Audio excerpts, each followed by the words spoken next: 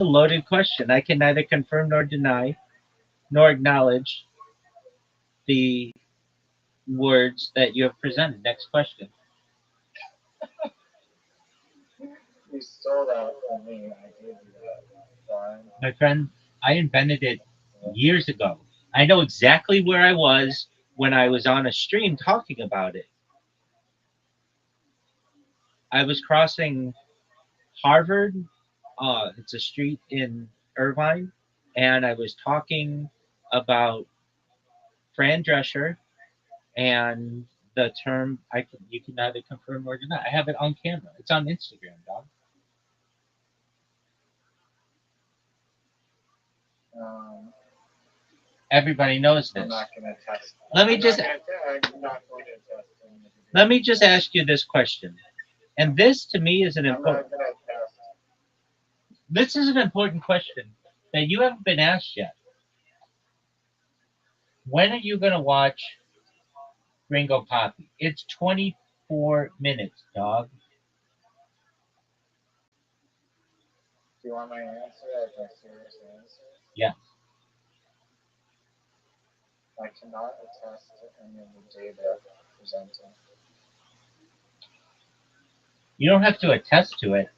It would be better to say I can not acknowledge any of the data presented before me.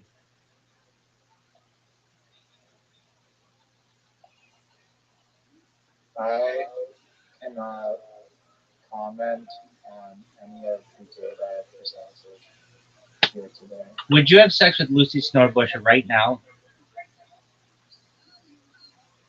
Is she a 10? No. Is she a 9? No. Can she get me my pizza faster? That she would be able to do. She'd be down there and she'd be like, "What the fuck is this? I'm from New Jersey. Not only am I from New Jersey, I'm from fucking Bergen, New Jersey, North Bergen. Ever heard of Joey Diaz? Hey, hey, hey, I'm talking here. Ever heard of Joey Diaz? Well, guess what? He munched my box in 1976 without my consent, and I very much enjoyed it. I want you to know if you don't get Riser this pizza within the next hour and 15 minutes, I'm going to Yelp you into the netherworld.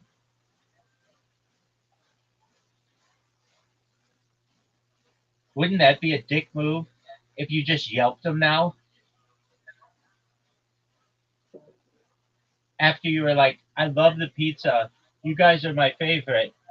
And then you just go and one star them? Dude, you have no idea. You know what Yelp is. You know Billion Dollar Bully. Yeah. Yeah. Dick, that kind of deserved a little bit. Wait times are absurd. Every other pizza place is like, oh yeah, we can take that order 10 minutes. That's only 6 takeout orders per hour. Doug, That's crazy. I can make 6 pizzas in 10 minutes. Doug, this is iCarly logic. I would have been like, hey, have you ever heard of McDonald's? Do you think they use that type of logic? Do they tell people when they line up in the drive through, hey, excuse us, we only do one drive through order every 10 minutes? No. They get that shit out to people like it's going out of style. Do you want me to take you to McDonald's so you can learn from them? Yeah, exactly. I don't know. I don't know who the Carly person came up with that. Crazy. An even better example, perhaps, is Little Caesars. I would tell them, have you guys ever heard of Little Caesars? And they'd be like, huh? We're Canadian. We don't know what that is. And I'd be like, it's a pizza chain in the United States that has been selling something called hot and ready $5 pizzas for the last 25 years. The price hasn't changed and the timing hasn't changed. And guess what? You can go into one of their restaurants anywhere in the United States and you put down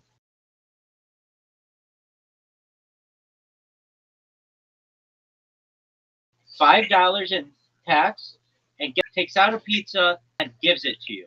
And guess what? If you do it with two $5 bills, they'll give you two of them. If you did it with a $20 bill, they give you four of them. It's immediately ready. They don't say, "Oh, you want four pizzas? We'll see you in 8 hours." They don't do that. Have you ever ordered more than one pizza from this place? No, but that's guaranteed. You're now tacking on 20 minutes. What if you had like a party?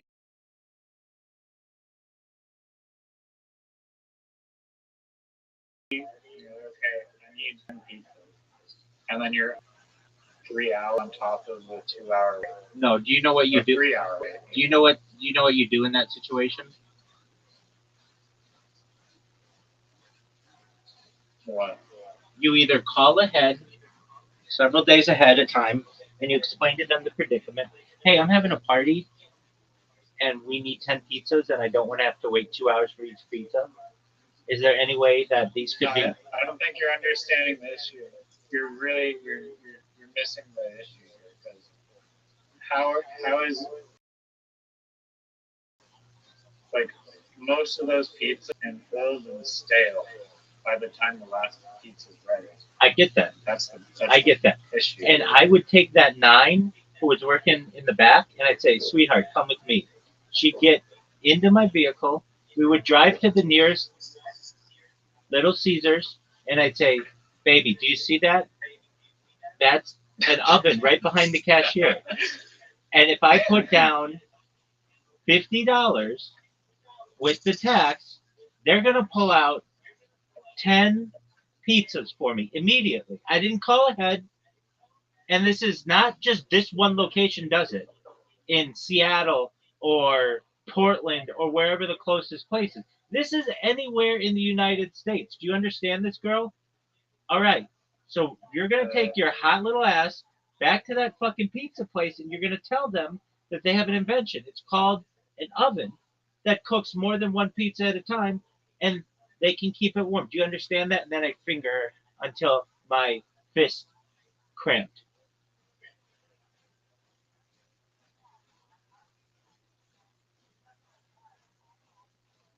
Does this make sense to you? Yes. Okay, good. But yeah, or I'd find another place to get pizzas. I mean, there's it's called the Iron Triangle. A cheap. Okay. Are you talking to me? Okay. Are you talking to me?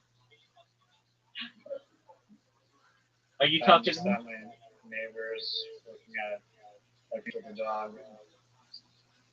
We're listening to Through a Dog's Ear, Volume 1, Music to Calm Your Canine Companion. Dude, this lady is like It is it's on Spotify. This lady is the Canadian dog whisperer. Trish, what do you think of ordering a pizza from a pizza place? Ask her the average time. And it takes 2 hours for them to get your pizza ready for pickup. Screw them? Wow. That's what I said. Go, Rabbi. Yo, I'm in the middle of a conversation, big dog. Yes. Of a conversation, big dog. Because. Oh, you said not the time for a conversation? Yeah, I'm talking with somebody. Alright, I'm gonna text you something, bro. It's pretty good. All right, peace. It's the best option available in pizza place. Dude, this lady wants to fuck. She just said orgasmic pizza. Yeah. Tell her it is orgasmic I pizza. agree. Tell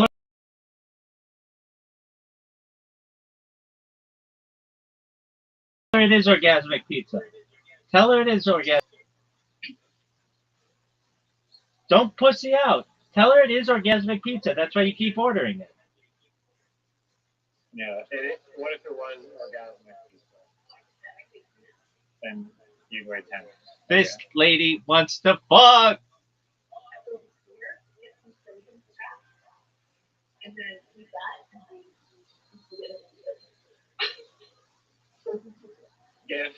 If a guy, you're in a relationship with a guy, and the guy ate peas, but when he ate peas, you ate them one at a time, would you break? What if he was talking to the peas, eating them one at a time? Yeah. No? Do you accept that? Okay. Ask her what problems she does have with guys. What problems do you have with guys? Oh. All right. Okay. Ask her the last time she's been in a relationship. How long ago was that? How long ago? You can say I'm asking. You can say I'm asking. Bye. To Dog, this lady said orgasmic pizza. Just called orgasmic pizza. that actually, I think, is the best pizza place name I've ever heard. Yeah, and I already trademarked I'm it. not joking. I know, I already trademarked it. 51% of that chain. I get 51%. She gets 49%, and you get pizza faster than 1 hour. Yeah. And the 9 out of 10 chick behind the counter. No, I get that bitch Yes. too. She's gonna work my counter. Organic. I'm taking next door neighbor and the 9, and I'm having 3 ways with these bitches. Everybody knows that. Orgasmic 3-ways. There are no other types in my world. That is a great name for a pizza place. I'm glad I thought of it. Dude, that's the best name of a pizza place ever. No, if you, especially if you actually had really, really, really good pizza. If that was like a thing in New York, everyone on TikTok, there'd be like 5 billion TikTok posts. And they'd be like, look at the name of this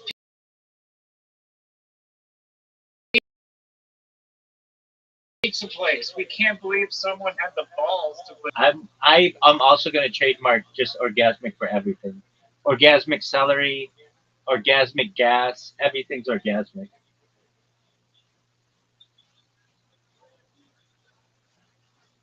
I've started the Orgasmic squash.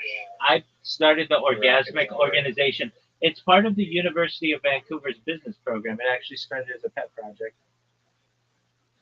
What's your next door neighbor's name? Why, you want me to dox her? No, told me one time.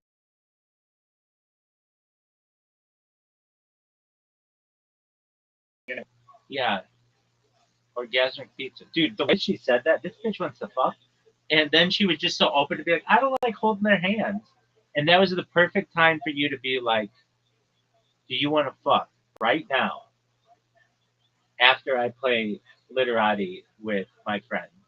And she'd be like, yeah, dude, she'd be all about it. So, dude, she's like the Canadian dog whisperer. Do you know that?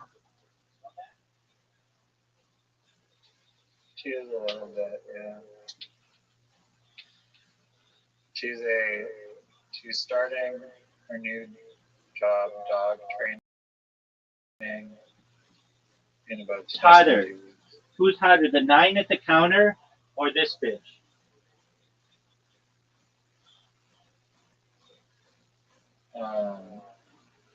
In my personal opinion, it's subjective, but in my personal opinion, the pizza, the non-orgasmic pizza place with the 2-hour wait time, I'd take that one. Okay, but it's close? No, it's not close. One is a strictly platonic relationship. The other is a non-platonic relationship.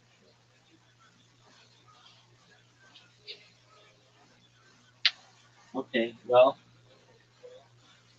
do you know the So she's all yours. Dude, they're both mine. Do you know the name of the 9? No, Okay, why not? I don't think they have name tags at this place. I've just gone there to get pizza.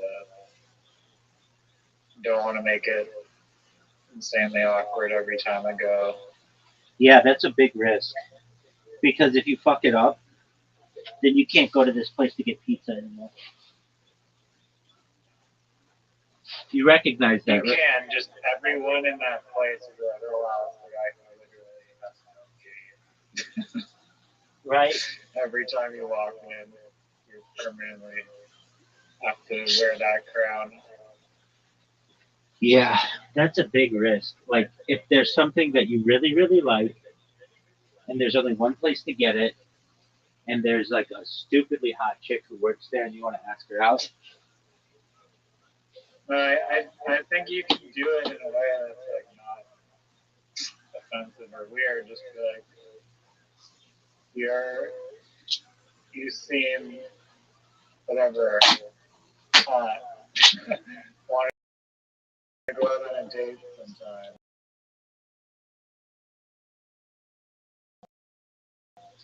And then if she says no, blah blah blah, blah yes, then you're good. If you don't make it a big deal, then it's not a big deal. No, it's definitely a big deal. And they would be talking about you because they have absolutely nothing else to talk about for 8 hours a day.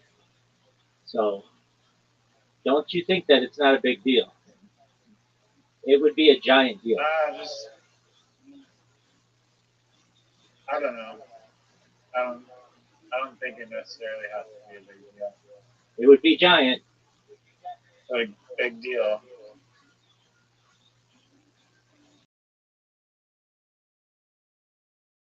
No, it would be a giant deal. They don't. They don't.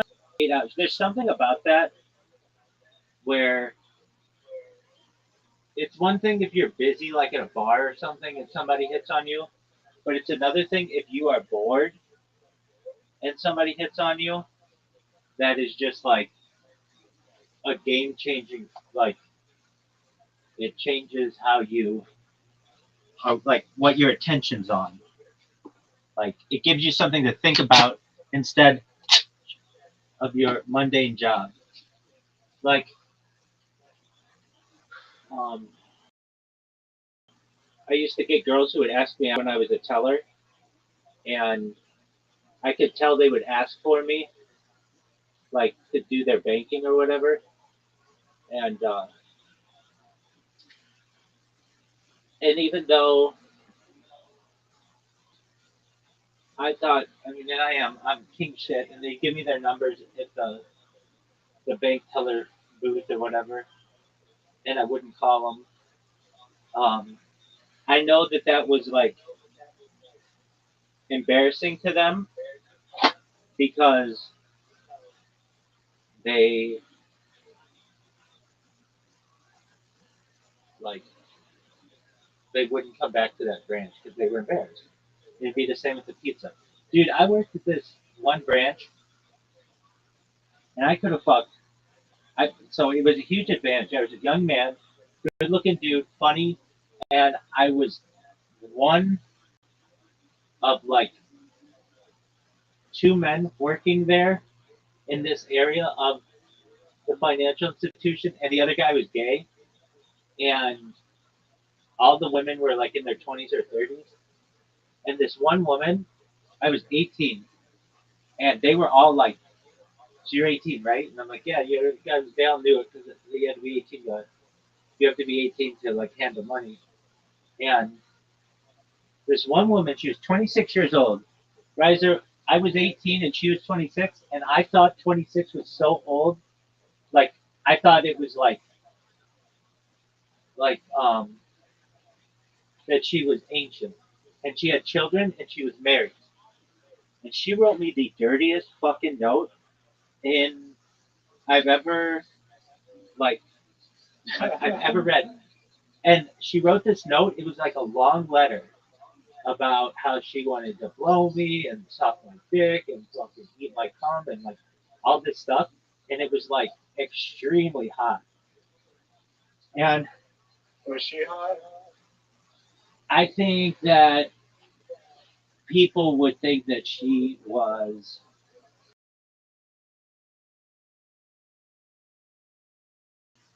an eight, a good body. Most she was seen as somebody who was really attractive there, but I was more interested in chicks my age. You know, like there's an 8 year difference, and to her, uh, that's not that big of a deal. But to me, I was like, you know, like to date a 26-year-old woman that when you're 18. Well, here's the thing: she was married with children, and I remember being like, "Dude, lady, you are fucking married." And she's like, "Yeah, but I don't care. I want you." And so anyway, she wrote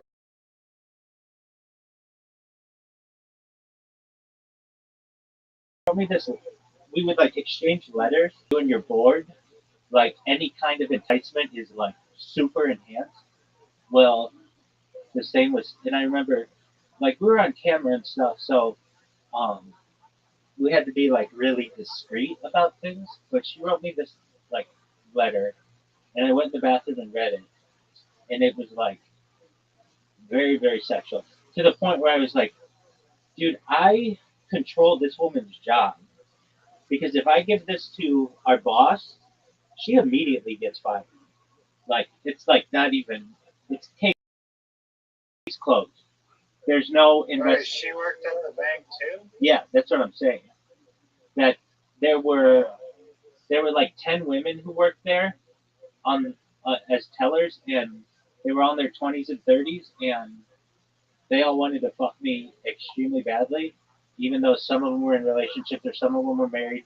It was the fact that they had like an 18-year-old guy there. I mean, imagine it's like if you have a bunch of 30-year-old men and one really hot 18-year-old girl who is funny and attractive and stuff.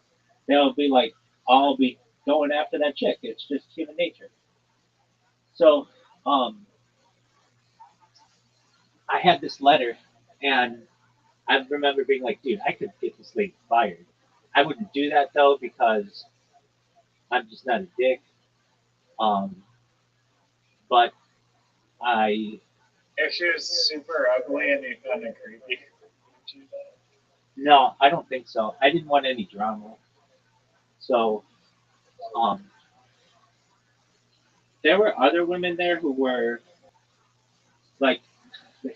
like even like my supervisor. She was a supervisor there. She used to do this thing where uh, so we had to have a code to like put in our put in our um, it had to be a 3-digit code to like identify us in the system. Like we didn't have like really long passwords like you have today. It was just like a 3 number code. And when I first like got out of training and everything, you got to pick your code. And so of course I picked 069 because I'm the 69 pimp. And all the women there were like just thought that that was like the funniest thing. And they could have all fucked me too because they knew my code because it was like I was like very open about it. There was another thing I do.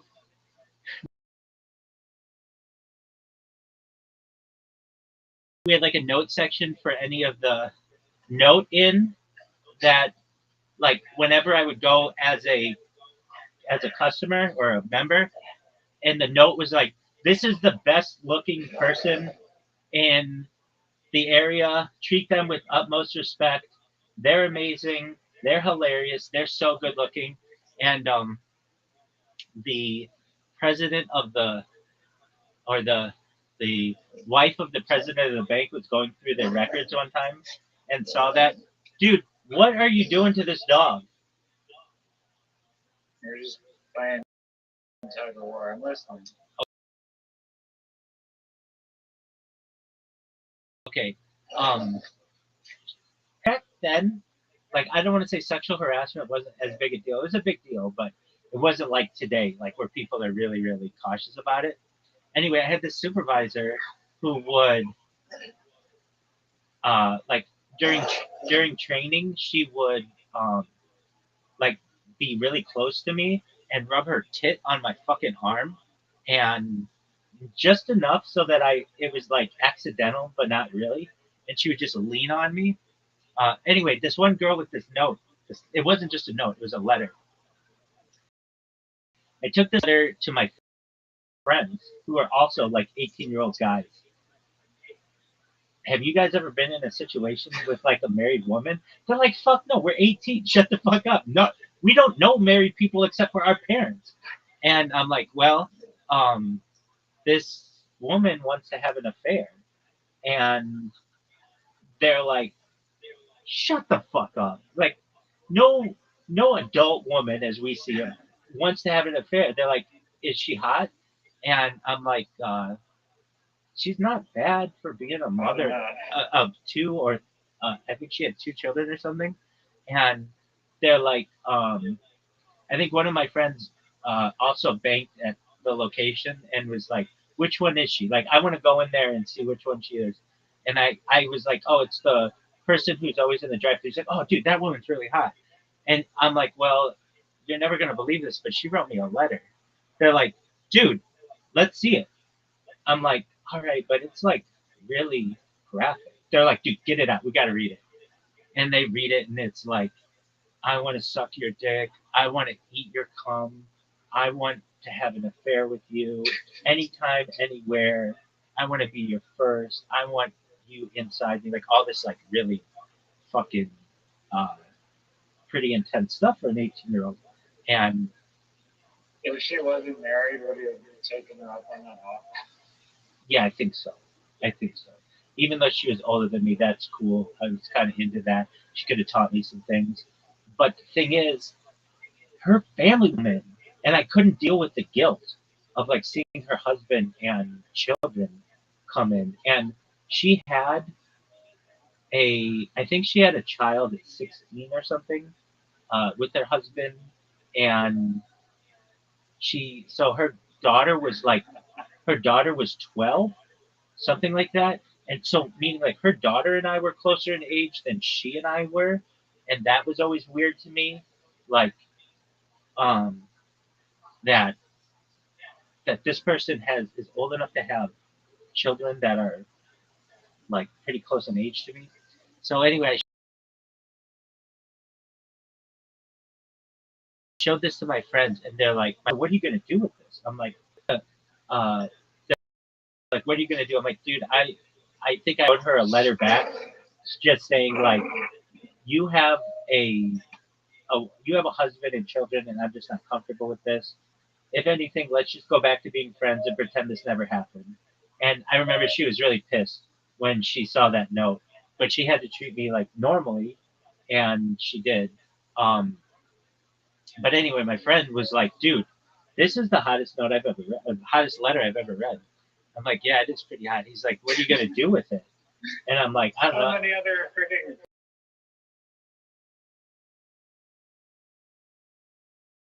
sex notes have you? Well, I had a few from her, like you might a heart or something like that, but it was never like really graphic. And so he's like, what are you going to do with this? And I'm like, I don't know. I was just going to throw it out. He's like, can I have it? I'm like, you want this note? He's like, dude, this is the hottest thing I've ever seen a woman write. I'm like, yeah, go for it. So he just kept it and just would jerk off to it, I think.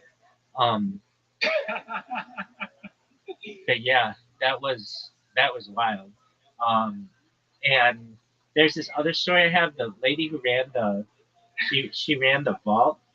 She told me this weird thing. Like, uh, it, it was like, so like allegedly. This is all alleged because I still might be a virgin. Virgin is the purest of cotton.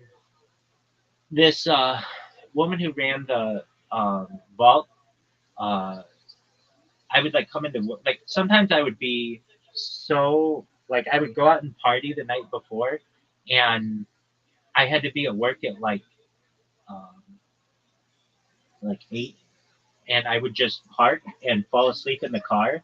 And sometimes like I didn't have a cell phone, I don't think at that time. Did I? I don't think quite yet. I had a cell phone, something like that.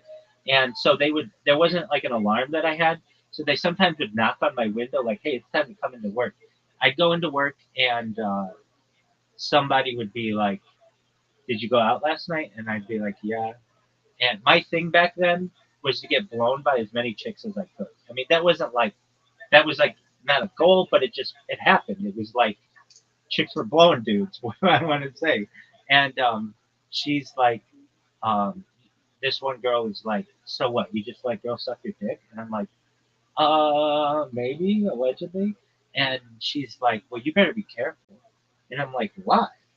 Like, it's not like they can get pregnant from that. And she's like, yeah, but you're going to meet the wrong girl who is going to suck your dick and isn't going to swallow. She's going to incubate your sperm in her mouth and stick it up inside herself and impregnate herself. And I was like, what the fuck?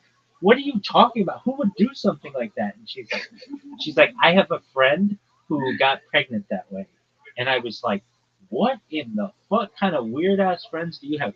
So these women basically taught me like a lot of adult stuff from women that I didn't think that women would do, cheat on their husbands and incubate sperm in their mouths and stuff.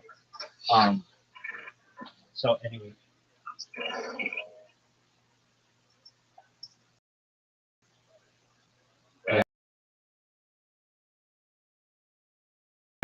anyway, we were getting to the reason why I said you ask someone out, it's very titillating because there's nothing else to do, so it's all you think about. And I know when girls would ask me out at the window, it would cause me to think about it a lot. And then the women there who wanted to fuck, they it was always on their mind. And if you've ever heard the phrase, women are as horny as men, if not more, they just are better at hiding it. I tend to agree with that.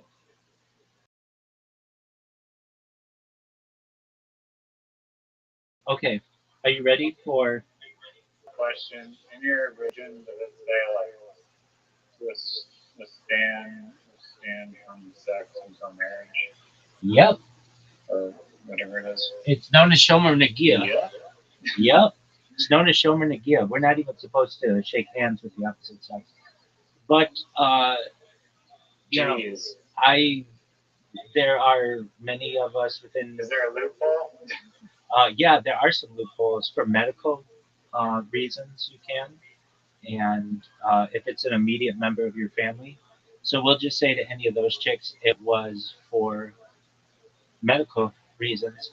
Um, but yeah, Medical reasons that you had to have coitus? I didn't have coitus.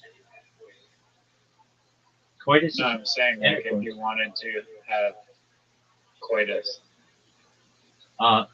If you wanted and you're to. not married. Um, so I mean, it's a violation, but it's not considered like uh, it's more a communal violation than something that you're going to find directly in the Bible. Um, it's a tradition. We just don't touch, and um, and So the, it doesn't in the Christian Bible it says like don't do it until marriage, but in the Jewish version it doesn't say that. I'm not sure what the Christian Bible says, but in Judaism, it's based on Talmudic tradition. Generally, there are no formal wedding ceremonies that you would have in the modern age. Generally, those types of ceremonies begin to um, evolve about 1800 years ago. What would normally happen in the Bible is you would have an individual who was usually a closer relative, like a cousin, like a first cousin, or someone in the neighboring village or something who was of a similar age, and very quickly you get married. And in in um, like while I have been very religious in my life, there were times when I was more religious than others. I've been more religious than I am today. I mean, I don't attend shul every single day, but I still daven every single day. But like I've been this prior to the pandemic, I went to shul every day for more than approximately like 2 years straight, every single day, um, 3 times a day, most of those days. And there are ebbs and flows with people's religiosity, and Judaism recognizes that. And uh, from a you who are 16, 17, 18 years old within the community that has a 16, 17, 18-year-old um, uh, person of the opposite gender, they make an arrangement many times. It's not formally arranged. It's not like women are forced into an arranged marriage by any means. It's by choice. But if the person is of good stock and they have a um, the ability to get married, meaning they don't have any type of issue. Within Judaism, we have some diseases that some people are carriers of, especially within the Ashkenazi world. Specifically, one is Tay-Sachs. Many times there's testing that's done beforehand, because what can happen, and it's tragic, you get two people who love each other, they get married, they have children, and there's like a 50% chance that they could have a child that will die before age 2. So in order to avoid that, many times testing is done if they're carriers for Tay-Sachs. And then you really don't have long um, uh, drawn out. You will generally have a you find a date and a location. That's all you really need. You get the chuppah, which is our traditional canopy. There are some rings, and you'll need a ketubah, which is the document that formalizes your uh, wedding and that you're married to each other legally. And this normally takes place over the course of a month, maybe 2 months within the Orthodox world. And it happens quite quickly. And uh, in my case, especially around this age, oh, I was a little older though. Um, Orange County in particular is very uh, conservative traditionally, but the Jews of Orange County, even just of LA, are much different than the Jews um, of what you're going to find in Brooklyn. Um, we're much more modern, and we recognize that many of us live secular lives. There are 100,000 Jews estimated in Orange County alone. Yet at my shul, there might be on a random Monday 9 men who show up, 10 men who show up, maybe. I mean, it's not that 100,000 men are coming in, or even 50,000 men. Many Jews live secular lives for periods of their life, and then some go through periods. It's called Baal Teshuvah. It's returning to the Master, where they become more religious later in life. And um, there's a period of time many Jews go through. It's called OTD, off the derech, but basically off the path. And this is when many times people have um, non-Jewish boyfriends, girlfriends, even, we do our best to avoid any type of very serious relationships with non-Jews. But if that can't be avoided, then perhaps a conversion will be considered. And as people get older, generally they become more religious. There's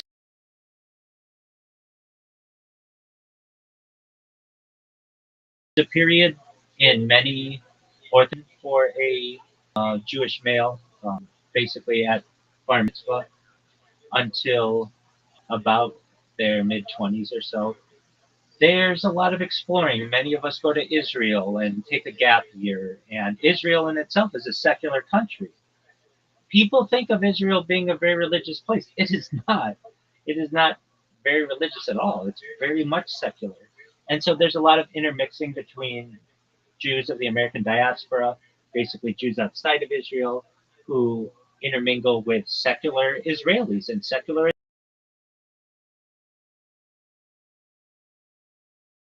Israelis are very sexual people, just like any modern Orthodox and even Hasidic families, and then the secular people within the United States, the diaspora in general, and Israel. There's this mishmash, and I, like many um, Jews of um, that generation, had exploring, but I never, uh, I avoided any kind of uh, non-Jewish full-on relationships where I was considering marriage or anything like that, and had a lot of fun.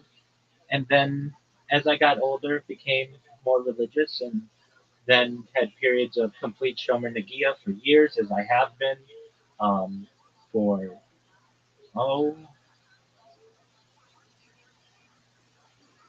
well, at least 5 years now. And I don't really,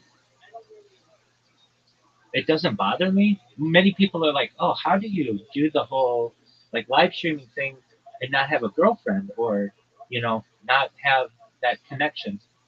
Fortunately, or unfortunately, however you want to consider it, I had a lot of experience, so I have a lot to draw on. And I know the light at the end of the tunnel means every beautiful girl that I see on Instagram, I'll be able to bed this chick if I want to.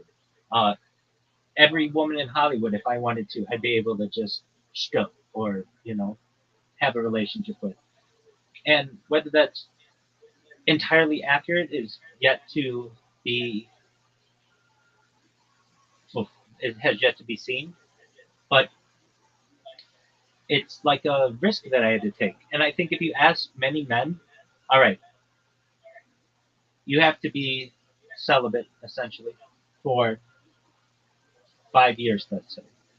But after that 5 years, you could have sex with any of the most beautiful women in the world. Would you do it?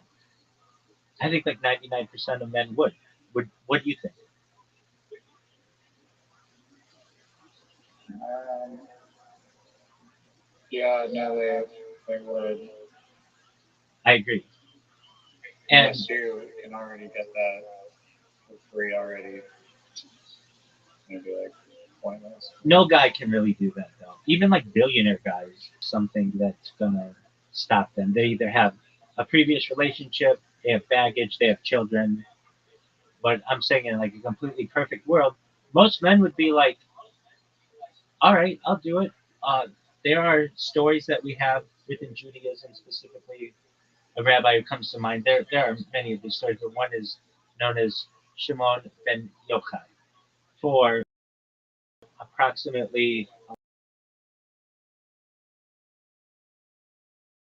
11 years, he spent in a cave without having any early Kabbalistic thought and teaching, and um, his day of passing is celebrated within Israel today with huge bonfires, and generally celebrated on what we call um, the uh, it's a period, the 33rd day of the Omer, which is generally between, or it's usually in early May, and it's called Lag BaOmer.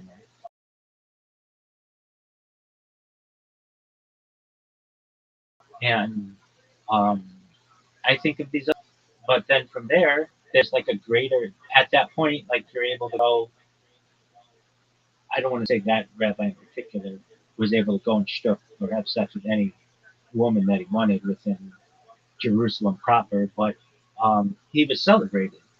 And in my own way, I have, look, sometimes before I go to bed, I try to recount all the chicks and just chicks who I shook allegedly, because again, I may be a virgin. I lose track of 42. I usually fall asleep before them. So like when you're at those numbers, now Chamberlain numbers by any means, but that's more women than most men living, and it's far more women than most men of generations ago and into antiquity. Usually, you maybe if you were fortunate, have relations with one woman allegedly. So to have those kind of numbers is like uh, a a nice appetizer for what I really anticipate to be the most amazing feast in the future. And what do I mean by that? Every single hot chick that I see on Instagram or in Hollywood or models or whatever, they're going to see my stream and they're going to recognize, look, this person sacrificed a lot. They've become extremely wealthy, extremely famous, extremely powerful, and they are human history. Their stream is the most important stream of human history. I want to be on that stream. I want to be part of history. I want that. I want to reproduce with that person, and I'm okay with that. If that all comes to reality, great. If it doesn't, I took a risk. No big deal. I'm fine at this moment. If somebody ended my stream, God forbid, I could go within the next 10 minutes at the corner of Pico Robertson in Los Angeles and get a date. And from there, I know enough within my religion to be able to win over her family and to get married very soon thereafter. There's a certain confidence that I have, and uh, I know it's true because I've seen it in the past. I've had guys at one of my friends' weddings. They were like, "Why aren't you married yet?" And I'm like, "Well, I was busy with my career." And they're like, there are entire blocks of this area, Pico Robertson, of Los Angeles, of women that would bend over backwards to be with you.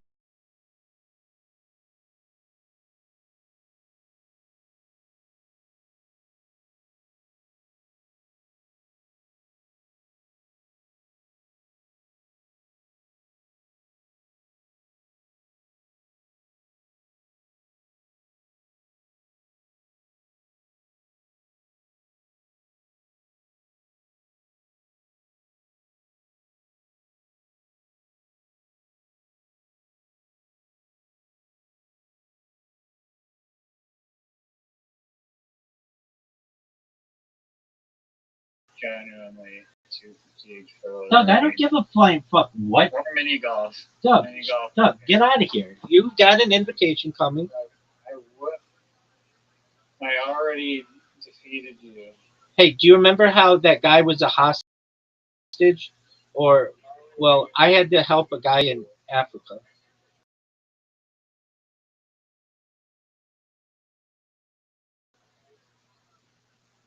I, You're up. Everybody's waiting on you.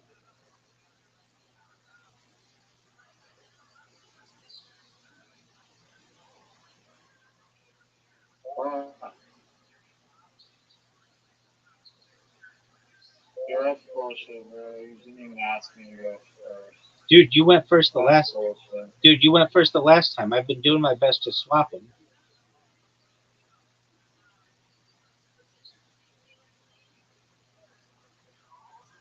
That's fucking bullshit, man.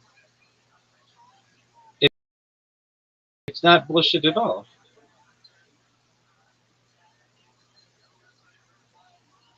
Okay. I mean, unless you want me to just give you the win every time. And I'm not even saying that would do it, but it's best to you go, I go. And I'm not saying I can always do that, but I need more time. I need more time. take your time, though.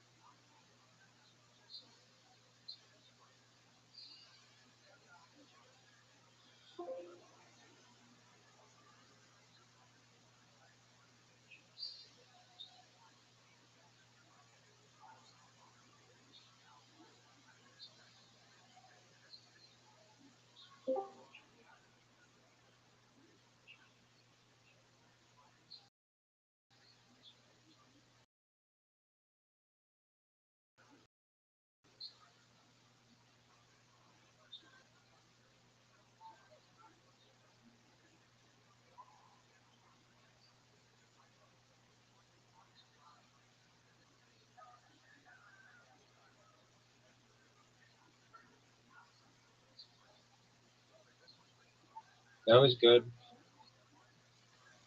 Oh no, I paid the wrong fucking letter. Damn it. Uh,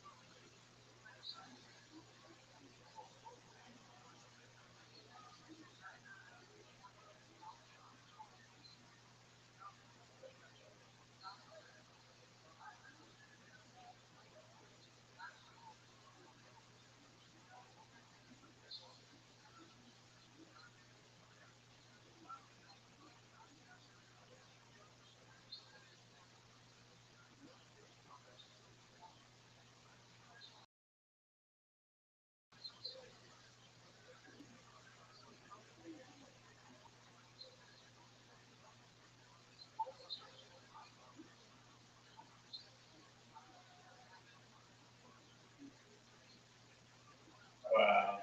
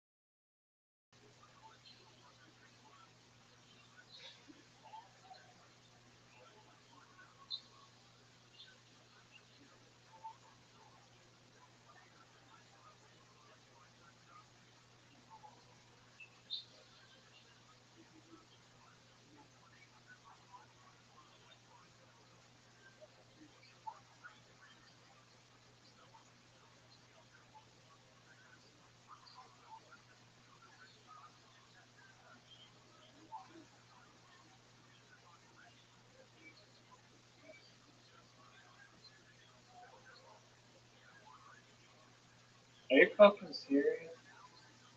What's up? More okay. Yes. Should be worth way more. Yeah.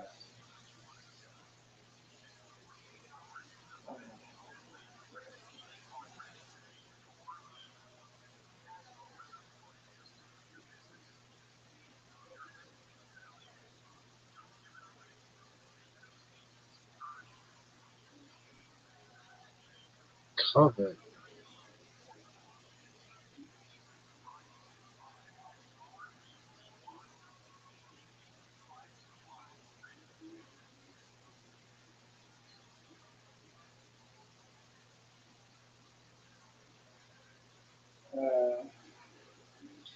Double blanked. Alright. The treats are good. Hey, tell her the name of the pizza place.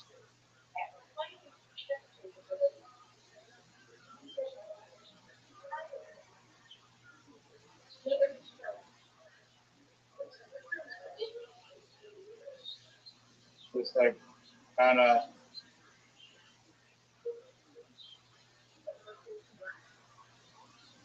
Yeah, it's like so tedious to like put them all individually. So I do like half of them and I just like scoop like half of them. Yeah.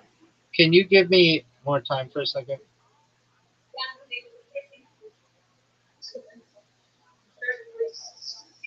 One second, I'll pass another second. Thank you. Go on. What?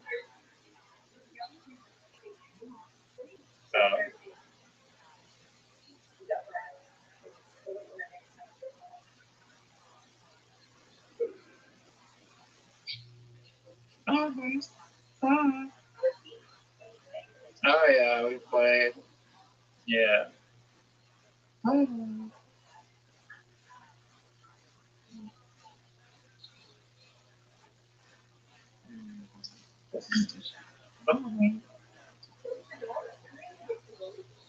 Yeah. Yeah, let me know when you want to swap it again. Okay.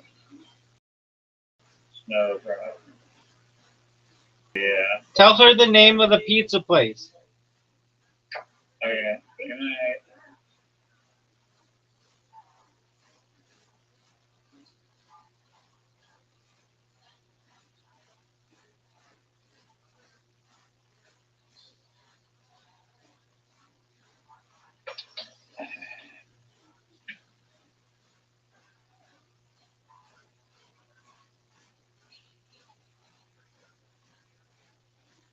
Fuck.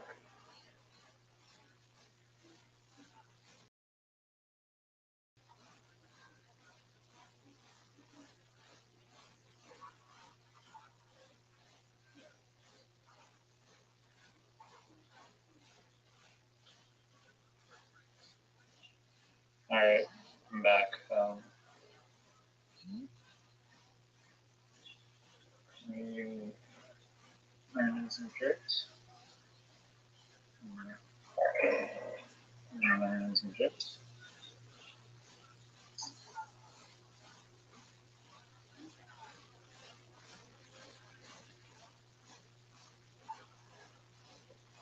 You're losing. Just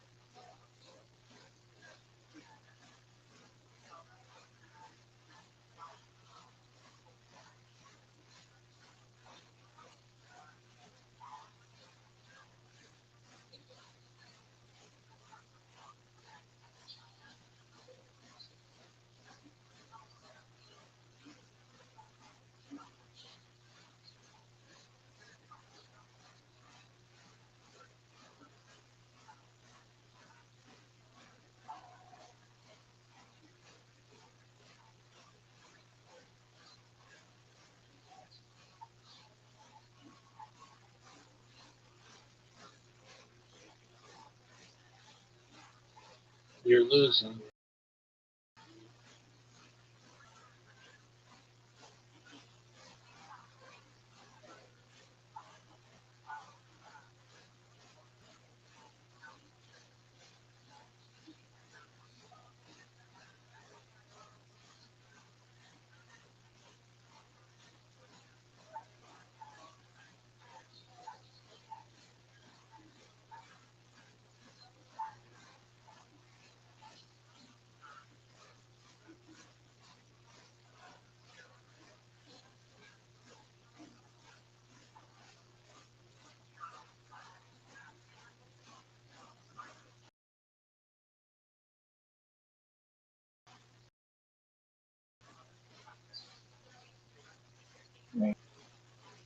Right?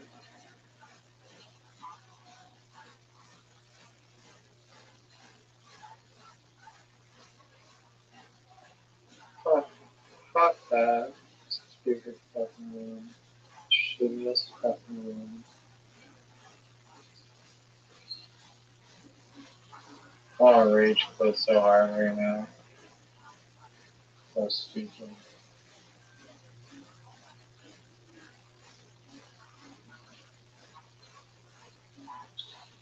Your generation's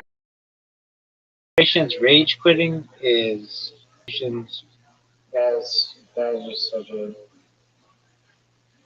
so trash. It's disgusting. Go fuck yourself, man. Go fuck yourself. Fucking stupid.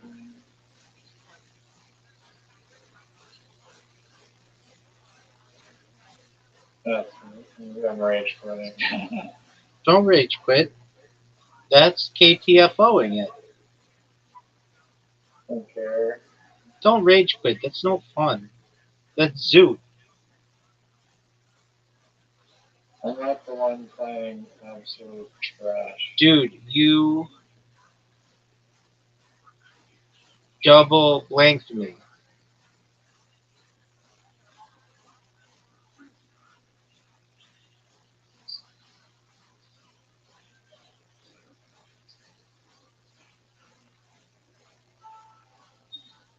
Go fuck yourself. Stupid ass fucking ass. Fuck you. Stupid fucking bullshit. Peas. Trash. Dog shit. And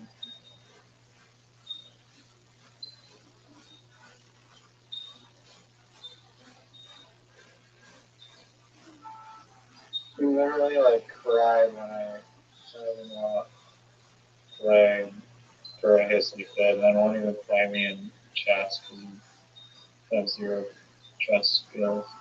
Dog, I beat you the last 2 times I played you. Oh wow.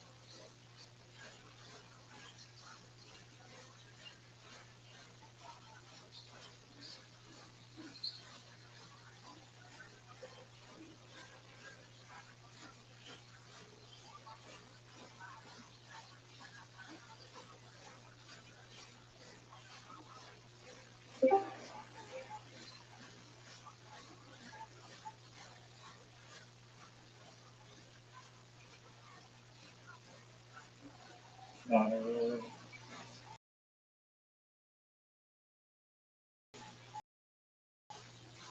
Cool.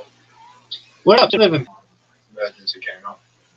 Okay, was it a comical emergency? Like they needed you Yeah. down at the Family.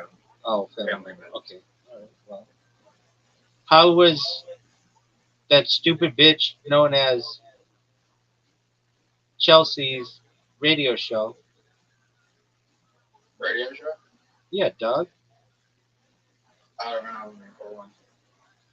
Well, I called in and said that she sucks, and she apologized and me and said it'll never happen again. Bullshit, Riser. KTFO. F-O. That's their third. Jessica- No, because Riser was. didn't even count. No, Didn't even count. Zoot, let me ask you a question. If someone quits a game, admits that they're rage quitting, does that game count as a loss for them? I didn't admit to rage quitting. You said, I'm going to rage quit right now. Yeah, I was just saying, like, I want to rage quit. And then you quit. No, I quit because Zoot is here and we have to. Dog, shut the fuck up. You know you got spanked. And you double blanked me. No, I didn't. You literally played some. Go check it again, dude. You played the S in plays or in pearls, and you played the E in ode.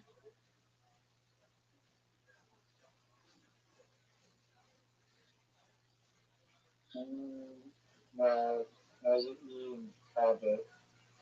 Or whatever. Okay. You double blanked me though. You literally have the Z, the U, the X, the T. You have the T and the W and the J, and you had a D. These are cool stories. T is just garbage. I'm putting up a roadblock, a Nigerian roadblock, whatever the term for that is. I'm never gonna play literati until we play chess again. All right, we're not playing literati for a long time. Riser or Zoot, you have an invitation.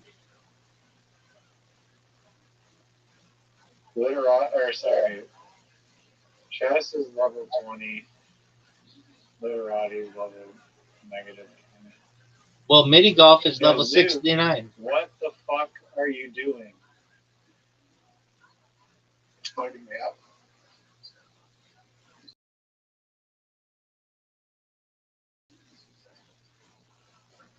Riser's pissed. Dude, I came up with the best name for a pizza place ever. Do you want to know the name of it?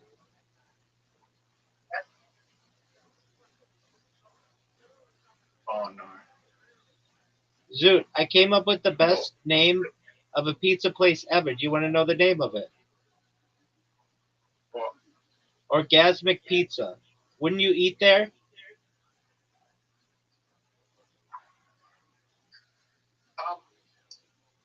Bye-bye. Zoot, answer my question. No. You know you'd live there. Are you excited for the special on June 10th? Extremely. That guy is barely funny. Okay. Anyway, stuff. Maybe Montgomery had a special that people would actually care. What would you call William Montgomery's special, Riser?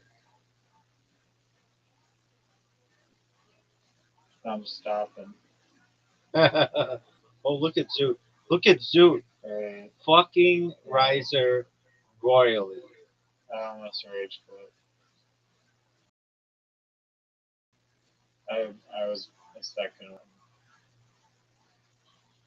Why do you rage quit so? Why are you rage quitting so much?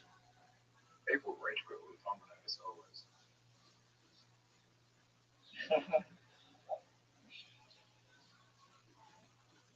Check on it.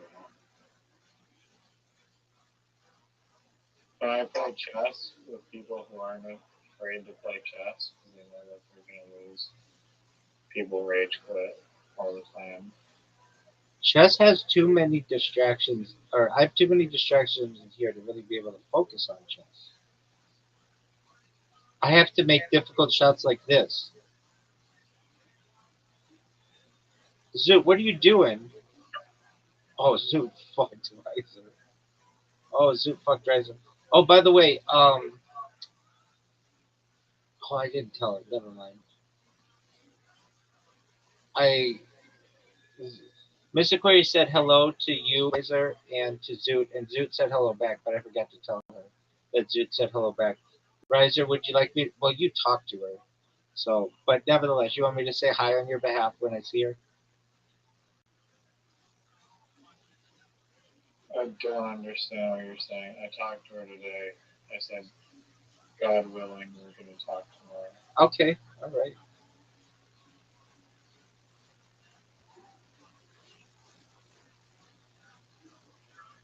What are you doing, Riser? It's no fun if you play like this. I'm trying to make Zoo. It's me and Zoo versus you. So you're admitting collusion?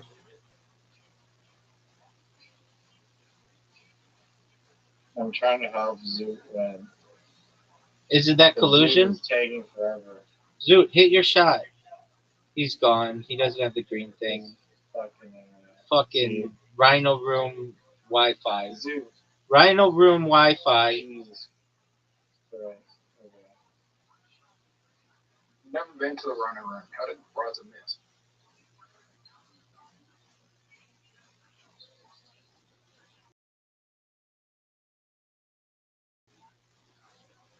No one understands. Maybe he wants you both to get points, I guess. Why would you do that, Riser? Me and Zoo versus Raza. I I think that's fair. I think that's genuinely fair.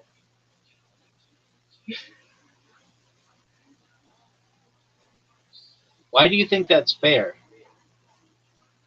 Why do you think you're not good enough to beat me and Zoo? I'm just asking, why do you have to team up on me? It's very anti-Rothschildian.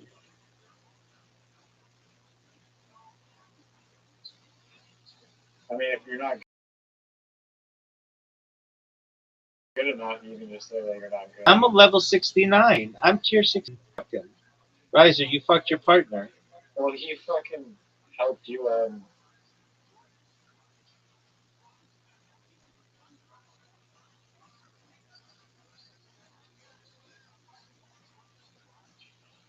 You both are playing worse than I've ever seen.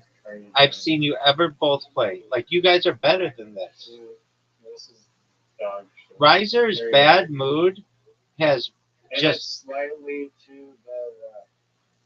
Riser's in a bad mood, and that's destroying Zoot's gameplay. Zoo. Oh my lord. Alright. I'll get you through, Zoo. It may not work. Nope. You two are like Tweedledee and Tweedledee.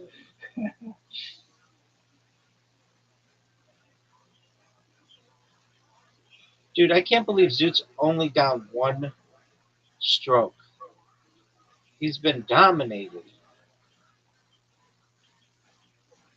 That's terrible.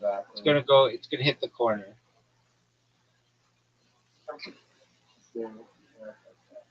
Alright, I'll try to put Rabbi's ball in. You're done. You're not touching my ball, dog. Oh, you almost went right in front of me. Thread the needle here, boys. Threading the needle. Oh, garbage. If Riser makes this shot, I will be so pissed because he was just fucking around on like 12 different shots with Zoot. Oh yeah, if I make it, then Rabbi can only get one point. Zoot is getting 0 though. Hey, Rabbi, What up, baby? do you think cancel culture is like dying a bit? Only in the Rhino. What? Only in the Only in the Rhino room. No, like Michael Jackson's on canceled. I don't know if Michael Jackson's ever been really canceled. You have to make this. Why are you banking it? most collusion we've ever seen. Get in, get in, get in, get in. The most collusion we have ever seen. You see what I'm dealing with here. Oh, wait, maybe I can bump. You can. No, that's not how to do it. Oh, you did it beautifully. You did it beautifully. All right, so it's You don't think Michael Jackson was ever canceled? no, it's 2-on-1, folks. They are straight up admitting to collusion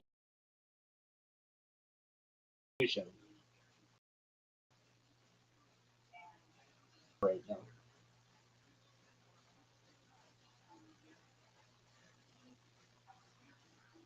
Maybe with a shot of his career.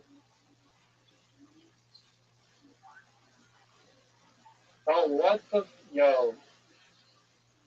Bullshit. Absolute bullshit.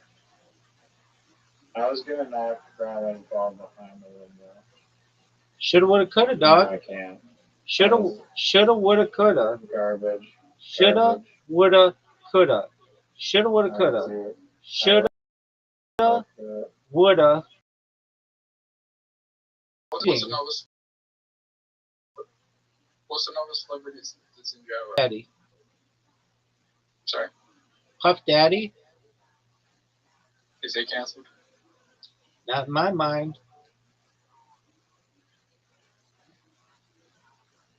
I would say Kanye West is more canceled than Puff Daddy. Kanye West is selling out shows in Istanbul with Travis Scott. That's true, I but don't know what you're talking about. he was just canceled in London and he's not allowed in the country. Yeah, because the UK is like a bunch of, what's the word? Pussy ass bitches. Sure. Yeah. Oh, nice, dude. Nice. Are you fucking serious? Are you serious? Are you? Another celebrity that's in jail that's like not on heinous crimes? No.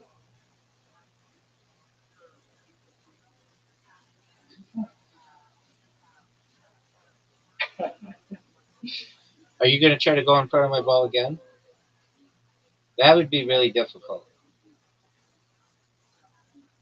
No. Oh, No, that's good.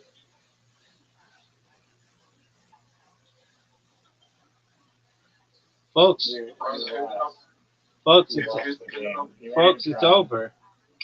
Rosa, who's another celebrity that's in jail right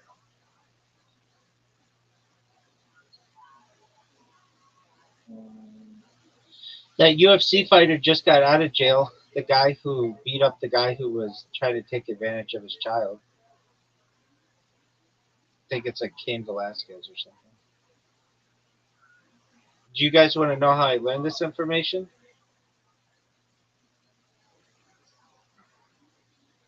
Okay.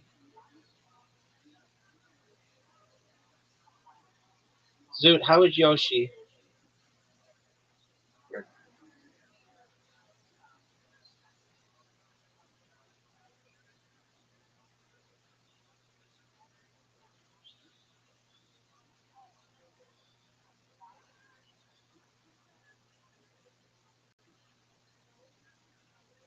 Ron Jeremy's in prison. I thought he was like found to be not mentally able to be in jail or whatever.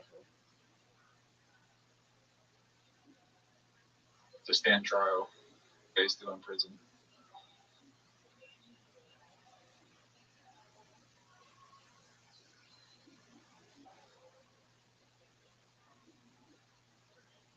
Zoot, I know you think this is a good shot. And it was. There's still one have to with, and it's something known as a scoreboard. Do you both see the shot? It doesn't matter. Zoot, what's your favorite movie starring Dwayne The Rock Johnson? I'll wait.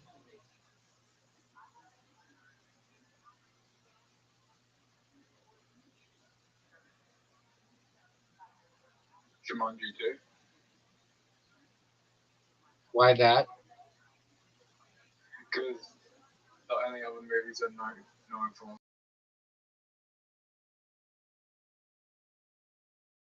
Fast and Furious, and I've never seen a Fast and Furious movie. Do you want to know a funny Oh thing? yeah, I've seen the first two, but no, I haven't. Okay. Do you want to know a funny thing? I was a child when I saw them. I can't. Zoo, can I tell you a story that has to do with the Fast and the Furious, but also has to do with Brendan Schaub?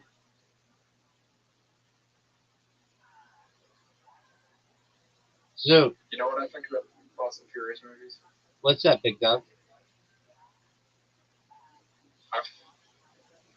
Sorry, you know what I think about The Rock? What's that, Zoo? He's in the actor that has been in the most mediocre movies. Like his movies aren't bad; they're just popcorn movies. Like he just no one goes. I'm going to see this movie because The Rock is such a good actor, and I love The Rock. People just go because they're just bored. Zoo, are you going to ask Riser to play? I'm going to the bathroom. I'm sure there's women out. I'm sure there's women gay men out there that go, I find The Rock attractive. I'm gonna go see it. Okay, that's cool. That's not. That's cool. Zoo, before you go to the bathroom, will you please ask Riser to play? I don't. I gotta go. Bathroom. Zoo, Back. just ask him to play. I'll play it. You have an invitation. I said it twice. In the I'm bathroom. gonna go to the bathroom after this game. We're done. Okay, so don't accept yet. So don't accept After yet. the game? Did you say after the game? Wait. Alright. It's me and Zoo versus Rabbi. Why do you guys have to team up on me? You just won the last game. I I'm know. at a disadvantage. You have to work with Zoo. I'm really good. No, You- I just have to play with Zoo. So it's a disadvantage. Well, I'm gonna help you. I think I have an interesting role because I can either mess up Rabbi's shot or I can help Zoot's shot. And it's an interesting decision. Why don't you just try to win? That's no fun. I've already beat you in literati and whatever else. You've lost to me most recently in Karam. You lost to me most recently in Literati. Are you fucking serious, dog? Water about me.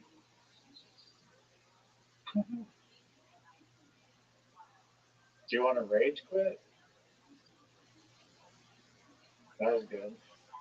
Thanks, big dog.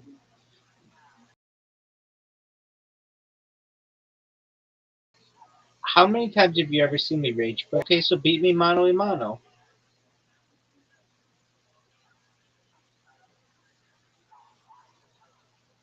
Why do you have to do Zoot is not a good communicator and kind of is a shitty friend.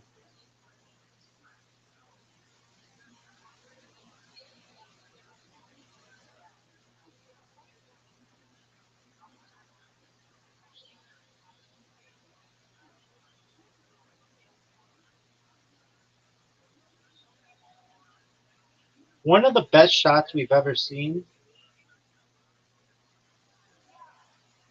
Would you take my shot? Yes or no? I'll wait. It's not even on the right side of the fairway. Okay, but I asked you a question. Would you take my shot? Yes or no? I will wait. Given the data that was presented, I am not obliged to comment or give any information to that. So you are admitting that data was provided.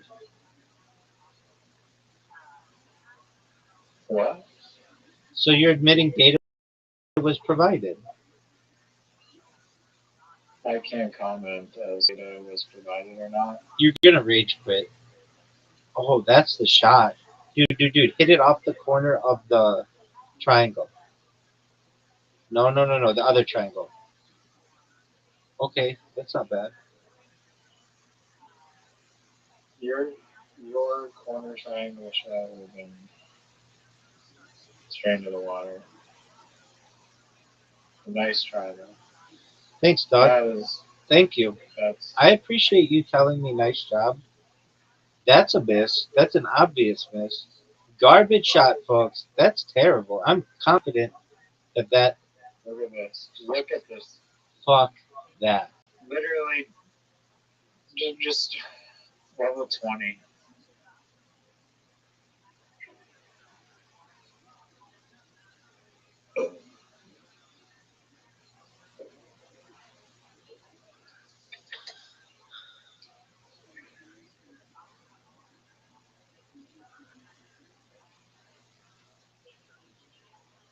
Hit my ball, baby.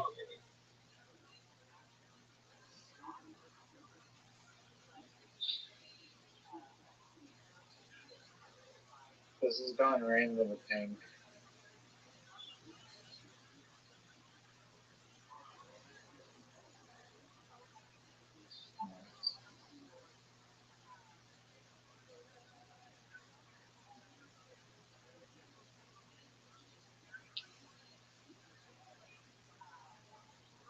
Are you fucking serious?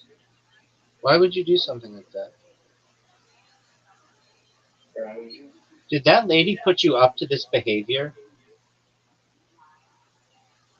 Oh, what are you talking about? That lady from that fucking podcast. Ha, Fuck, ha, ha, ha. fucking joke. I almost rage quit. That would be too, this is my worst fault, I feel. And you're like, oh, it's so easy.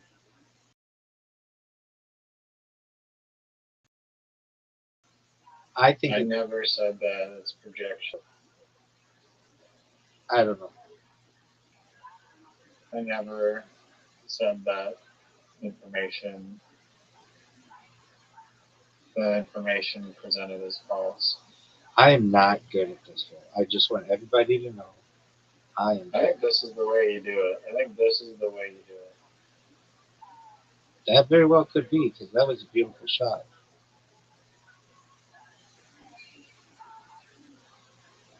Oh, you kind of fucked up that shot. I fucked your shot up in a major way.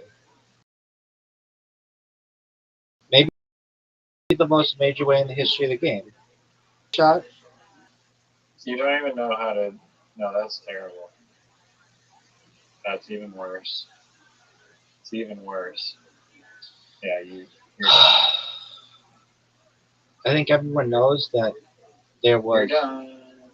Do you really think I'm done? Do you really think You're I'm done? You don't think I could have the most amazing shot in the history of the world?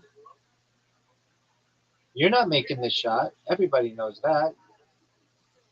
Linda Cardarelli knows that. Oh, I should have always thought. You don't even know who You Linda need a Cardarelli is. lucky shot here. You have a very lucky shot. Nope. That's no good. Okay, well, why don't you hit my ball? That's no good.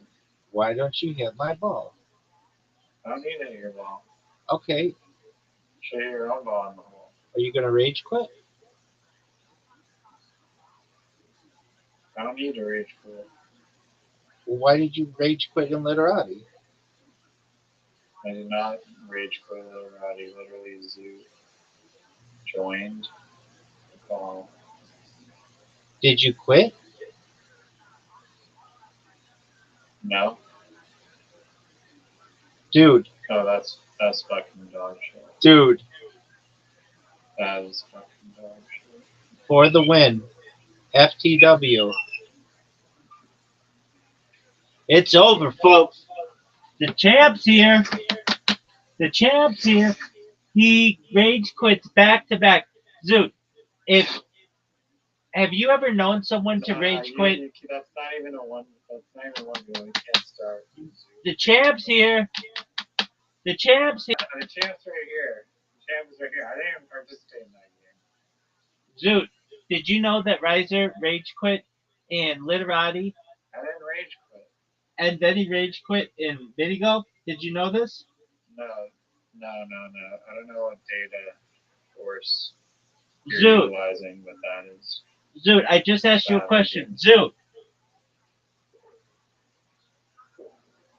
Yeah. did you know that Riser rage quit in Literati and then rage quit in mini golf? Get my offsets. Okay, because you just pooped? Do you have hemorrhoids? Zoot, do you know that all people at some point of their lives taste their own poop? What the fuck? Everybody tries it.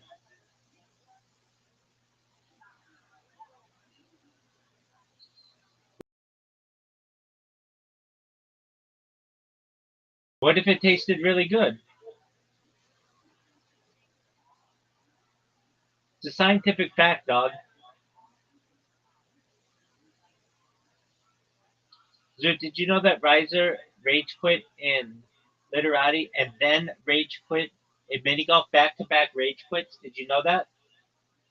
I told you the term rage quit. Yeah, because it's really KTFO'd, baby. It's really KTFO'd. The people face their own count as well. I think men do.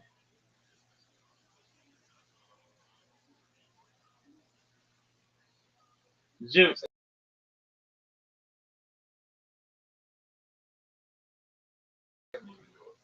oh, that's not common. Did you know that Riser rage quit in Literati, threatened to never play Literati again if I don't play him in chess, and I beat him the last two times we played chess, and then rage quit in mini golf. Did you know that, Zoot?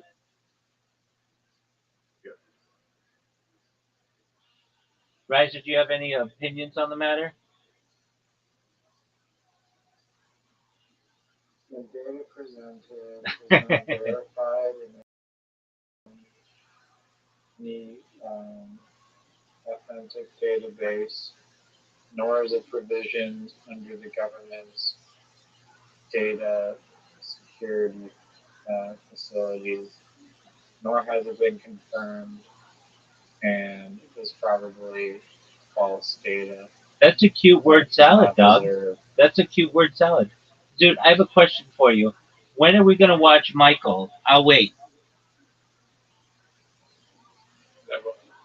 Dude, Zoot has been talking about this movie for more than 400 days. He knows the movie sucks. Everyone. Okay, Zoot, when are we going to watch the stand-up special of Brendan Schaub known as Gringo Poppy? It's 24 minutes. No, Watch that. Why aren't we watching it, Zoot? I'll wait. it's better than the good bullshit. It's not. It's Gringo Poppy. This is separate.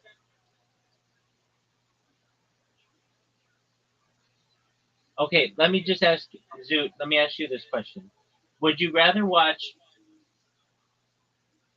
Brendan Schaub's Gringo Poppy, which is 24 minutes long, or Brian Callen's special False Gods, that's 59 minutes long? Probably gonna watch Nemo. No, that's not a choice. First one was 24 minutes. Okay. Now, would you rather watch Brendan Schaub's first special called You'd Be Surprised and Gringo Poppy, which equate to be 59 minutes approximately, or Brian Callen's most recent special, False Gods? Okay, that's an honest question. Zoot, ask Riser what he thought of Backrooms. It's getting back to It's garbage.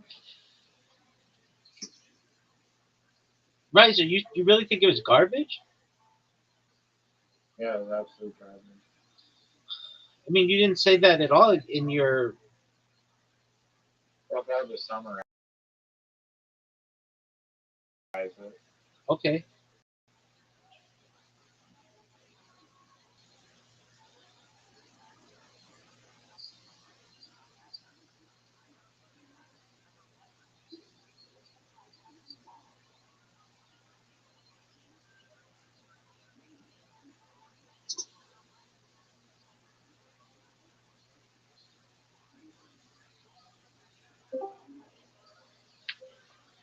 Zoot, I have a question for you.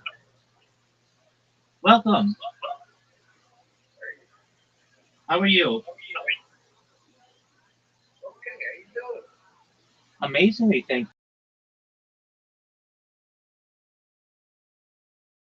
thankfully. How are you doing, Reverend?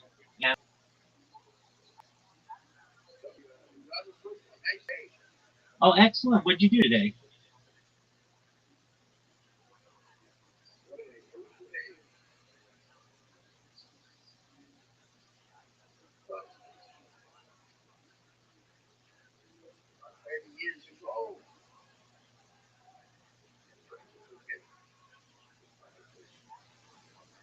Okay.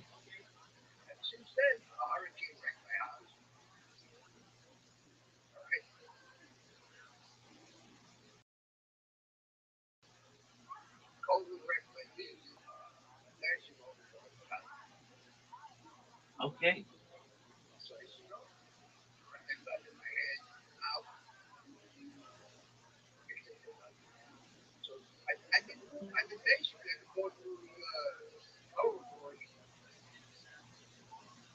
Absolutely.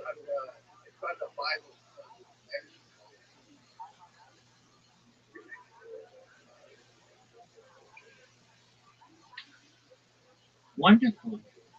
Have you had much success?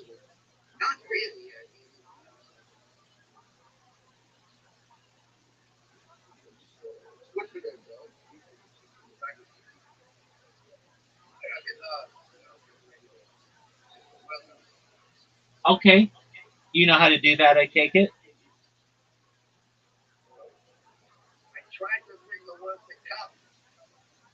You tried to make the world to come?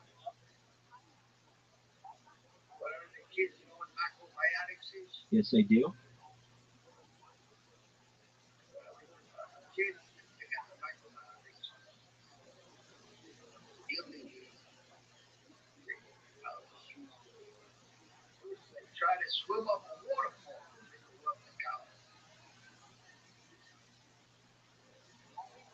Okay.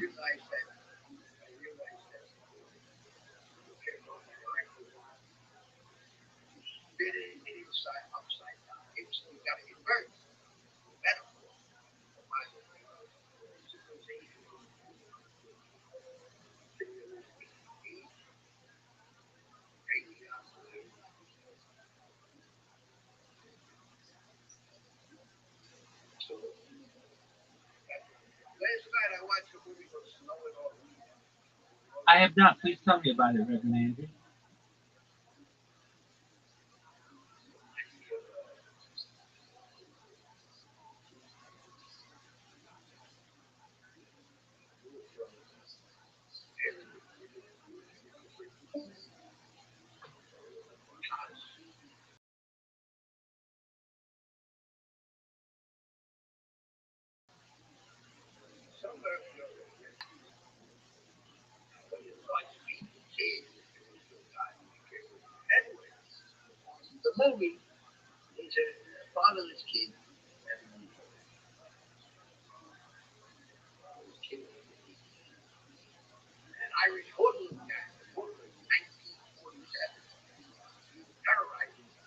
Okay.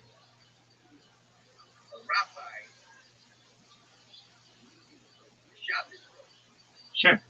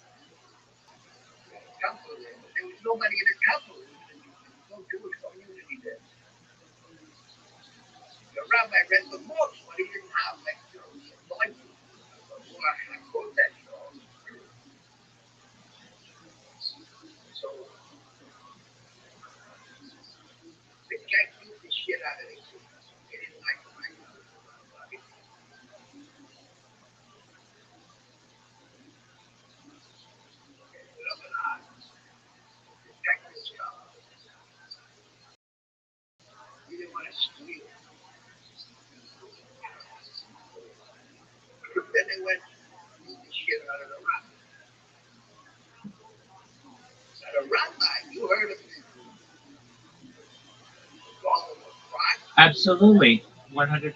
Yeah. So the rabbi was the kid went. I say the guy we got the kids built the ball. You know,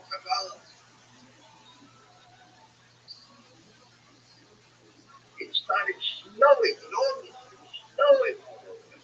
Like, what the hell's going on? And this dog comes. Beats the shit out of the guy. And he says, you go get yourself to the cops. Choice. Yeah. The rabbi's wife got killed in the Bronx.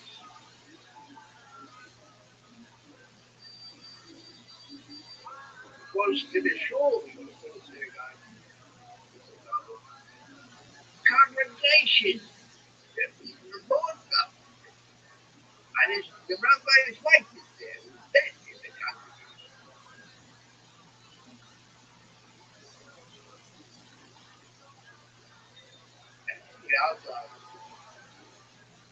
Excellent. You recommend it?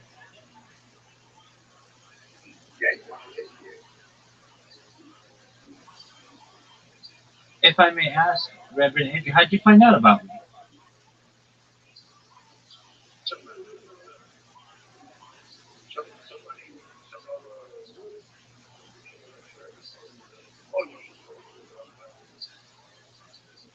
Absolutely.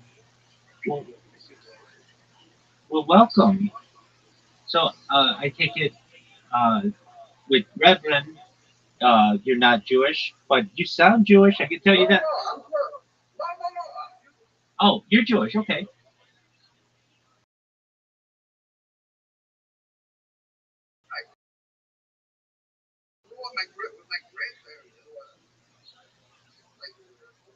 But I got into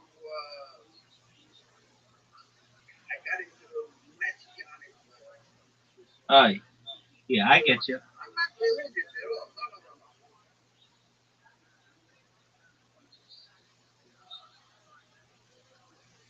I got into this Pentecostal evangelical.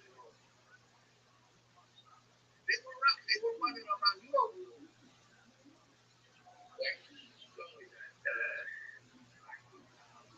In the 70s, throughout my people's ministry, Rosenberg, Alfred, messianic congregations that started like in the 70s, 80s. They were running after me. And they were telling me that macrobiotics was having the truth. It'll get you to happen. They were right because the whole military industrial complex destroyed nature. I was on board of natural birth. Right? The whole fucking man-made world buried.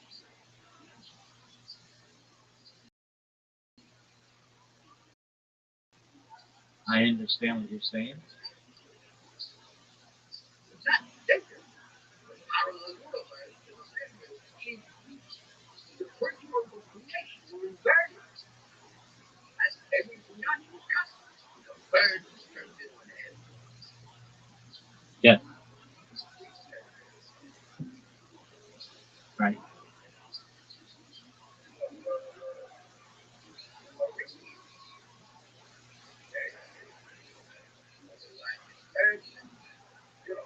Certain constellations that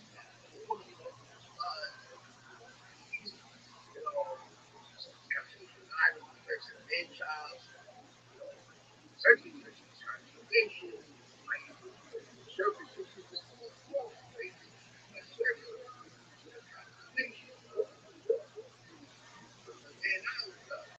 Yes. The magnetosphere.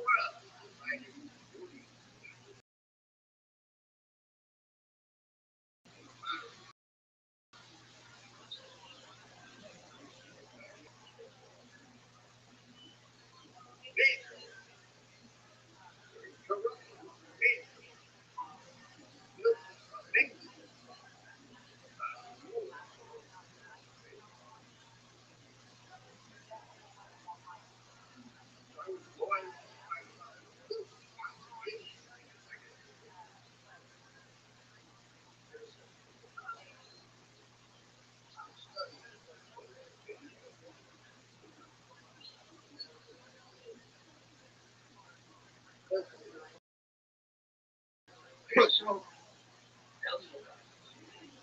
Well, thank you for the so anyway, opportunity. you got the Roman soldier debt. 100%. I don't see there's 7 covenants in the Old Testament and 8 one breath. I don't go for this lower height.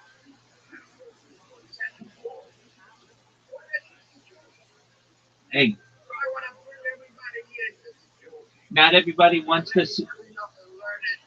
Not everyone wants the 613. Not everybody's ready for the 613. Better 7 than nothing. I don't need more. I need to have 613 bones sitting in a human body and 613 commandments. But the point is, the word became flesh. 600. Because Moses come with 10 commandments, his 10 legends. That's what all. You're full. Certainly. You got the natural world on one side. By breaking the truth, bring away from nature of fire.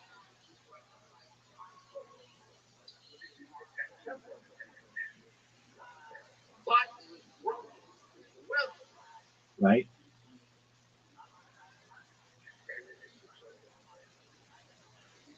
Jesus was embedded in there.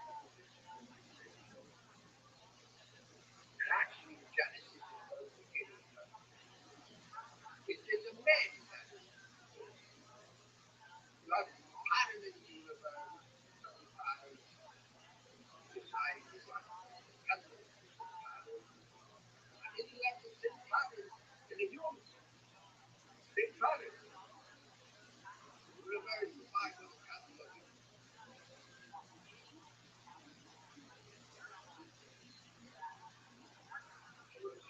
Human is a microcosm. I do.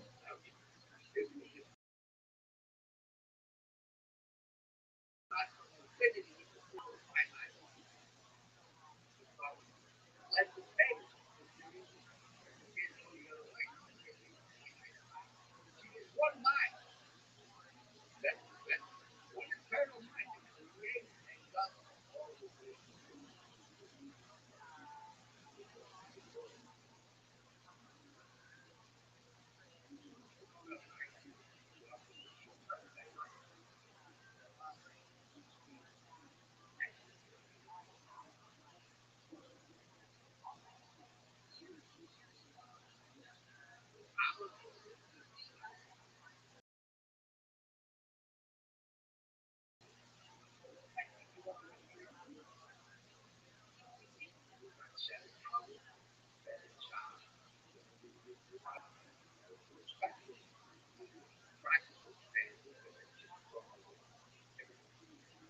We don't smell, so visually, sound,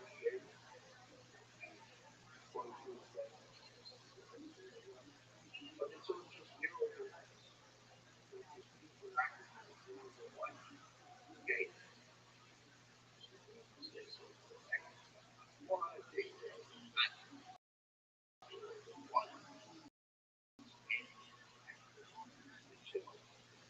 And then you got you're looking at analog TV radio. The frequency that you put into the nervous system is kind of your level.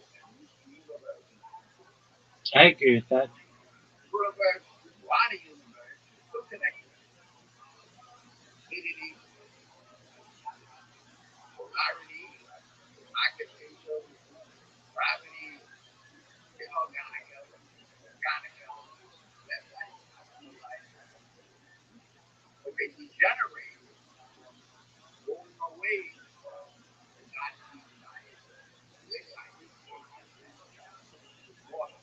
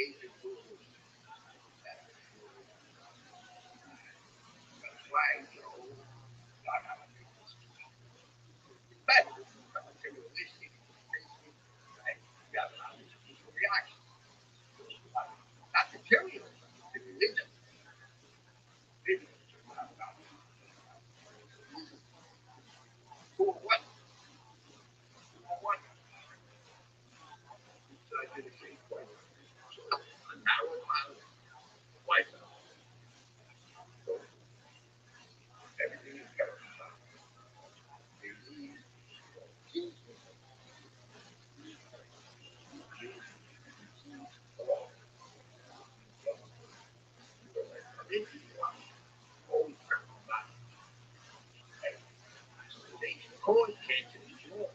Right? Anyway, tell me about yourself. Thank you for the opportunity. I stream my life 24 hours a day, 7 days a week, 365 days a year for world peace. It's very important to me. This is a timeline and a time capsule of human achievement, like a journal or a diary. Perhaps a century ago, I would have been a journalist or a diarist, but I just use as my medium to do these. And it's essentially a movie like The Truman Show, if you ever had the chance to see that, or the television show Big Brother. And I think that this project is very important to the world from a timeline and a time capsule standpoint. We've seen the death of a queen, the birth of AI, the coronation of a king, and everything in between. Not only do I document. Let me ask you a question. Go ahead. The mentality of so-called science,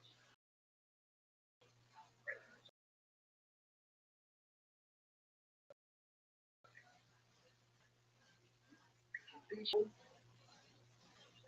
there is with everything from a micro planet itself, a nation planet itself, a war mentality, have an agenda, to use an agenda and everything away. Destroy the germs, the nation. How do you want to? Well, You can do peace if they're consuming oxys, synthetic chemicals, and they treat you. Now, first of all, let me ask you, what do you mean by peace? You shall all needs to be complete, or do you need to serve? not necessarily quiet, but I eventually imagine that we will be able to get off of Earth and explore the stars. And in order to do so, we need a planet that doesn't have divisiveness, or at least where we get along generally. So I am someone who. Everything that all the technology is based on space exploration to make this world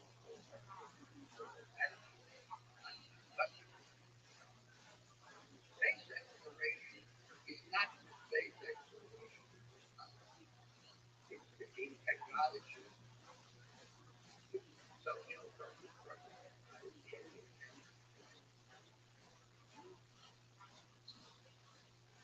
eventually, I migrate from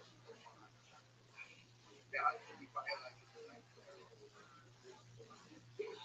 And it's a world that we migrated, migrated because the planet, the heavier elements of radioactive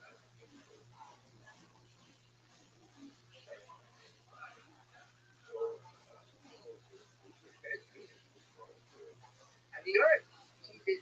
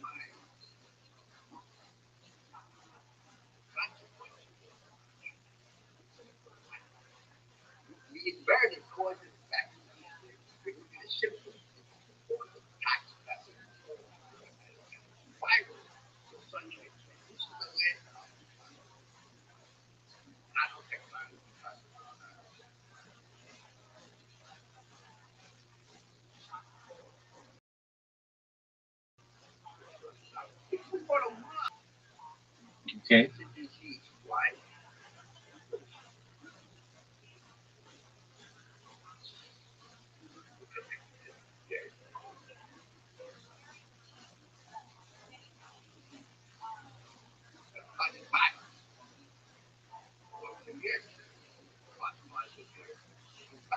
Before anything, diet.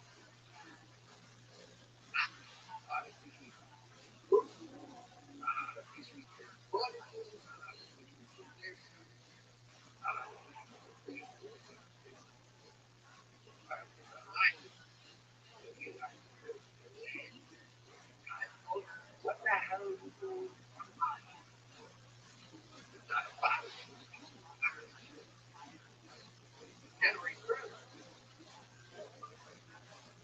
Some people may consider that to be degeneration. Other people may consider that to be evolution. Some people may see our terraforming of Mars to be a degeneration. Other people may see it to be further evolution.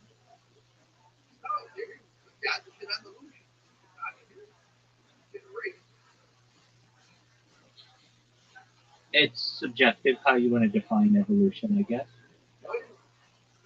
Everything in the world is subjective. You and I both know that, Reverend Andrew.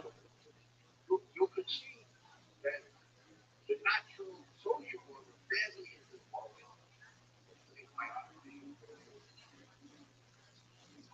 You could see the disease in the body. They play the change in the body. And we can do it. But they can show the kids they got a disease. And it's chemical. This is not a generation. You can see that it wasn't like what they before body.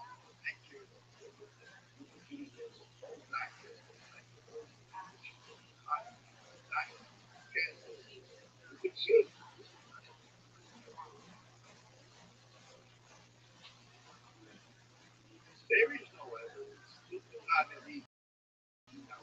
I think you'll get moved. They will not get that. I'm very glad that he did slaughter.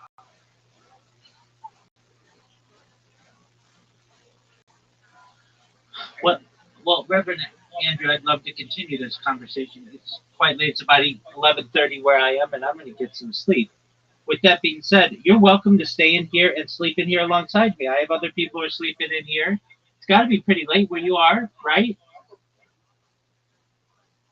But having kids, I don't know about going to find them. Like you said before, Yeah, hail Bob. straight in the earth now, but I don't think that we can fix the earth. Oh, I could see just, rising above it, riding it on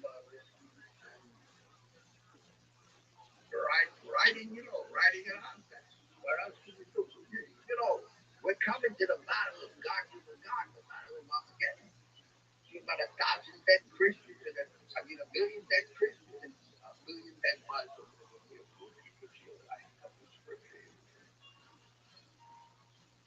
most certainly. But I admire, you stick to it. Try to bring heaven to earth. I'm doing my best. I've been doing it for more than 4 years. I'm going to be approaching my 5th year of this. And you are a man of history. You know the value of documentation and journals and diaries. And to have video with radio playing all the world's news events in the background will be of extreme value to people in the future to learn about what life was like in the year 2026 and going back to the pandemic. Excellent. Well, I appreciate your kind words, Reverend Andrew.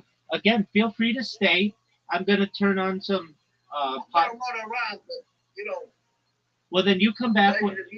Pleasure to meet you as well. Yeah. And come back sometime. Everybody except arms dealers and want peace. Everybody except the medical industry wants health. You understand? Absolutely. You're the military-industrial complex. That's who we have to convince. Convince? Yeah. They know. I They know. know. I know they know. They What don't I, want to give up their power.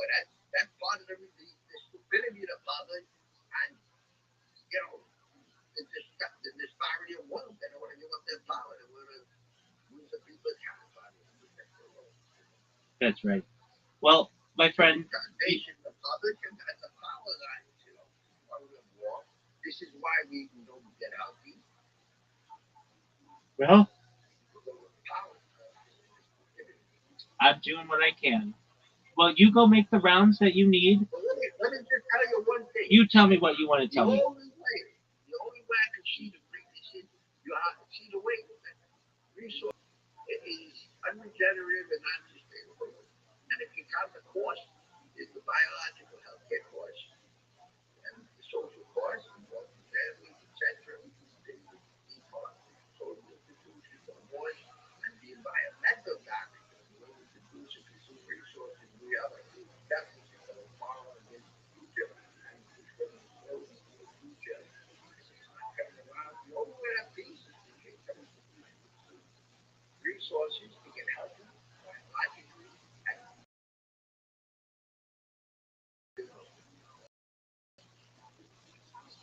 Like, there's a paradigm shift where there's you put rice in the ground, you get 10,000.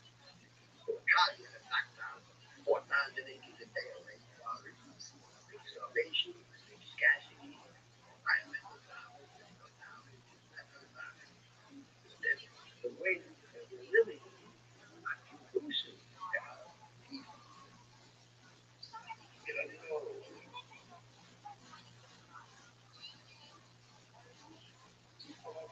the last piece to be cured of illiterate,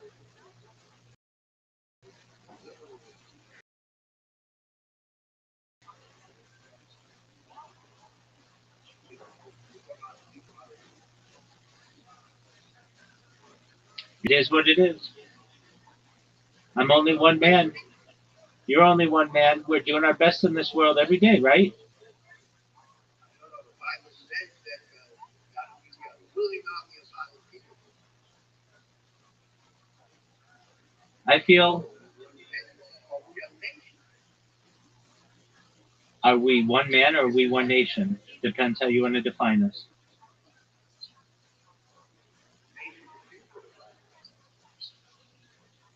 Absolutely. Well, Andrew, I'm going to get ready for bed. I'm going to use the restroom and such. Feel free to stay as long as you want. You can live in here if you want. I understand if you're going to do rounds as well, but you should know that you have a home here. Whenever you want to talk, I'd love to chop it up with you. So, as I said, God bless you as well. And it was a pleasure to meet you. Thank you. Shout out to Reverend Andrew. What an interesting person.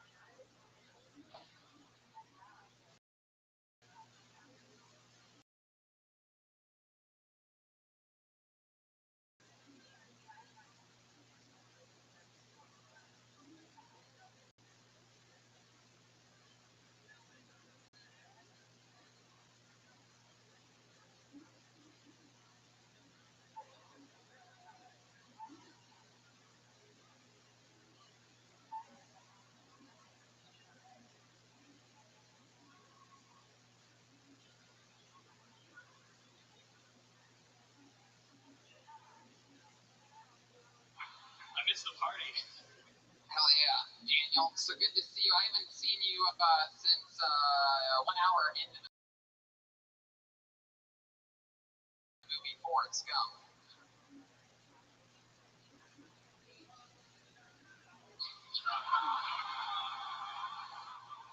That's what you look like. You look like Tom Hanks a little bit. Has anyone ever told you that before? I've never had that one, no. No? What have you gotten? What do people tell you you look like? Other than a pedophile. He has more of a Richard Dreyfuss quality to me. Yeah. When I used to have hair, they said that I looked like the guy from that 70s show. Uh-huh. I think it was. Oh, that's what you're at. Ashton Kutcher? Wow, what happened? Tony, Yeah. this guy's forehead is huge. I've read a book in it. There's just no hair there. So Daniel, how long have you been on stand-up? That was my first time. First time, I can't tell you. It's exciting. Are you planning on taking all that cord along with you? Are you going to go home with that? You trying to steal it?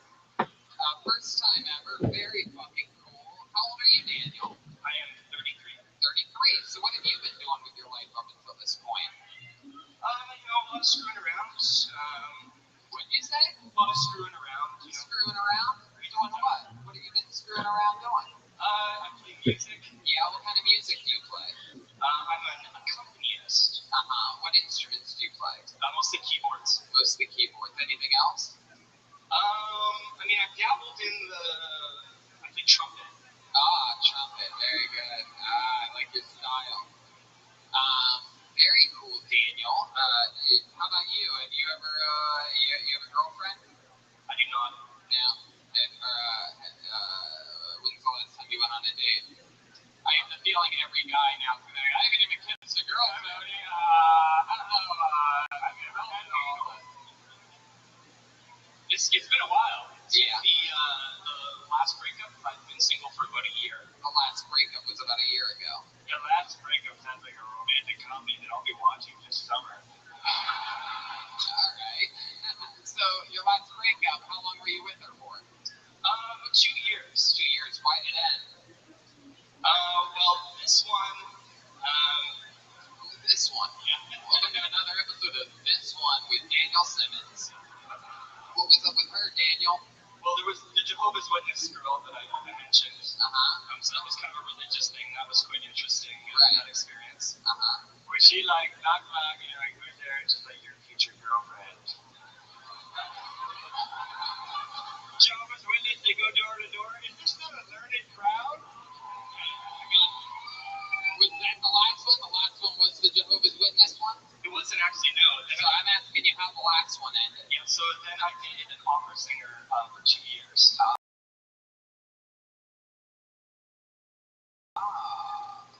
Opera singer? She's just pro. Damn.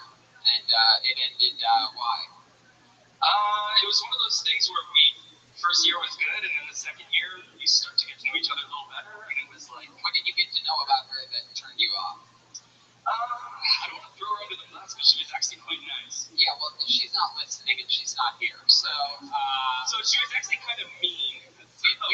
we don't know who she is. I'm not asking you for her name and social security number. You guys even have social security numbers here? No, of course not. No, you got fucking, well, no, we just tell who you are by you stick your left hand in your pocket and we read your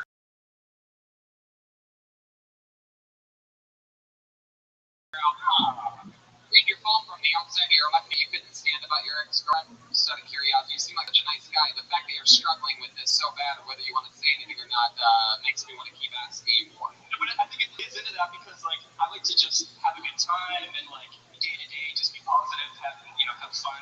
And yeah, she was a little negative, mean-spirited. Yeah, can you give us an example of a time she was mean-spirited to you? Just one example.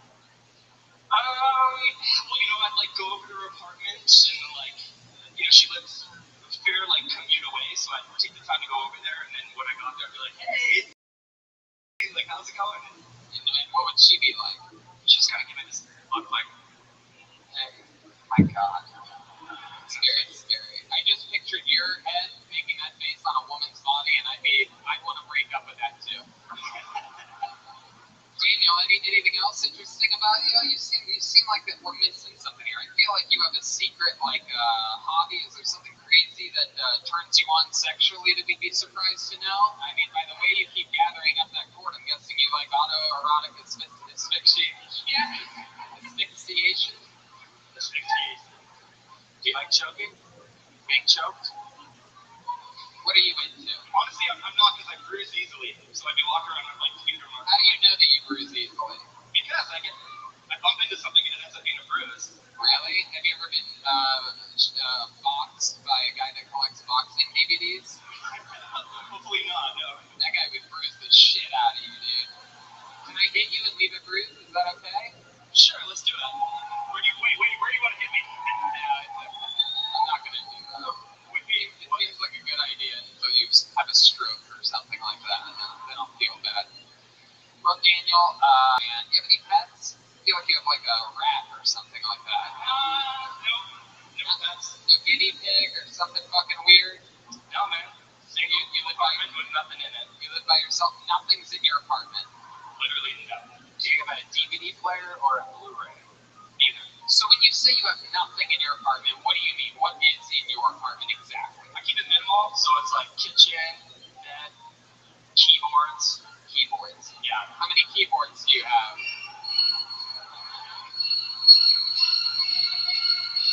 How many keyboards do you have, Daniel? In my apartment itself, I probably have 3 at the moment. Oh my god.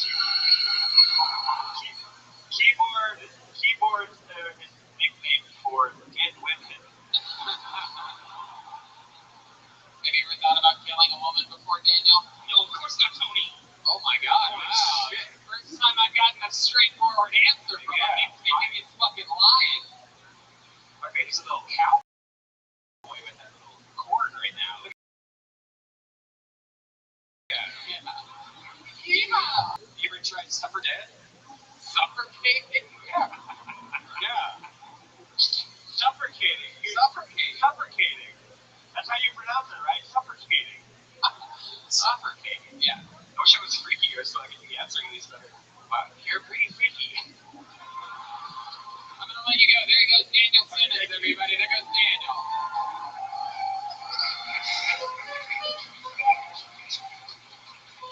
These buckets are so cool. It really is. We love buckets on this show. Yeah. Hold another name out. How many of you like it when comedians do? It's fun. It's always a good thing. Do you like it when comedians do that on this show? Wow. It's a very high negativity ratio. Yeah. There's a girl that literally left her seat to jump up and be like, Yeah. I like this fucking crowd. You guys are fired up here. It's been a long time coming, Vancouver. shout out to the balcony. Oh yeah. Look at those guys up there. Fuck yeah, look at those goddamn animals. I think we did pretty good here tonight. For your answer to your next comedian, Alexander Eckhart. Alexander Eckhart. There you go. Here he comes. Wow, here he is. Alexander Eckhart.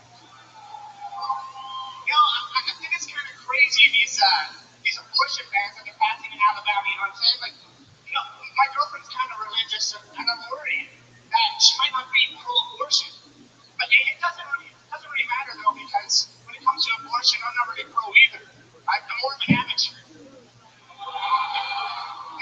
Something about me is that I spent a year living in South Korea. And something you might not know about South Korea is that the viewing of pornography is completely illegal.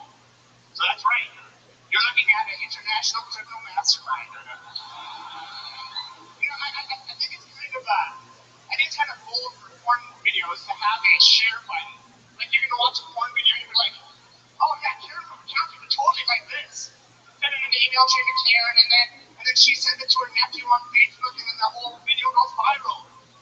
The problem is when I think of viral pornography, I think of something completely different.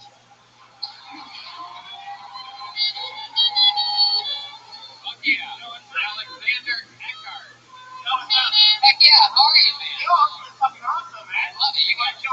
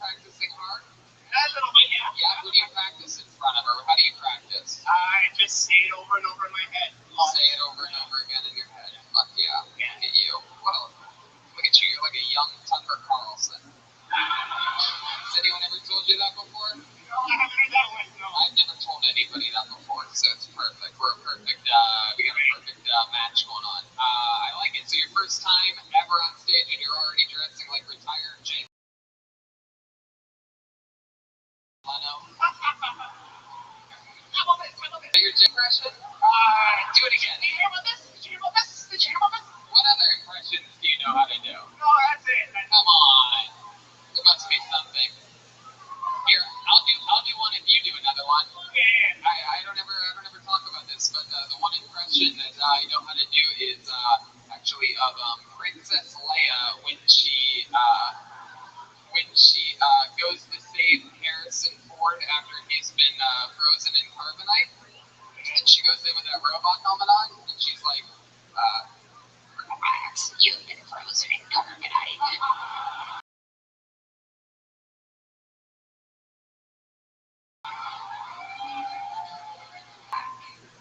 You're very blinded. It's better without the microphone. I've never done it. That's awesome. Makes my brain flap. Yeah, and you want me to follow that, or was that just an impression? Give us an impression. Yeah, I was doing Elvis Griffin. You're right, you can't do impressions. And I can't really either. I can't blame you, Alexander. So, first time on stage. Yeah. You're 29. Oh, it's 27. 27. And what do you do? I do customer support for a tech company in Victoria. Oh, in Victoria. Customer support. Is it a famous tech company? Nope. What kind of tech is it? So it's like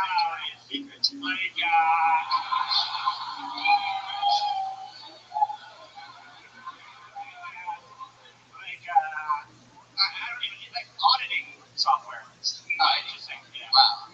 Yeah. Fuck lighting software, am I right? Yeah. Okay. Don't get me started. So Alexander, when you're not doing the software stuff, what have you been doing for fun? I was recently in New York and I saw you at West Nyack in that fucking mall. Oh wow. And You saw me what? Do you stand up or film? yeah, stand-up. I saw the stand-up. Yeah, that was awesome. Yeah. I saw a sign to Brian Redman I'd never seen before. What did I do? I don't know, just said a lot of disgusting shit, like more disgusting than this. My God. It was amazing. It's on me stand-up comedy. Exactly, yeah. You have no idea what Redman is capable of. So Alexander, other than that one night in West Nyack, what have you been doing for fun? Like, what do you do for fun regularly? Any hobbies or anything? Yeah, I live in Vancouver Island. Near Vancouver Island. Oh, yeah, fuck yeah. So, yesterday I was taking some mushrooms and golfing. That was really fun. Oh. That's what we do in Vancouver Island, right? I don't understand. What does that have to do with the island? You can do that anywhere. Oh, yeah, true. Well, Vancouver Island's really beautiful, I think. So, and there's mushrooms everywhere. Really? Oh, yeah. You just eat the mushrooms that are laying around the island? Yeah, kind of, yeah. You mean you can buy mushrooms easily? Yeah, they actually grow on the university. People grow them on the university grounds. You know. How much mushrooms did you eat yesterday? A small amount. I had to golf. Like, golfing on mushrooms is tough. Who were you golfing with, friends? Yeah, my roommate, my buddy, yeah. You golf with your roommate? Yeah. How long have you guys been roommates? He's a new roommate. He just started this month, yeah. He just started this month. Come live with me. Kind of weird. Wait, what? He's gotta live with me. It's tough, yeah. He just started this synthesis month. Why do I feel like you live in a one-bedroom? Yeah. They never left their one-bedroom apartment. They just ate mushrooms. They were like, man, that golfing was amazing. Yeah. I got a wormhole. Holes are 18. Nine, yeah. Nine, yeah. Nine. Oh, Jesus. Alexander. I'm in Vancouver. So do you do that a lot? You eat mushrooms and golf? Yeah, it's a pretty good time. Yeah. You do that often. What else? What else do you do, Alexander? I like to bike. I like to play board games. I like to Board games. What's your favorite board game? Have you ever had your dick sucked while playing Scrabble? Jesus. Seymour. I've never done that. Someone want to come over?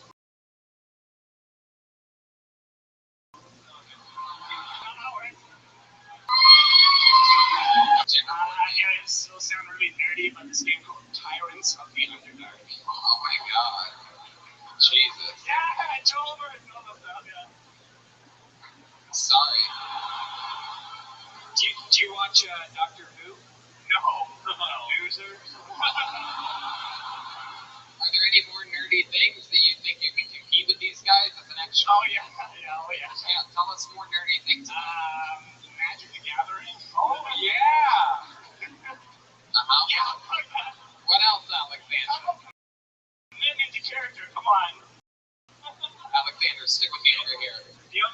East I've ever seen her. That's the dragon. Oh, yeah. No, but I dabble. Pokemon. Okay, I guess we're just all naming board games now. All right, Alexander. How about you? What's your love life like? Are you like everybody else out here, and you got fucking a full ball sack of cum right now? I'm a virgin. No. I have a girlfriend. Yeah, I have a girlfriend still. Oh wow. You have a girlfriend? Yeah. You have a girlfriend? Yeah. How long have you been with her? Like 5 years probably. Wow. Jesus. All right. What does she do? She's a neuroscientist. Damn. Look at you. Wow. She must. All right. Shit, lots of A lot of physical stuff happening off of the neuroscientist thing. Wardrobe malfunction. Sorry. Okay, you need more. So, Alexander, neuroscience money, huh? Not really. She must get good head though, right? Does she get good head? Of course. Oh, okay. Well, Alexander, you're a fun guy. Anything else we should know about you before you go? I'm from Calgary, Alberta, where I know you've been to a couple of times. Yeah, fuck you, Vancouver. I know, yeah. Maybe a little bit. You like being the bad guy. Oh, why not? Yeah. Fuck yeah, look at you. My God, you look like some form of like some more Canadian Jim Brewer of some kind. You do look like a Jim Brewer now. That's good. You look like the shop puppet if you went to college. All right, we're gonna get you out of here. There he goes, Alexander. Oh, thank you, everybody.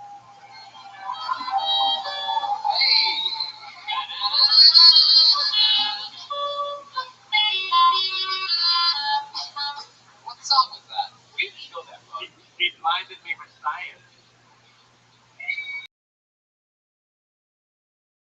By Thomas Dolby? Does anybody know that one? That's a good question. How many of you would like to see Jeremiah try to kill this bug right now?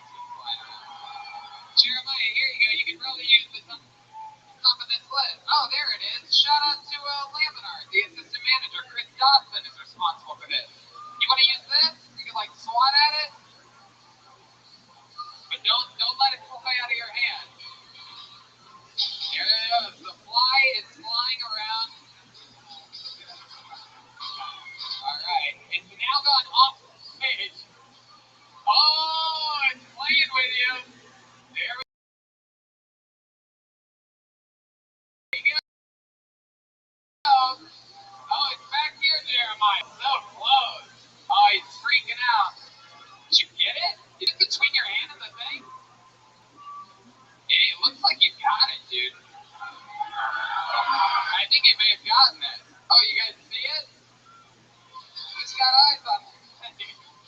This is one of the greatest moments in podcast history right now. Jeremiah's trying to kill a fly. It's right here, Jeremiah, right here. I'll keep my finger on it if you lose it. Here we go. Whoa! So close. It's right here. It's on top of Tony's head. Oh, there you go. All right, it's made its way off the stage. I believe this fly may have. Whoa, it's right in front of him. Oh, he's talking shit, Seymour. Seymour, you don't get me. You don't get me. You gotta get this fucking thing. Seymour, what are you gonna do? Get it? It's right there. This thing is made for show business. I'll tell you right now. Oh, it's fucking. Oh! It's like it knows your range. For those of you just listening to the podcast, Jeremiah is really trying. Here it is, Jeremiah. It's right here. Look. Eye level. Wow, Redman has now gotten into the chase.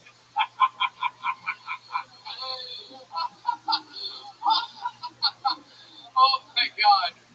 Oh, here it comes. Here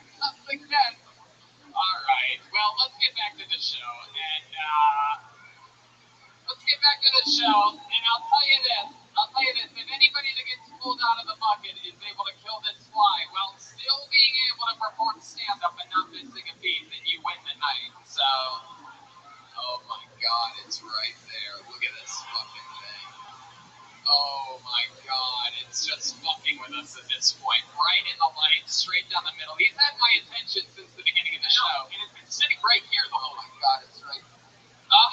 You motherfucker. It's so good. Who sent this? Did the fighter and the kid send this fly to this podcast? Did Joe Rogan send this fly? Alright.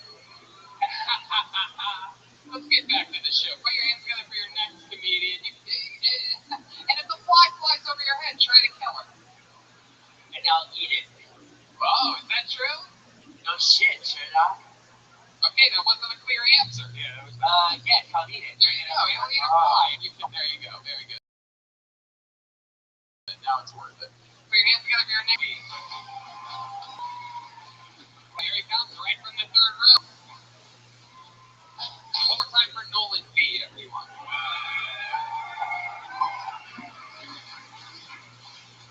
Have you guys ever heard of this sexual activity known as edging? Two people? Okay. Well, it's where a guy fucks a chick and he tries to laugh as long as possible before ejaculating. But if you're anything like me, all sex is edging. All of it. I mean, I wear condoms. I don't wear them for birth control. I don't wear them. I wear them for stamina and endurance. It's a real good tip. When I was younger, my father gave me some advice. He told me, young boy, remember, always stay in your own lane. Later in life, I realized he was teaching me the ultimate drinking game. It's some drunk driving humor. Thank you. There you go, Nolan B. Nolan B. Welcome to the show. Thank you. How long have you been an undercover Mountie? Well, I don't worry now. What's my cover? Oh, what's so wacky? Nolan, first time doing stand-up? Yeah. Very good. Another first timer. We're 100% first timers tonight. Doing nothing but popping cherries and watching flies. I love it. So Nolan, tell us more about you. What else, dude? Look at yourself. I mean, you're a fucking little, what we would call a Canadian fucking stud of some kind. Just, you got that cricket? You know what that means? I played with 30 plus men's baseball. What? Talk right to the tip of the I'm mic. sorry, I played 30-year-old plus men's baseball league. A 30-year-old plus men's baseball league. So it's just 30 and older, any age over that? Exactly. So what do? You just fucking ball all over 70-year-olds? No, but we do have a guy that's 50 on our team. Yeah. Wow. What position do you play? Shortstop?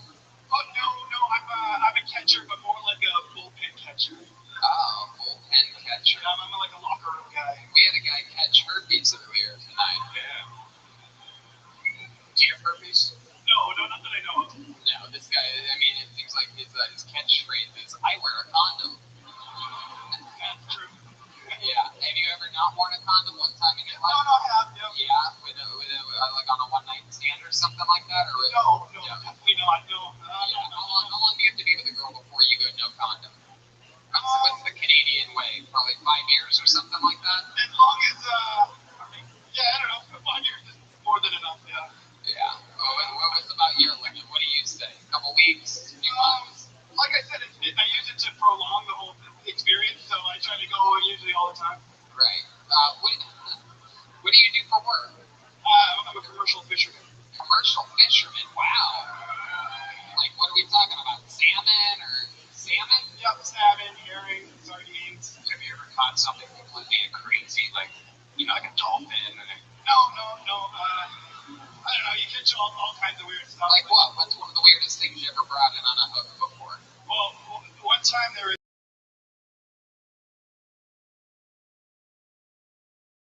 like a huge whale that was in our net, and it came up and it just stunk so bad, it was gnarly, yeah. Wow. And then he jumped over our courts and got out of the net. Wow. Were you going to let him out? Yeah, I mean, he would just rip through the net if we didn't. What's the longest fishing trip you've ever been on? Like, what's the longest you've been out there on a commercial boat?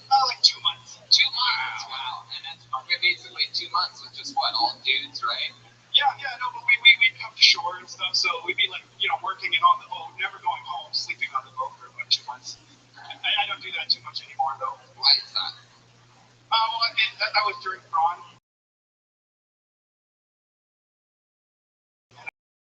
I don't fish prawns anymore, so. Or why don't you fish? Yeah. Yeah, that's true. Prawns are hard. Did you work your tail off? Yeah. I never got invited to prawn.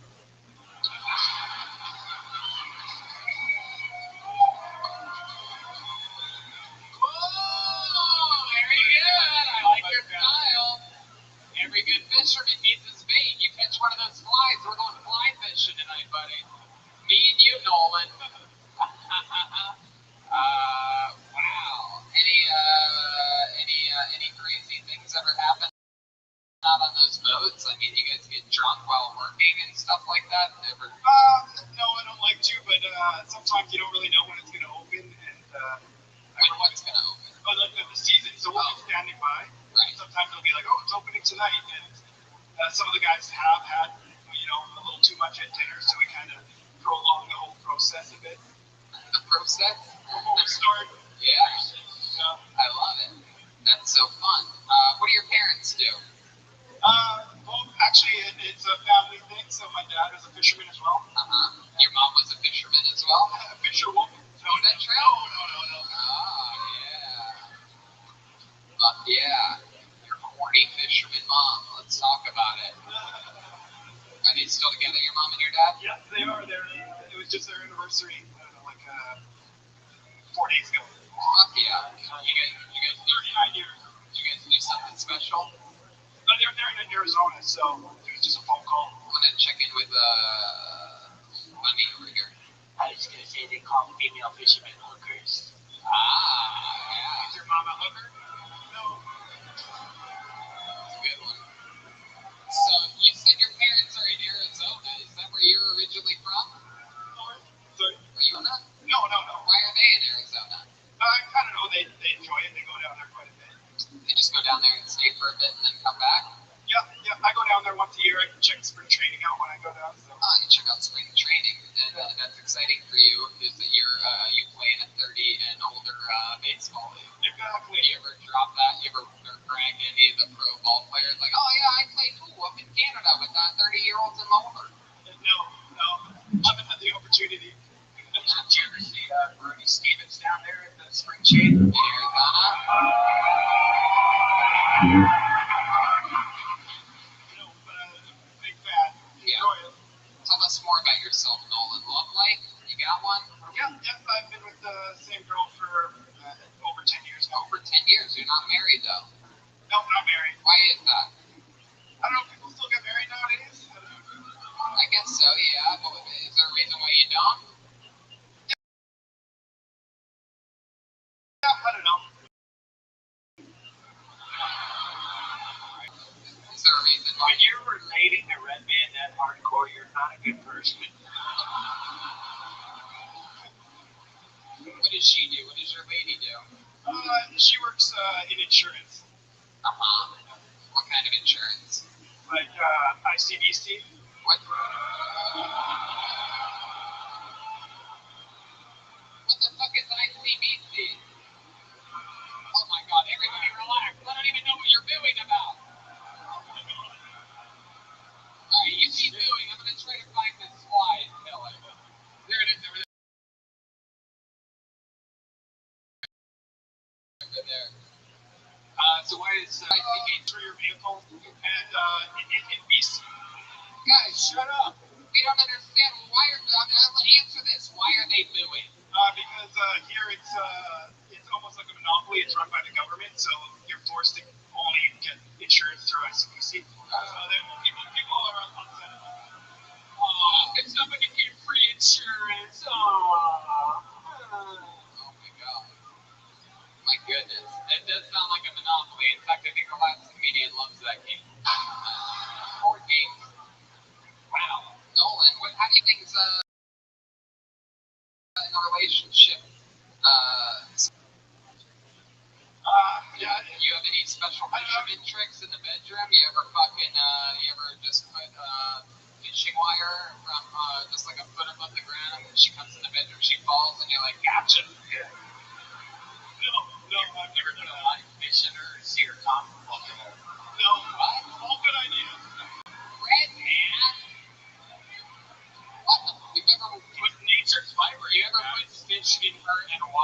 calm. Yeah.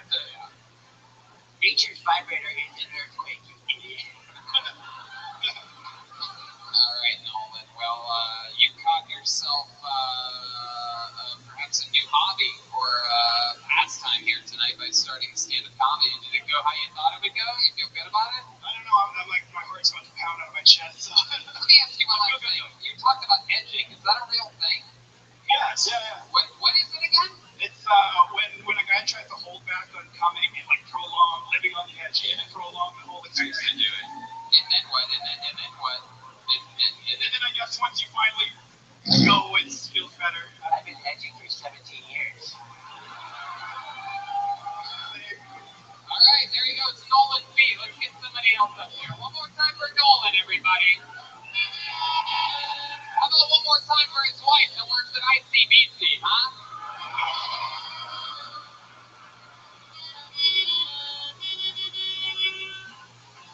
So ridiculous. That's crazy. We never hear about that. I thought about that earlier about how like we have too much news in America to ever have any idea what the fuck's find out what's wrong with Canada. Like we just never would. Like we literally all had no idea what the fuck you guys were talking about. But there you go. That's like this is how you find out our news. You just get it straight from the source here in Canada. All right, this is a one-word name. Put your hands together for Mohan, everybody, or Mojan, perhaps. Mojan? We got a Mojan. Oh, I think it's a Here lady. we go. Hey. She'll kill that insect. Here she is, Mojan. Ladies and gentlemen. Oh, you're so serious in this angle. Hi, I'm Mojan. I recently found out that I'm IBS at the risk of being unattractive. So basically means 90% of all food makes you bloat up like a gaseous whale carcass. It's really gross. Or it makes you really constipated. I'm a lucky lady that has the type that puts a lot of mileage on your asshole.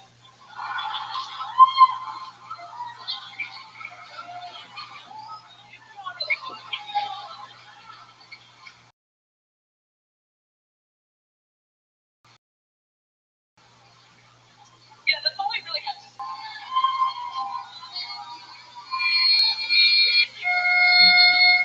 Mojan, everybody. Motherfucking Mojan.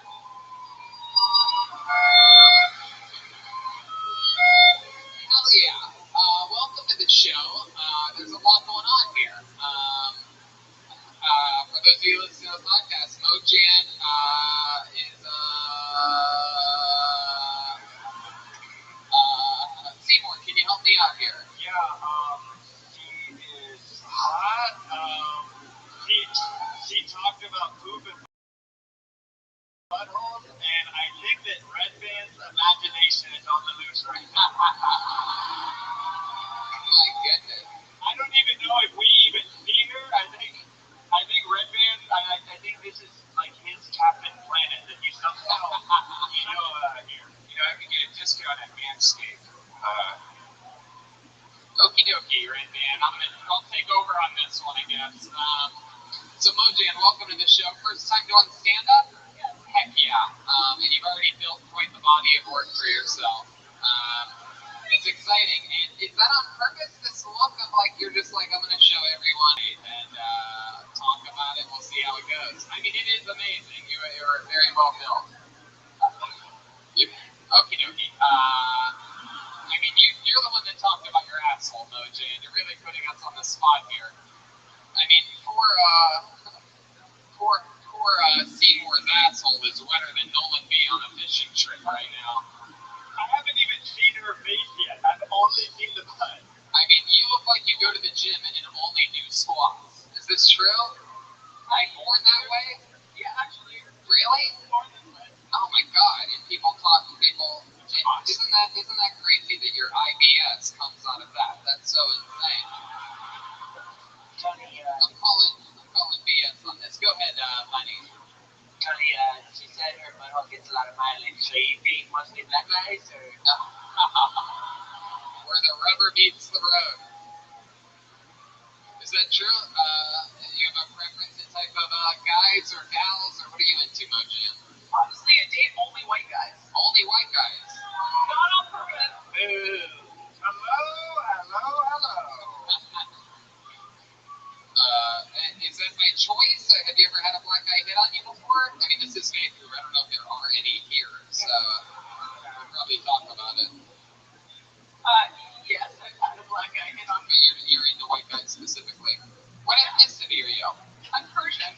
Persian. Yeah, hell yeah. Man, you must have quite the rub. Manscaped.com/Killzone.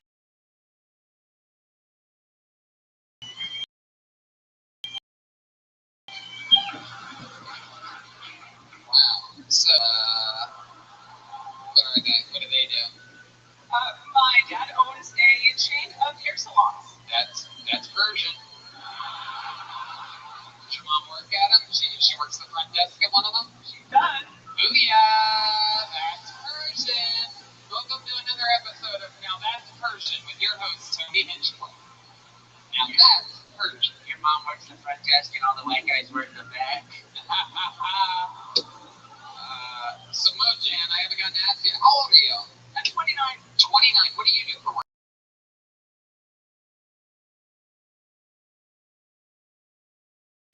I'm an entrepreneur. Oh, hello. Seymour. Hashtag unemployed. Is there like a business that you own, or did you invent something? Yeah. Oh, I wish I had something. I'm a business consultant. Give advice for money. So, like, for example, like, what's something that you've helped a business do, or something like that? Like, what's some good advice that you've given? Oh, it's a lot of like process building and standard operating procedures, which sounds boring, but I really like it. Oh my goodness. So, what did you study in school? How long did you go to school, or whatever? I went to CIT and I studied marketing and entrepreneurship. 2 years, and now you're an entrepreneur. Yeah, Sounds pretty fucking amazing. Yeah, that's pretty great. You make good money doing that? I do. Really? Yeah. Enough to survive. You just entrepreneur and that's it. You don't do anything else. You don't ever go sweep hair at Daddy's salon. No, I left that far behind me. What? I left that far behind me. You've left a lot far behind you.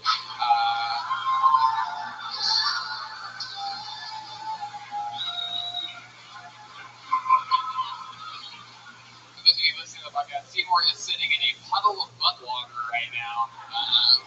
Some days that he really does get turned on. He leaks out of his butt. So Mojan, tell us more about you. What do you like to do? What do you like to do for fun or whatever? Oh, I like to smoke weed and do stuff outside. You like to do stuff outside? Hell yeah. I'd probably like to do stuff outside too if I had a beanbag built in onto my backside. I'd go sit at the park, I'd go sit those are shoes. Those are crazy shoes. Oh, those are Persian Air Jordans right there. They're called Air Jordans. Air Jordan Rivers. Hey, very good, Lenny. Wow. What are those? Is that some kind of a workout shoe, or did you just wrap ace bandages around your feet like a homeless person? What are those? Oh, they're called furoshikis. They're from that weird Tochu brand, Vibram.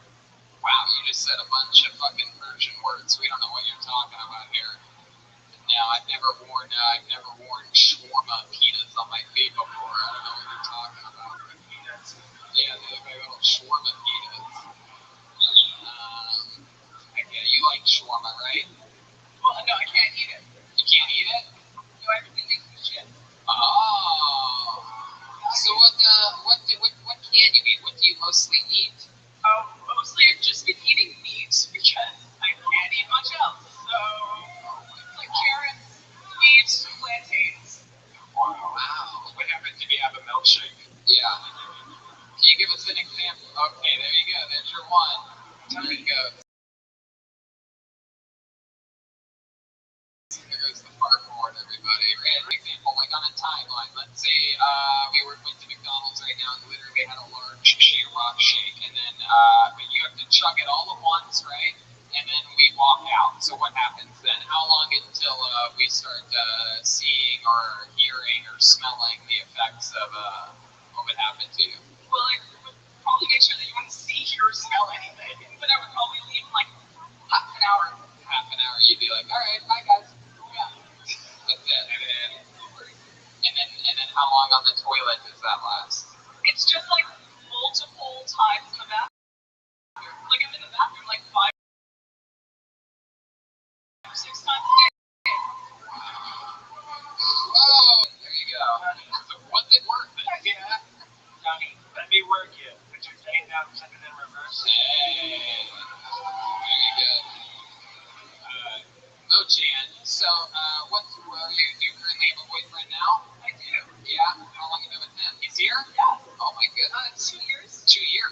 all about your IBS. So what's the deal? What do you guys have? Like a 2-bathroom place at all times or something like that? If you German, What happened? yeah. Have there been times where he's been mad? Oh, shit. Shut I didn't mean to say shit in front of you, sorry. Very good. So, yeah, any close calls around him or anything like that? Or it happens a lot? Is it you have an aggressive case of IBS? It's not super aggressive, but one time I did shit my pants. With him? Yeah, I was trying to be.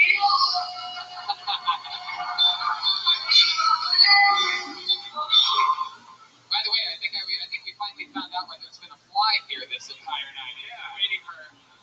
It's been waiting for Mojan. Double whammy. Not only is she purging, but she also has shit in her pants. Jam. I was gonna say her shoes look like she's gonna grant Seymour 3 wishes, but he already used them too. For her butt. Alright, I gotta go. Oh, there's Lenny just left everybody.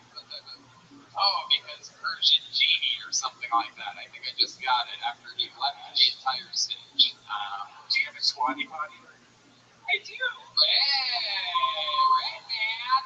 Redman knows his fucking poop DNA through and through. Just like poop.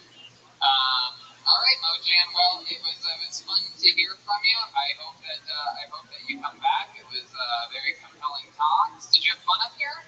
I did. This is way scarier than I thought it was. But I'll tell you this: is that you just had your first time up here, and it's not going to get this scary for a very long time. If you want to do it again, just go to fucking open mics and work it out and have fun with it. And then it'll always be easier than this. You started here. This isn't easy. Look at this crowd. They fucking love to watch people fail, and they like you. You guys like Mojan? There she goes, everybody, with Mojan. There we go. I had a million years, and we're talking about Star Wars. We love Star Wars. If I had a million years to guess, I probably would never be able to guess where the fuck Joel Jimenez just went in the middle of a show.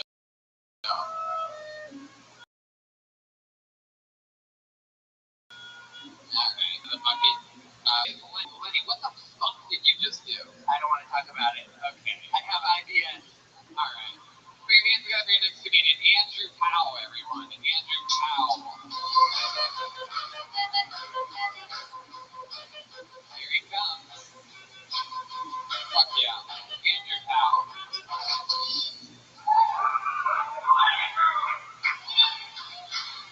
So, I grew up in Saudi Arabia.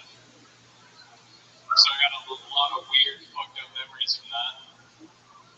One of them has left me with the most bizarre association ever between manual transmission cars and black cock.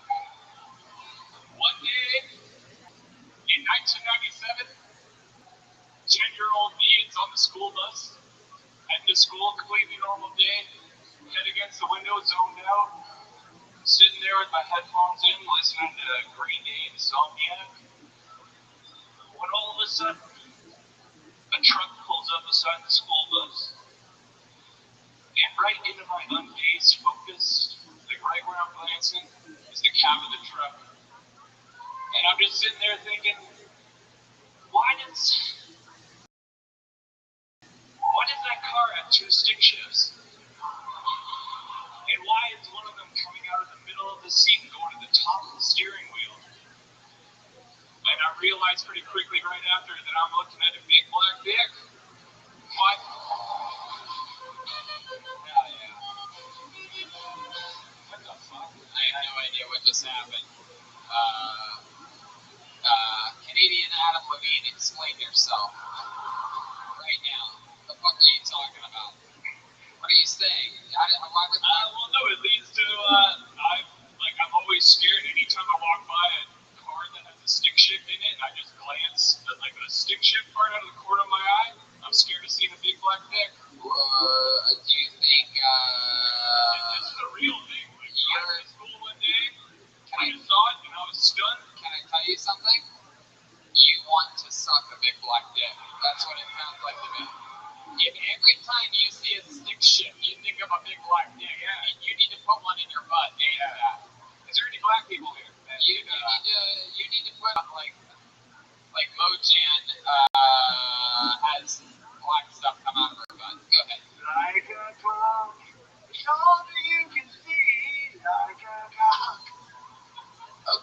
Chaos from the 80s. Chaos this episode. The old Chevy commercial. Fuck yeah, Seymour. All right, Andrew. So, where do you think this fear comes from? Because you saw one when you were a kid? Well, no, it's just like, well, I grew up in Saudi Arabia, so Yeah, we heard that part. yeah. So why? I don't know. I just thought I was gonna come up here tonight and tell the most fucked up story from my childhood, and that was it. How did you see a black dick? What was a black dick doing in Saudi Arabia? No. Hey, Yeah, well, no. So I was sitting in the school bus. in Saudi Arabia. Yeah. Okay. Like I lived there. I was driving to school one day in the school bus, head leaning against the window. A truck pulls up the side, and the cab in the truck, like my eyes were just pointed out the window. And you saw a stick shift and a black dick. Yeah. I'm with you. I got that. Yep. How do you know it was a black dick? Because right after I snapped out of it, and I was like, "What the fuck?" And I just saw this hammer. Right. So you think that a guy driving a truck in the morning time, Saudi Arabia, had an erect black penis? Out.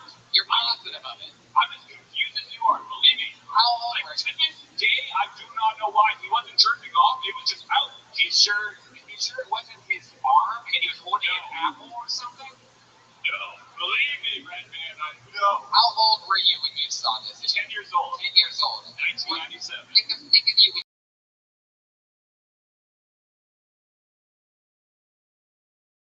right?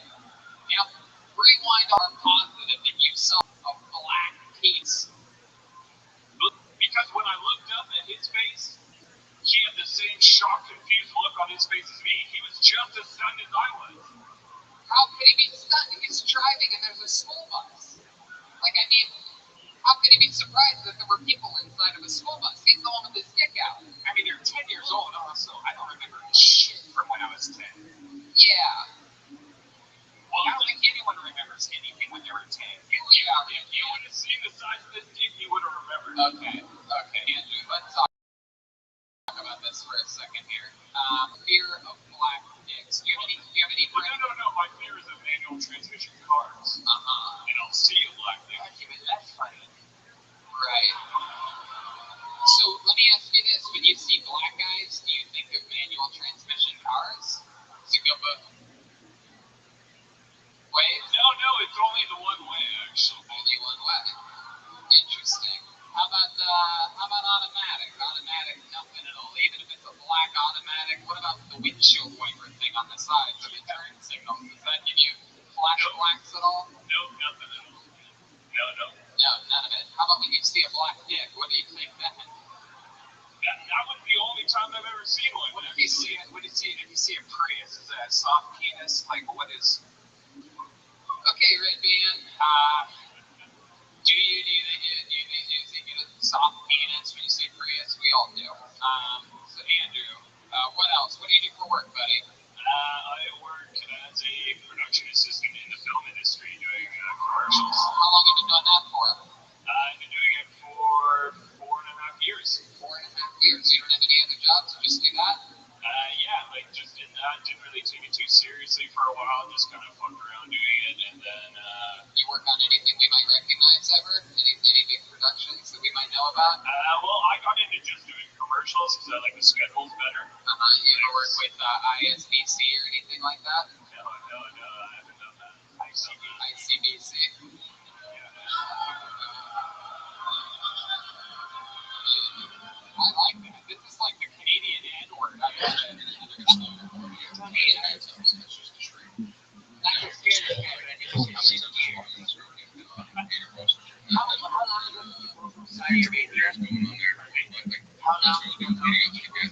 I lived there from when I was 6 to 12. I left there in 1999.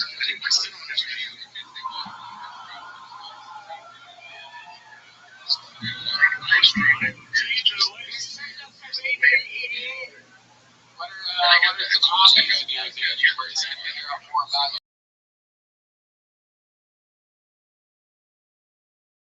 We know that you once lived in Saudi Arabia. I play guitar. I like to produce a little bit of music. music, just like electronic music kind of Does stuff. music, you ever sing on any of your tracks or anything like that? No, Just guitar, that's the only instrument that you ever play? Yeah, I wish I played drums, but I don't. I bet you do. Can you? Any other interesting fun facts about you, Andrew, that you think we'd be interested to know? Anything interesting? Can you draw Muhammad for us? Muhammad Ali. Heyo. Bling, bling, bling, bling, bling. Nope, didn't learn how to draw Muhammad. And How about other things about you, other fun facts about you? Anything in we know that? I've actually made out with 7 girls in one night, like that other dude earlier. Yeah, how'd you do that? Tell me how Canadian Jamie Kennedy made out with 7 girls in one night. Sorry, in Saudi Arabia, you're a loser. They get points. Were these women decapitated? Andrew over here. So what happened that night with the 7 women? No, a buddy of mine who went to, I went to public school, and a buddy of mine went to private school at one time when we were in grade 9. They invited me, to their high school dance, and went there, and they were just, it was just, You were the man? no, and everyone else, all my friends all made up with all these chicks, and it was just the most bizarre thing ever, and I don't know what's wrong with private school girls. Wow. Okay. I know your friends are feeling this. Your friends are high school flex right now. Bro, you peaked in the fresh. Cool guy over here. Man, we just got called a nerd by a nerd. Yeah, because he's trying to ruin this sweet moment that man had earlier tonight. He's like, I made out with 7 girls in one night before. Let me tell you about it. It was great. I was 15 years old. All right, Andrew. Well, we found out a lot about you. I'm sorry, I'm super nervous up there. I just love you guys so much. Like, that show is fucking awesome. Thank you so much. There you go. Andrew Powell, everybody. Andrew Powell.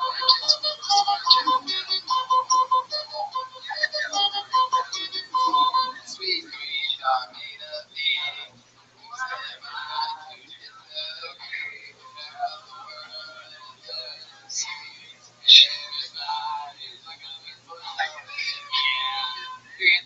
Comedian Adam Curry, everyone. You guys coming up here. With that back from that land. Okay, let's call this 1 minute of true stories with Adam. Once upon a time, I had a girlfriend that thought she got pregnant from giving me a blowjob. I haven't come from a blowjob in 13 years. Being so terrified, I'm not going to check out.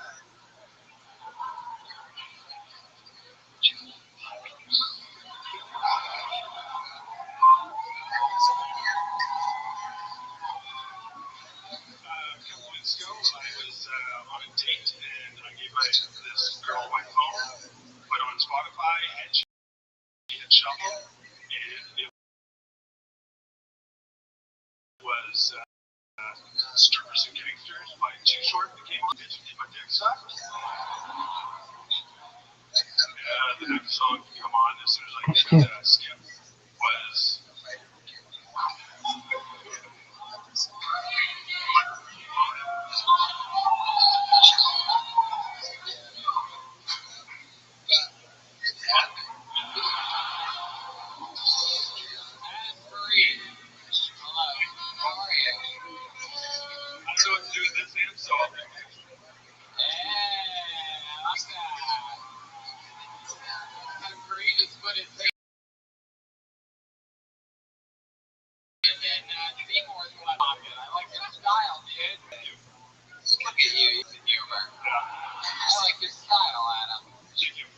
So you had a girlfriend that thought she could get pregnant from giving a blowjob? Is that what you said? She thought she got pregnant by giving me a blowjob. Is that true? True story. How long were you with this girl for? I have not been with her for 13 years. Right. And how long were you with her for? It was about 6 6 months. 6 months. How far into the relationship did she think she got pregnant from a blowjob? It was about 2 weeks after we broke up. 2 weeks after you broke up, she called you like Adam. She was in the drugstore crying, being like, I'm going to buy a pregnancy test. I'm like, buy it. Fucking spit on the stick. Why didn't you say that? Why did I feel that on stage? Yeah. I'm really fucking nervous, that's why. Did you have that written down? Because that's fucking hilarious. No, I did not have that written down, but Your set was good, but you're killing during the interview part so far. Incredible. You like snapped out of it after 60 seconds and just started killing, putting your hand in Jeremiah's pocket, telling her, yeah, bitch, spit on the stick. Like, all of that's funny. You never had normal sex with her? She didn't have a reason to ever get scared? I was virgin up until that point. You were virgin up until that point. I like how close she's standing to me still. He can put his hand back in my pocket at any moment. The crazy thing is he naturally talks like your character, Seymour. I don't know if you noticed, but he's got pure nerd dialect, natural. Going along with this some type of Hairs of a feather flock together. heck yeah. Look at this guy, like Canadian Tom Cruise up here. So wacky. But like Tom Cruise, if he was in like what's that fucking movie where Leo fought the bear? It's perfect too. Yeah, Pitch Perfect too. If you like Tom Cruise, Pitch Perfect too. Absolutely. The rabbit is So Adam, tell us more about you. What do you do for work? electrician. Really? My God. A lot of electricians here in Vancouver. Always one of the most exciting jobs to talk with someone about. I'm a virgin also. Yeah. Are you still a virgin? No, not at all. I have a 4.5-year-old daughter. Say that again. What's the last I one? have a 4.5-year-old daughter. So you have a 4.5-year-old daughter. Wow. Someone got a blowjob a little over 5 years ago. My goodness. You have that stomach lining penetrating sperm.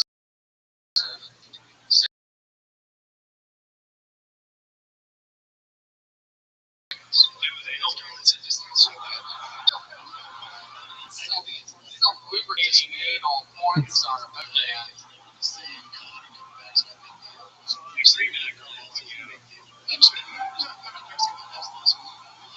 That's too much. I say IBS, everyone freaks out like I said ICBC or something like that.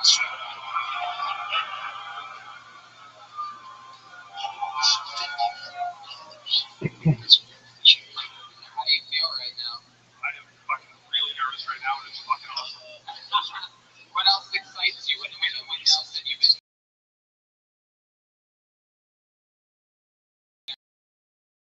Name another time in life that you did something with your liquor. Is it like Probably mountain biking? Yeah. What else, Adam? What else do you do for fun? I play ice hockey. Really? Wow. AT&T. Fishing. Go Bruins. Wow. Tickets ranging from $1,500 to $92.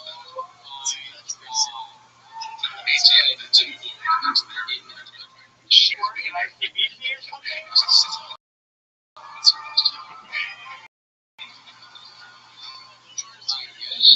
incredible. So, how long have you played hockey for? So I was like 5 years old. Oh, your goodness. You see everything. Wow. Hell yeah. What position are you on the hockey rink? I usually play lefty. Lefty. Wow, they even do positions in hockey. That's incredible. Such passion. Your daughter? I do. She's pretty awesome. Yeah. What do you guys do for fun? 4.5 years old. You ever take her to the ice rink or anything like that? Yeah, take her to the ice rink. Yeah, you skate backwards while like holding her hand like a real dad and shit. Oh, wow. That's incredible. Oh my God. You ever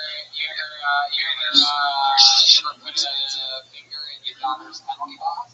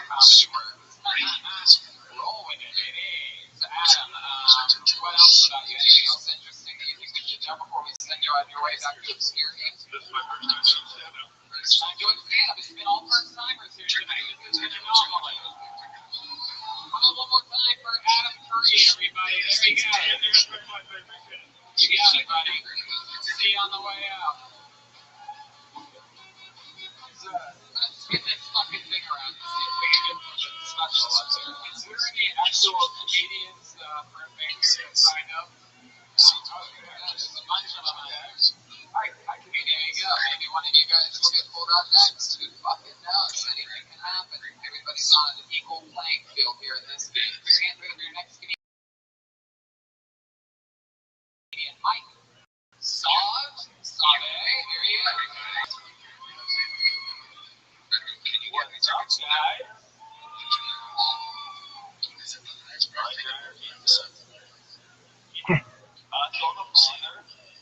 have a 6-year-old daughter. She's amazing. But Michael Jackson. Yeah. But she bullies me sometimes. So the other day I went to pick her up from school and I'm like, how was your day, sweetie? She's like, no. I'm like, what? Come here, give dad a hug. She's like, on yourself.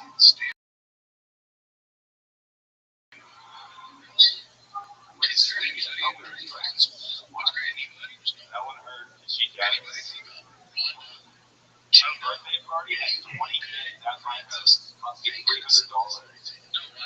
My birthday party to me is I asked my kids.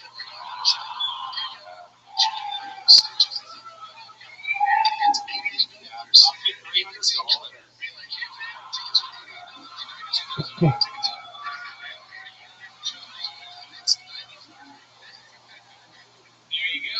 Waited out for the beer. Beer. Pipes out. The show. How long have you been doing this game? Year break in between. There you go. We have someone a little more experience up here. I can tell. It's good quick jokes about your real life stuff. Tell us more about you. What do you got for work? What do you say? Anything like electrician? Right now, I'm going a little bit of weeds. Thank your local electricians for that. Yes. How's that been going? Good for you? Yeah, I'm just doing for a friend. You just do it for a friend. What do you do for a living? Nothing right now. Just so you have friends that buy enough pot to... He grows it. I grow for him. I'm a farmer for him. Yeah. Oh, well, there you go. Heck yeah. How long have you been doing that for? Just a few months. A few months. What were you doing before that? Selling cars. Oh, really? What kind of cars? Mitsubishi. Oh my goodness, that's so interesting. Why did that end? That ended because I got a bad car accident. Oh, and then you couldn't sell cars anymore? Yeah, I was fucked up for like a year. That's why I took a break from comedy too. Wow. Were you driving a Mitsubishi? I was. Mitsubishi Eclipse? What kind of car? It was actually a Mitsubishi Galant. On trailer. Oh my god. Still exists? Yeah. They are. Yeah. Yes, Mitsubishi is still in business. Did you complain to them at all when you got into an accident? Was it your fault? Yeah, it was definitely my fault. I was driving. Oh my god, really? What were you doing? Listening to your stand-up comedy sets?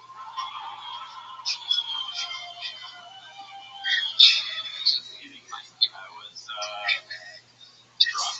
You were drunk? Oh shit. Did you hit another car? No. Oh, what did you run into? The side of a mountain. The side of a mountain? I woke up upside down in the middle of the road. Oh my god. Was anyone around you? Was anybody helping you? No, I just got out. You ran from your car. Oh my god. That was one drug guy loves your battle plan in life. Just sobered up with some cocaine or something. That's the problem. I couldn't find any that night, so that's why I fell asleep. Oh, yeah, shame. So, Mike, did you get in trouble for that eventually? That's a hit and run, basically, sort of, right? No, I got a $368 ticket for leaving the city. Wow, Canada knows how to fucking party, huh? Oh, Canada. Jesus Christ. But, because it was my fault, I didn't get anything from my CDC. That's right.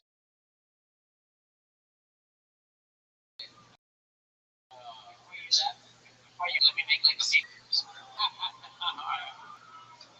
It's a very sticky situation. I like that this crowd hates ICBC so much they sided with the drunk driver. Yeah, like, how dare they not give you money? You drunk and drove into a mountain like a good Canadian.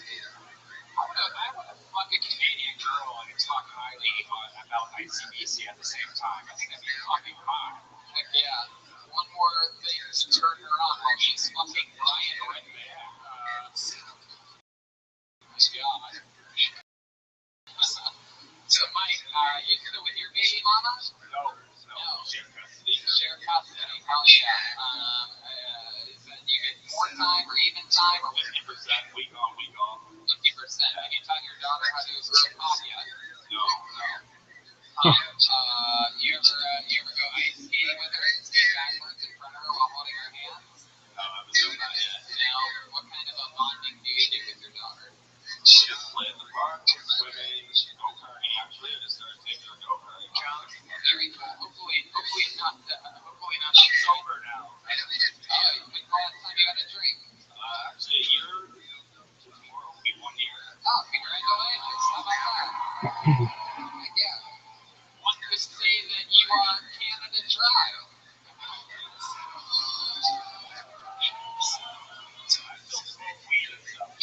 Right, of course. Yeah, he's not a nerd.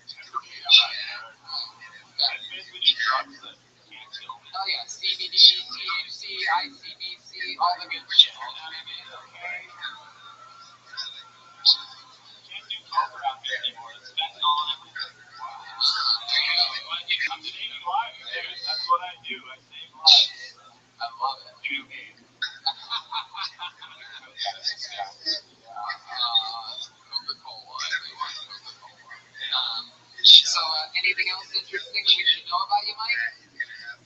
There's probably lots of things to say about it. So much time when I was What have you gone to jail for? What do you have to do to go to Canadian jail? If drunkenly leaving your car upside down on the highway gets you a $300 ticket, I'd love to know what you did to go to jail. I sold weed to an undercover cop when I was 18. Oh my gosh. Whoa. Yeah, that's legal. Yeah, not really. I still can't sell it. Yeah. I got 2 months in jail for that for 1 gram of weed. What was he pretending to be murdering? Some guy who was hammered, he came up stumbling and he asked me for ecstasy. I'm like, oh, I got weed. Like, I'll take the weed. Then we went back to my car and he asked me for 2 grams and I tried to rip him off. 2 grams. Then he pulled out his wallet. He's just like under arrest. Oh. What else have you gotten arrested for in Canada? What do you get arrested for? Like not finishing your poutine or something like that? Oh, I'm gonna have to put you behind bars for that hair. And a little cheese for hair. Well, I was on bail for this. It's on the weed. Here we go. My friend, no, this is ridiculous. My friend put a piece of tape in someone's hair, and then the kid called the cops, and I went to jail for that. Oh my goodness. Piece of tape. Wow, piece of tape. I don't. Just stuck it in his hair. Oh, that's a Canadian felony right there. No, we don't mess with the tape in the hair. We're the only while rubbing our hair. Yeah, so that's why I'm happy you guys came here, because I can't come to maybe one day I'll see. We don't let you in also for dumb things like that. So if you get have 1 weed charge, it fucks. Really? Oh my. Well, my first charge actually was when I was 16 for a roach. 6 months probation for that. Wow. So, roach. That sucks, man. You're missing a lot. Yeah. What's up? I got you, Red Man. What's a roach? A roach is the barely left part of a joint or blunt or any smoked part. Basically means there's like nothing left but a little bit of resin and maybe just a touch of unsmoked marijuana. Oh, I can see what.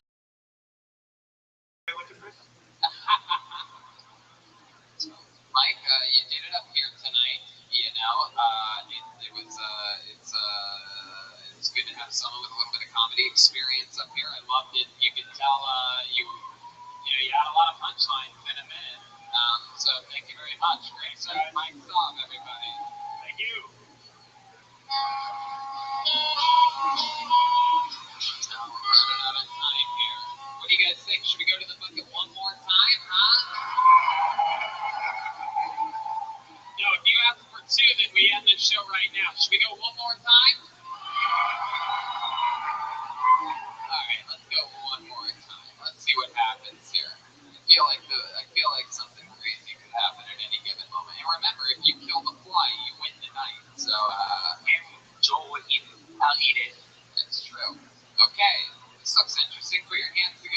Lydia Ricards, everyone. Lydia! Hey, girl! Here comes Lydia. Heck yeah! Here she comes. Hell yeah. Come on, guys. Good luck for your final comedian of the night, Lydia Ricards.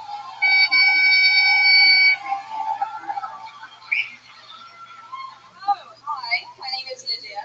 I am the girl that your mother warned you about. Not in a sexy way, it's just I've got lice.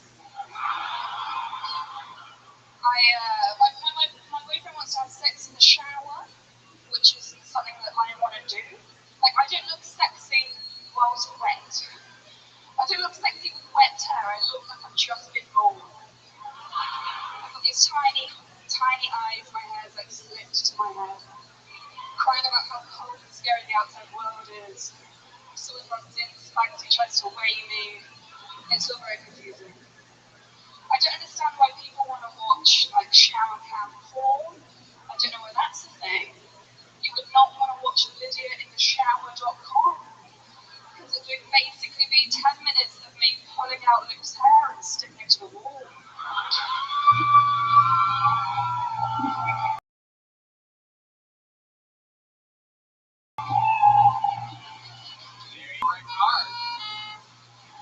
Wow, very good. Look at you.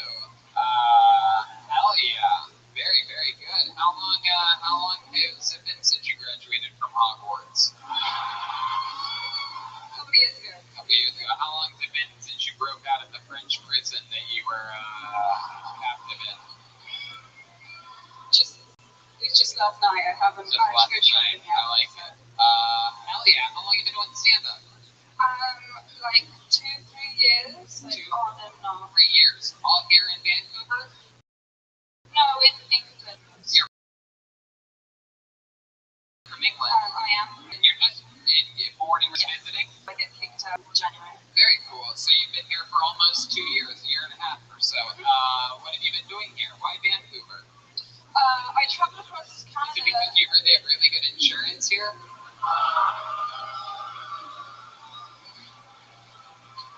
I didn't like Toronto, so it was always going to be like Vancouver or Toronto. What'd you say? I had to pick where in Canada to live, and I didn't like Toronto. Very good. What about Toronto did you not like? Pardon, sorry? What did you like about Toronto? I went in the winter. It was really cold. I just didn't think there was much going on. It was beautiful. Right. And what have you been doing here for the last year and a half? I was serving for a bit, and now I'm a receptionist at a real estate office. What do you do back in England?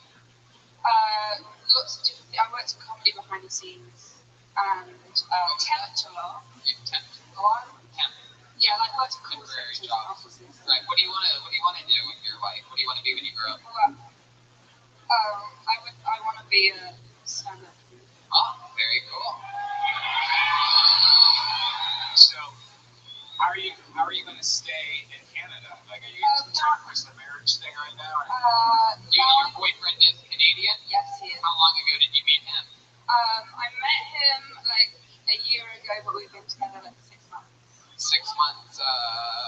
You were together. I'm confused. You met him a year ago, but you've been together 6 months. Yeah, we were friends first. Right. And then friends with benefits. No. No. He made it out of the friend zone. How did it happen? How did he make it out of the friend zone? Yeah, how did that happen? Yeah.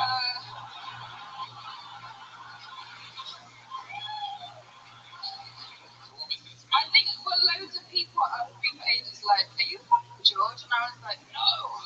Right. And then So then explain to me the moment that you realized he was coming out of the friend zone. Like, when did he make his move? What were you guys doing? Like, what happened? Yeah, what were you guys doing? First kiss. so we were hanging out. I was very hungover, and we were just watching Netflix. And then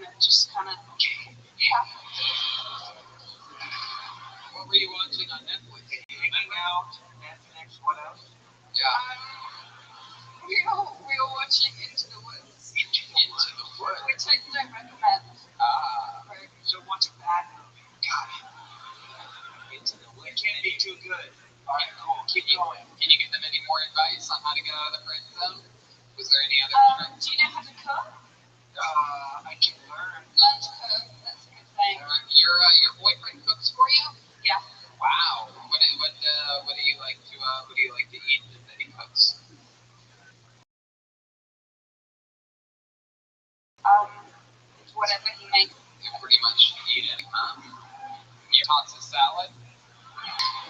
Oh, you have? Yeah, that's yummy, yeah. Hell yeah, that's it. Wow. The old bollocks, right? Yeah. Hey, look at that. I like this girl. Talk about into the woods. Yeah. Over the river, through the woods.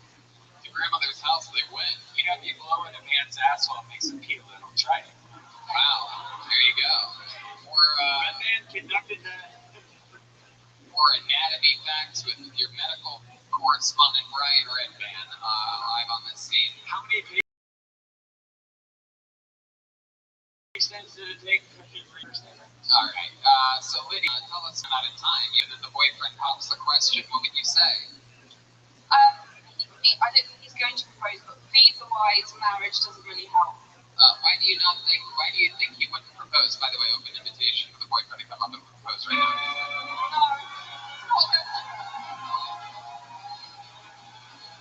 Yeah. Why do you think he doesn't want to propose? Because he hasn't met my family yet. He has to meet the family? What is this, 1642? What the fuck are we talking about? And he's seen her in the shower. There you go.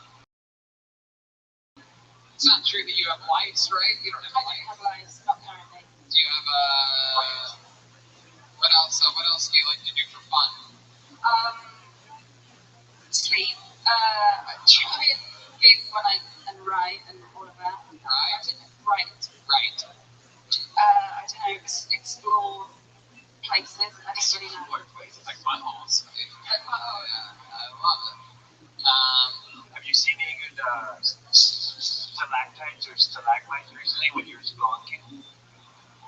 Sure. Okay. My goodness. I guess I need to work on my pickup game. Lydia, do you have any more like special moves in the bedroom? Any specialty things that you do that like you brought over from England, like the reverse tea bag or something like that, or some type of the old hot teapot, the old crumble, the old fucking tunnel, the old fucking Any words from Harry Potter, just...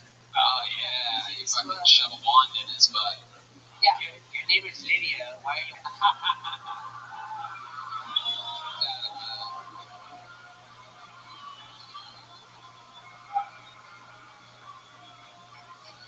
Guys, I don't think you should be disrespecting Egret from Game of Thrones like this. Lydia, You know nothing. Sorry, clearly. you seem like a very proud... That was so hot. Oh my god. Oh my god. When she locked eyes at me and said, you know nothing, puddle. You seem like a very proper English girl. Are your parents proud of you for doing stand-up comedy? Do they know that you do this? They've seen me perform maybe twice. They don't really like stand-up, and they don't like swearing and that kind of shit. Jesus, what are they, ICBC employees?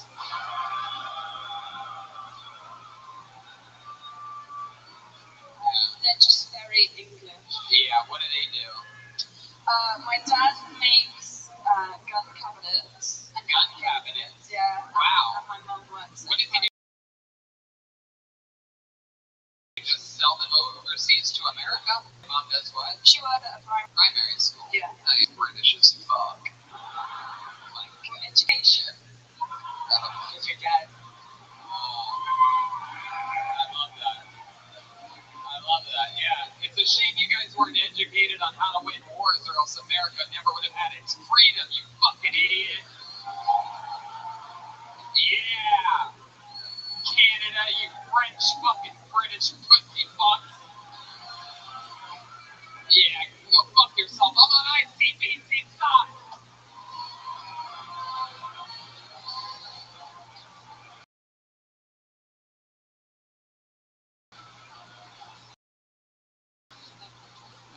I'm a bad guy. I would like to. And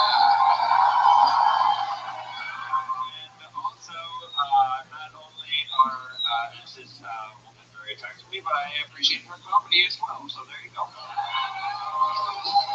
Yeah, no, I was kidding, Seymour. I'm not on ICBC side earlier, and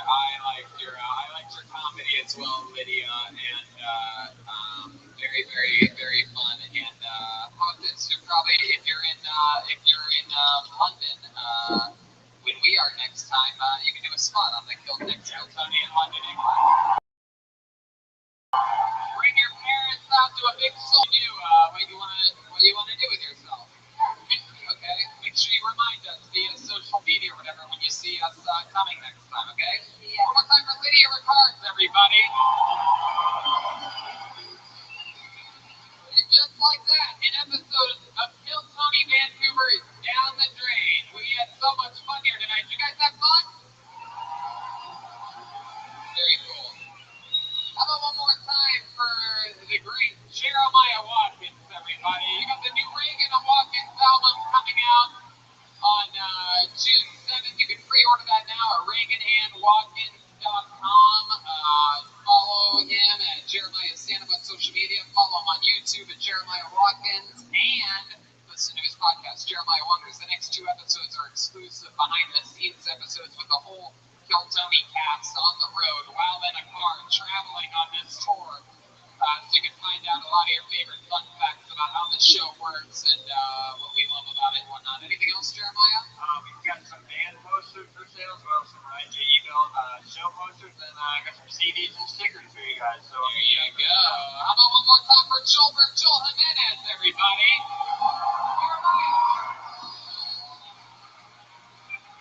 Joelberg's on social media and mostly sorry. Anything else, Joel? no, love you guys. First time in Canada. This is amazing. Oh yeah, it's the first time ever in Canada. Let me get an Instagram of you guys. You guys have fun tonight?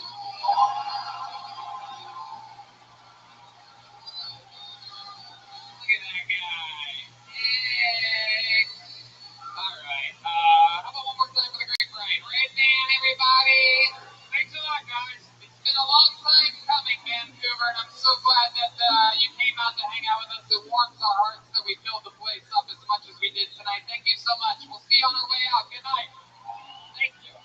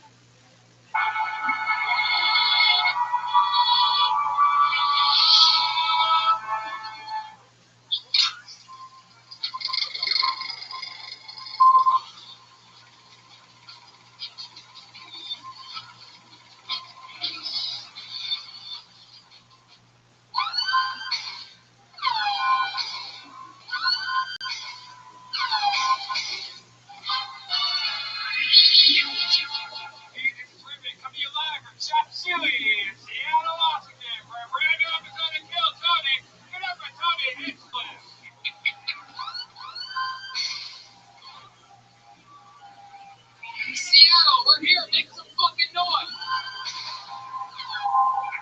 Good evening. Welcome. Here's the #1 live podcast in the world. It's Brian Redban, everybody.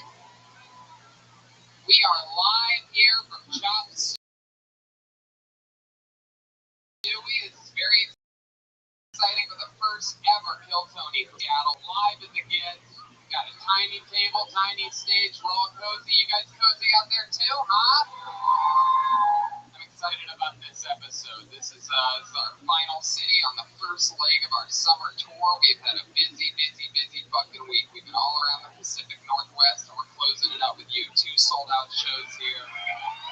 Seattle, Washington, before we go on to the fucking next one. It's incredible how busy we've been. So much fun, and then continues the first week in June. It goes on and on. We go to Lawrence, Kansas, Omaha, Nebraska, Des Moines, Iowa, Chicago, Illinois, and closesfun.tv.com. You can basically go to Google. You can go fucking anywhere you like.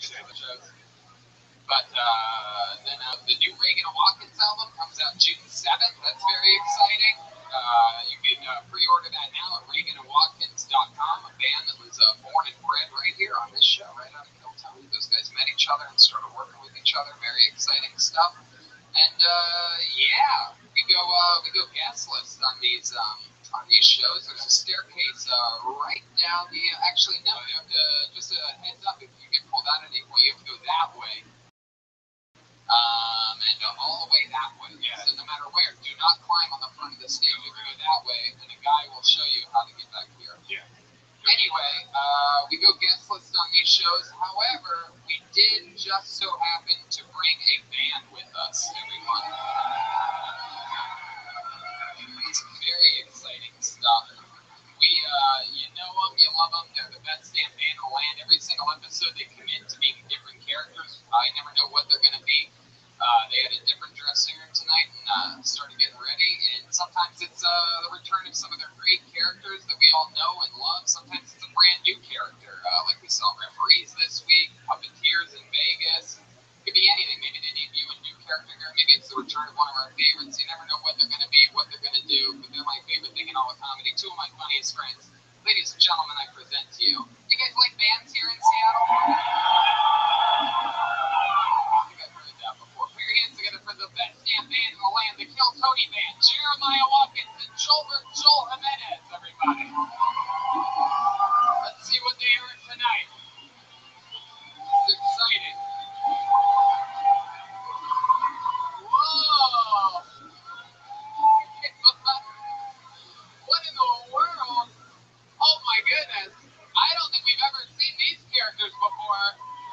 But I have a feeling I might know what this is. Are you Southern Bells? We just go to Southern Bells. Oh,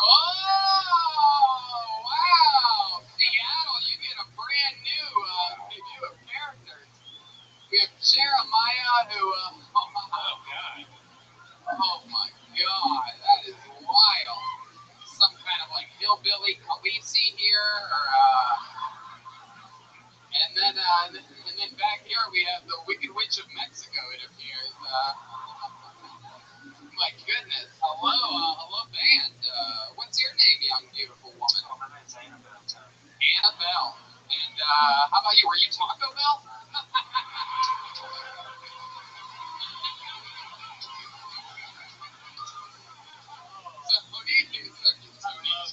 You hear that lady talk? Annabelle and what's your name, sweetheart? You're not going to believe it. Taco Bell, Jezebel. It's my full name. Taco Bell. I love it, Taco. That's sweet. I love it. These are, I can, every once in a while, I know when I instantly fall in love with characters, and this is one of those times. Right now. Joel just looks like a transgender fisherman right now. I can't really. Fucking incredible. I'm excited about this. We have the band, we have Red Band, and we have right here what was a custom-made Seattle Bucket of Destiny. Hell yeah. This was made by Kill Tony fans. Right there. Awesome. We appreciate it.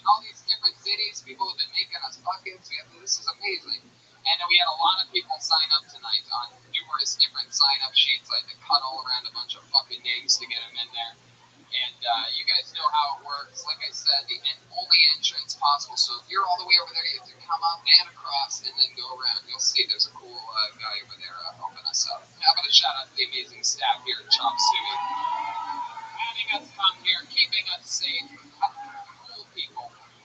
And you know how it works. If I pull your name out of the bucket, you get 60 seconds.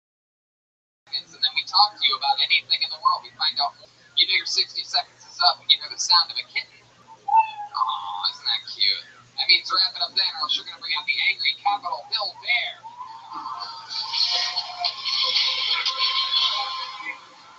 AKA the Diesel Bar Bear. I was told that, oh, you guys do know that reference, huh? It's unbelievable. The Tony Bar Bear. The manager here actually told me that connected to us, this place literally connected is a bear bar. Did you guys know that? Literally, yes. The place literally connected here. It's just a bunch of dudes that look like you, Red Man, all fucking each other. All butt fucking. And by the way, this hit me a little bit ago. It's really crazy. But I have to say, before even the start of the show, this is very special to have 2 sold-out shows here. Not only because because we're here, but also because we're going up against probably the most watched television show of all time tonight, the Game of Thrones finale. So I just want to let you, we want to let you know how much we fucking appreciate you being here while it's basically fucking nerd Super Bowl out there. So we just appreciate you being. Don't worry, I'll give you guys spoilers throughout the whole. Hey, boing, boing, boing, boing, boing. All right, let's fucking do this shit. You guys ready to start the show? It's the first ever Hilltony, Seattle, Washington, with Southern Cal, Ryan Redband. Fucking Seattle people. Let's get this goddamn show started. We've had some crazy ones this week. Portland was out of fucking control. Vancouver was insane, and they both said there's no way Seattle's going to be better than us. You believe that? Motherfucker. Well, let's find out. Let's get it going with a good start here. Put your hands together for your first comedian. One-word name, Travis, everybody. Wow, here he comes. Oh, yeah, right there in front row. Hey, 1, 2, 3. Yeah, here he is, Travis, everybody.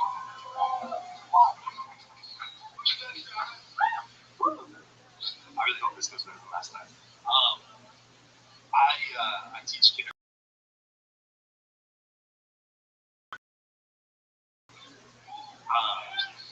I know I look like a crazy questions all day long. The other day, a group of kids came up to my desk, and they were all like, "Can you email God for us?" And I was like, "Ask your parents." That's usually my go-to, but sometimes they just don't buy into my bullshit. The other day, this teacher, Miss McKibbins, was in my room, and picture Aphrodite from the show, but Caucasian. So she's meandering about, and she's on her planning period. And this boy walks up to my desk. He's like, "David won't stop talking about how big Miss McKibbins' butt is." And I go over and I'm like, "David, you gotta stop." And he just looked. He's like, "Her butt." And he stands next to it.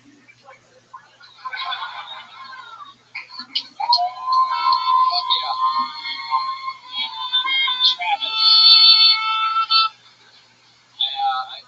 Did it go better than last time? Yeah. It did? Man, last time must have been god fucking awful. What just happened here? Somebody died? Just told us the half of some fucking little kid story? We had to know Miss McKibben, his name Miss McKibben? What the fuck did that have to do with the story? What the hell are you talking about, Travis? Why are you dressed like an off-duty relief pitcher?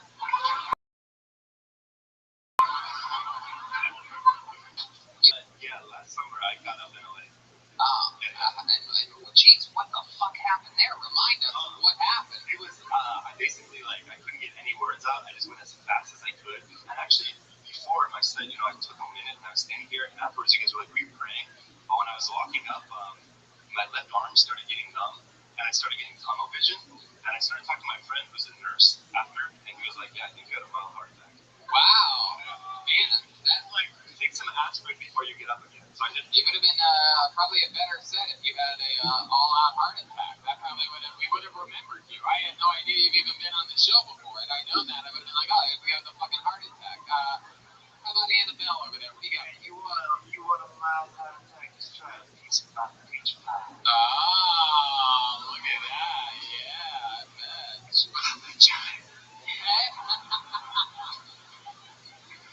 wants you to butter her breakfast. What would you do with Annabelle? What would be your first move with a beautiful woman like that? What's your go-to? Would you suck on her Adam's apple or what? What would you do? Oh shit! She doesn't wear shoes either. Look at that. Look at those beautiful feet. Give him a foot. Show him. Wow. Put those feet up and hang over him.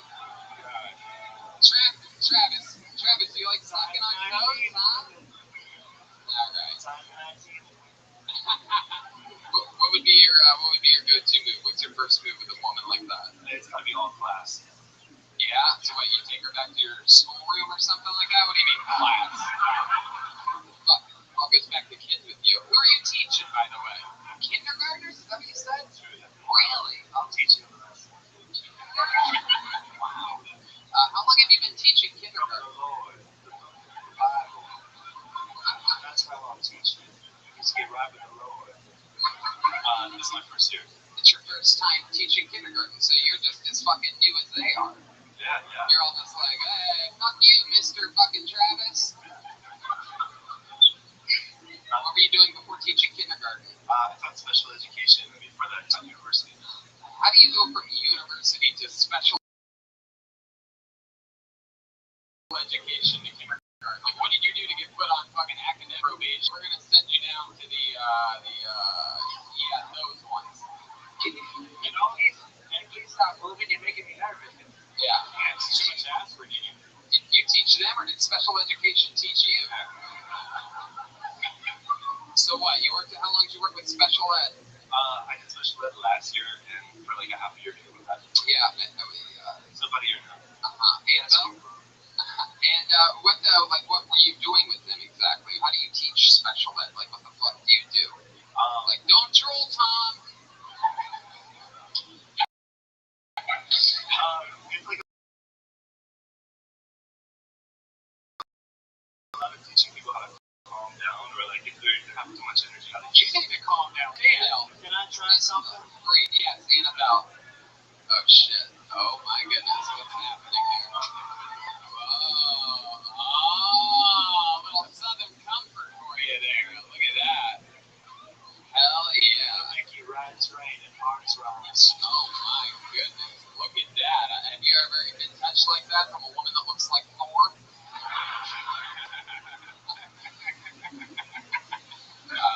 Have you, Travis? Have you ever been touched by a woman? Yeah, you have? Really? You have a girlfriend now? Yeah, stop. How long have you been single for? I mean, I've seen a girl on and off a little bit. We were watching Game of Thrones together, but we didn't make it through episode 4. Wow, jeez Louise. My goodness. What happened? Where did things go wrong? I have commitment issues. You do. So what happened? I got divorced last year in March, so I've been like not really dating. Wow, how long were you married for? Almost 2 years. Yeah. So what happened there? She promised when we first got married that she wouldn't try to make me move back to Korea with her, and then she was like, we have to move back to Korea. Oh my God, she's 100% Korean? 100%. And she was, man, even she does takeout, huh? She wanted to take you to go. You come back to Korea with me. I can't stay with you here. All you do is wobble back and forth in kitchen roll. You never stay still. I can't stand it anymore. You're like the worst vibrator ever. But actually, yeah, in Korea, it's considered bad luck if you can't stop moving. Yeah. It's annoying as fuck. Travis, you are my son-in-law. We teach you how to meditate. The way you move, very bad rock. Tell us more, Travis, about this Korean chick. How'd you get married? How long did you know her before you got married? We met in grad school, and I knew her for maybe 2 years before we got married. You knew her for 2 years. What does that mean? Were you dating the whole time? No, we were dating the whole time. We dated for about a year. Yeah, about a year. And then, why'd you get married so fast? Why did you want to do that? I saw that Trump was for sure going to get elected, and I was like, before immigration laws start getting really crazy, I should try and get out of it.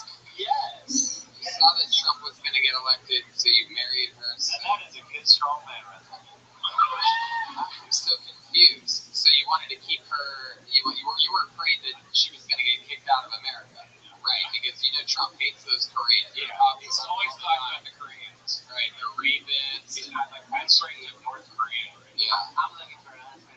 If you want to keep me in this country.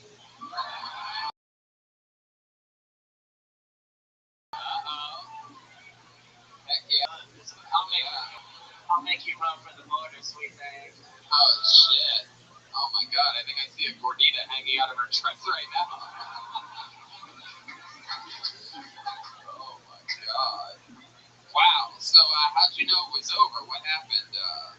I mean, we tried to make it work, but I wasn't going to live in Korea. I mean, they work 6-day weeks, and she works 12-hour days. That's What does she do for 12 hours a day? She teaches too, but Wow, what does she teach? English. English. A Korean that teaches English? No, I'm just with the Koreans. That just sounds wrong.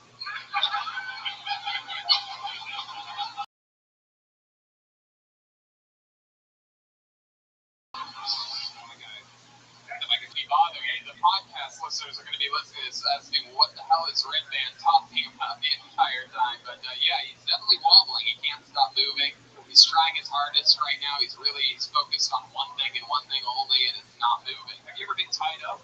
Like seriously? Like, have you been tied up? No, you should. Yeah, who do you tie up? No one now. Jeez, I think we have like another Green River killer out here. Is that a Seattle reference? Is that close? Hey! Booyah! Yeah. He looks like he's constantly playing. Or Pilates or something. God. All right, Travis. Well, I'm glad it went better than last time. But yeah, maybe we'll see you again. There you go, Travis, everybody. Yeah, there he goes. He can go right home and go to sleep without even having to change his clothes straight into he's got his little Adidas jogging pants on and his fucking Dave Alcatraz Donahue. breakout shirt. Going viral. Okay, there he goes, right back to obscurity. I love it. Does he move when he sits down, I wonder? Yeah, his like shoulders keep wobbling and shit. Hold on to the name out of the bucket, put your hands together for Ashton Cermak. Ashton Cermak. Oh, here he comes, right here. It's a little middle aisleway there, huh? Oh, that's cool. Hey, hey, hey, hey! One more time for Ashton Cermak. I can have this up here, right? Okay, fair enough. If a tree falls in the woods on a deaf guy, does it make a sound? Turns out it does. It kind of goes. Look at that pimp with the bush trunk. Weather. It's really unpleasant. I'm a little old-fashioned, like as a dude. Like I like analog shit. I'm from Seattle. I buy records and stuff, and I write on a typewriter. I actually put some of my jokes on a typewriter. My girlfriend was like staring at me like really lovingly, like while I was writing on the typewriter, like giving me those bedroom eyes, and I couldn't figure out why. Oh, fuck. And it occurred to me, oh, it's the one device where she knows for 100% fact I'm not talking about other women. I went to college to be a journalist because I took too much acid in community college. I thought I was going to be the next Hunter S. Thompson. So that didn't pan out well.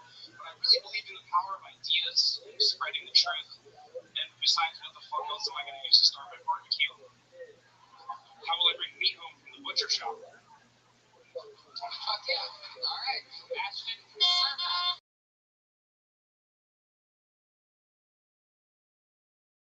You are saying that correctly, thank you. Oh, yeah. Stand-up comedy before, right? Like 8 or 9 years ago, 7 or 8 years ago when I was in college, I did a lot of open mics, but I've been dormant and busy figuring out life and jobs and employment and being in bands and shit since then, so. Wow, that's a lot. All right. Welcome back, I guess. Heck yes, it's your first time in like 8 years doing it. 7 or 8 years, yeah. Wow. And then, so what did you just say? You went through all that work? Like work, jobs, employment, bands. What would you do in a band? I played in a band around Seattle called Red Roulette for a while. It's okay, no one's heard of them. Yeah. What did you do in the band? I'm a drummer. Really? Oh, shit. Wow. Lovely Miss Tubell back here. Let's just talk a little bit more. What do you do for work now? I'm an electrician. electrician. You're an electrician. Wow. Actually, A lot of proud my friend Mike Elias is here in the second or third row. What is this, an R&B radio station? Are you giving shout-outs right now? The fuck? Annabelle. Yes, I like how he's known more in Seattle as an electrician than as a drummer. Yeah. Red Roulette got nothing. Electrician, half the place are fucking ape shit. Wow. My goodness, I liked your jokes, man. I like the way you did it. You seem extremely comfortable in here. Just being calm. Look at that. I love it. You have your drink up here. If the other guy came out here with a drink, it would be all over the floor right now. Annabelle? Yes, anybody ever told you you look like Theon Greyjoy with a ponytail? I have never heard that, but thank you. He also looks like Trevor from the latest Grand Theft Auto. Holy shit, like as he goes through the game and wow! Look at that! Oh! I'm just kidding, I don't do that. Well, But I do like that game. It's yeah, awesome. you're in. I have no idea what you nerds are talking about. You don't have a PS4 down the there? PS1. I have a typewriter still. Wow, where is There's nothing wrong with that. There's nothing wrong with that. any chance either one of you Southern Bells is from Alabama? I want to know your thoughts on the abortion situation. By abortion, I don't mean the first comedian tonight's set. Oh, look at him, he's laughing. Oh no, he's just convulsing. Anyway, what else, Ashton? What else about you? You have a girlfriend? How long have you been with her? I do. I have a girlfriend. I've been with her probably coming up on a year now. Actually, no, probably it's going to be like June or July 3rd. July 3rd. She's here right now, so I'm really blowing it by saying this. By saying what? What do you think she's mad about? By being like June or July 3rd for her first. I think she's going to be okay. I mean, I know you Seattle people can get a little emotional, but I think she's going to be just fine. She'll toughen up. And how long has it been? June, July, but for how long? For about a year. Oh, okay. Where'd you guys meet? We met like 8 or 9 or 10 years ago at Folk Life, which is like a kind of hippie fest type thing here in Seattle. Absolutely. We met back like 2 months ago. Hippie thing here in Seattle? Oh yeah, no, I know this is a radical idea to you, but it does happen. Wow. Yeah. Monday through Sunday? Is that what the fun is talking about? No, just weeknights after 7. Hell yeah. So what do people wear flannel on those days? They put the rainbow shit. So it's been years since you've done stand-up, and I find you to be so calm and interesting. You had a fun set tonight. What do you say we have a little Mexican drama? This is the first, Joel goes backstage until I bring him back out. This is the first Mexican drum up on the Pacific Northwest entire tour. We haven't had one. I feel like it's been weeks since our last Mexican drum up. Yeah. If you guys don't know, maybe it's your first time seeing or being at a Kiltony, but this is the show takes on the drummer Joel Jimenez in a competition. It's isolated drum solos for as long as they want to go and any way they want to do it. But if they win, if our friend Ashton Serback here wins, by the way, he becomes the new drummer of Kiltony. That means they play strokes on the second show tonight, tomorrow night at the Comedy Store with Get Stuff Benson. He's the full-time drummer, and Joel has to fuck his girlfriend. He has to stay here in Seattle and fuck his girlfriend. Let me remind you that it's all about comedy and drumming. It's about overall performance. It's about showmanship. It's about going out there. It's about taking chances, and it's about the actual drum competition itself. Joel is very defensive. He has said many times he will die up here defending his throne. So, are you ready to go for it? Ladies and gentlemen, doing the Mexican drama, having a chance at becoming the new Kiltony drummer, I present to you Ashton Serback, everyone. Here we go.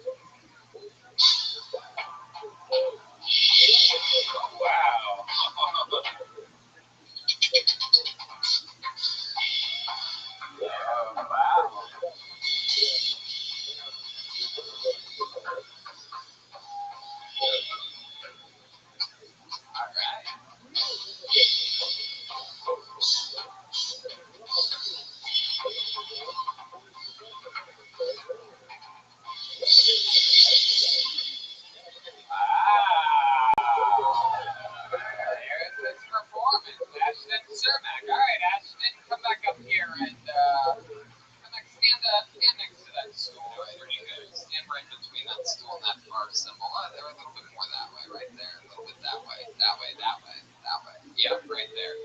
And now, ladies and gentlemen, I present to you, defending his throne, undefeated all time in Mexican dramas, the drummer of the Kill Tony Band, the one and only Joel Jimenez.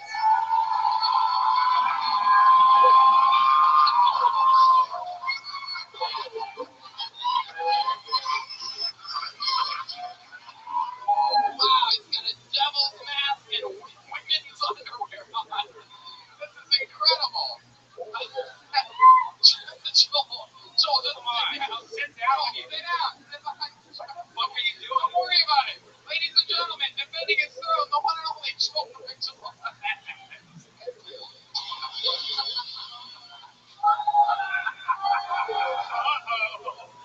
Hey, turn my snare off. Oh, Okay, my turn the God. sound off. Oh, I turned off the snare. Wow. But see, listen to the podcast. Joelbert's space needle is sticking out right now.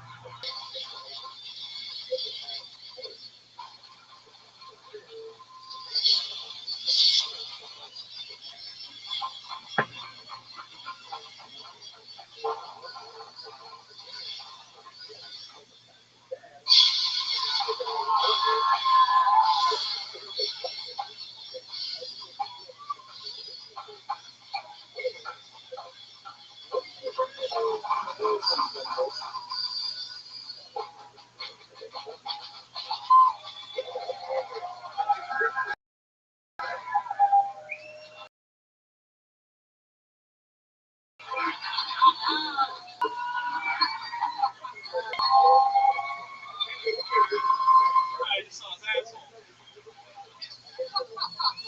Wow! Holy shit! For those of you listening, he somersaulted over the drums, ripped off his luchador mask, literally went balls to the walls here. That is incredible. Maybe a larger size of women's underwear next time, Joel. Yeah. Wow, that was incredible. Who has Ashton Cermak winning that Mexican drum off by a round of applause out there? Ooh, Ashton, I got bad news for you. Who's got Joelberg winning that one? Wow. Yes, still. The reigning, defending Kill Tony drummer Joel Jimenez. I am not worthy. And I'll tell you this, Ashton, you had some fun jokes up here, and for a guy that took a 7-8 year long break, fucking great performance. Welcome back. Come on, do it, Keep man. doing it, man. Bring it out. Ashton Cermak, everybody. He's on Twitter at Ashton Cermak. Hell yeah. That's how you fucking do it right there, huh? Attaboy. Yeah, I saw it. Incredible. I got them hangers, dude. You shave your balls pretty decently, dude. You're welcome. That's a good day in the sun shade. Shit, Taco Bell, I saw your fucking burrito bowl. That's how I come to St. Twins. And a chalupa. It's making us great, dude. You guys having fun out there? Alright. I pulled another name out of the bucket. Very good handwriting on this. I appreciate great handwriting. Very hands together for Jerry Wheeler, everyone. Here we go. Hey!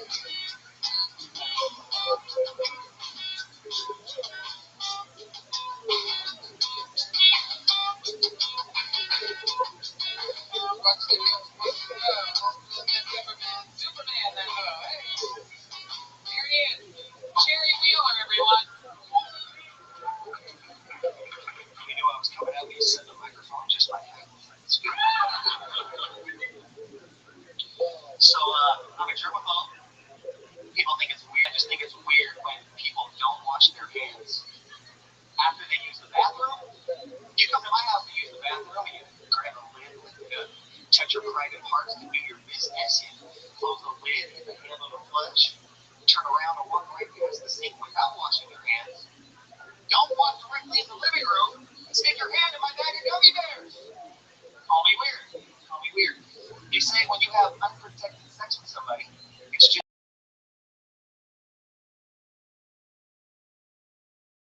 like sleeping with every single person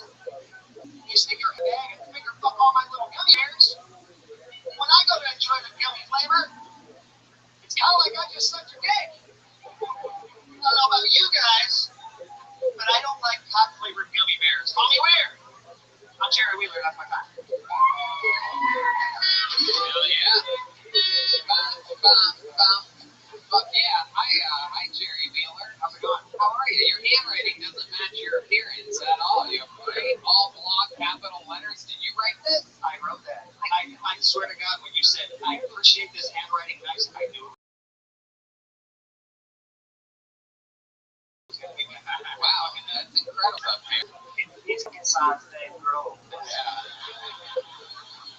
God, you're just a tiny little thing. How tall are you? What's that last guy? I'm 5'9". But no, you're not. How tall are you? 5'4". 5'4". Give 2 inches. Come on, man. You got lift in those fucking things. You seem tiny, dude. That's right. Big things come in small packages. Okay. Jerry, let's talk about it. You ever done stand-up before? First time ever. Wow. First time. Is it true? Is it true that you have a giant bag of gummy bears?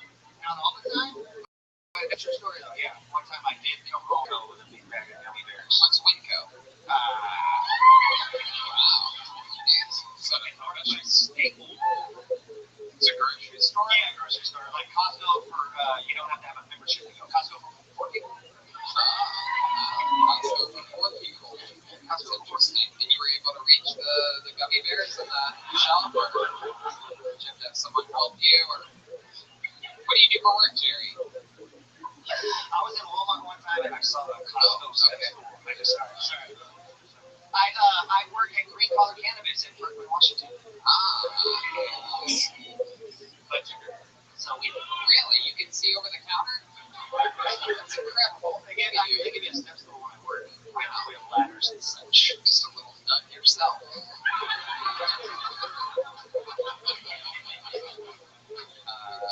My goodness. So what's your specialty? You sell people directly pot? Sell pot, yeah. Yeah, sell the weed. It's not like in California where they have jars and you bring it out. It comes prepackaged like it's from Winco. And you can package it at the store. You just Interesting that you sell pot. You look more like you grow it. Do you do both? no, never. I know about growing, but I never got to. I stopped growing years ago.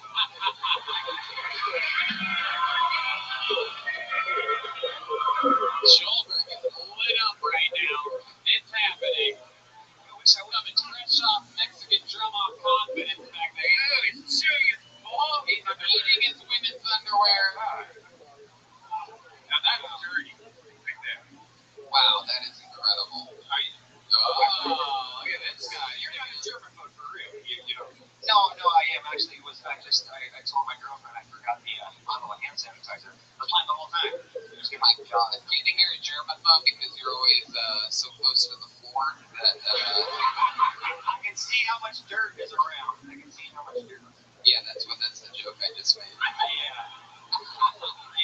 I was agreeing with you. I love it. Jerry, has anyone told you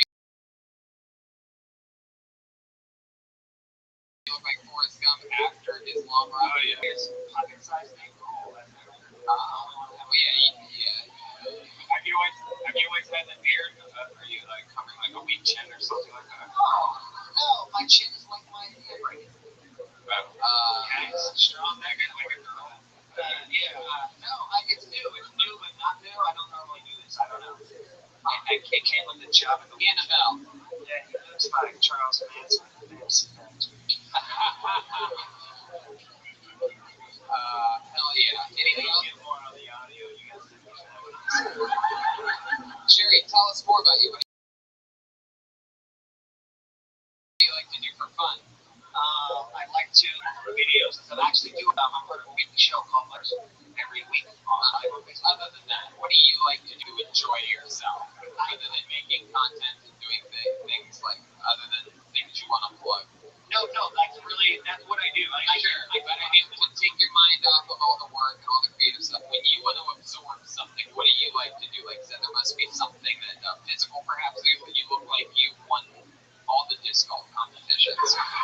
Am I close to right about that? No, I have terrible hand-eye coordination. I'm not good at sports, obviously, because my height, but also I have coordination. So I'm clumsy. I was clumsy my whole life, so I don't know. So is there something that you like to do that takes you to a peaceful place in your mind, something to relax yourself?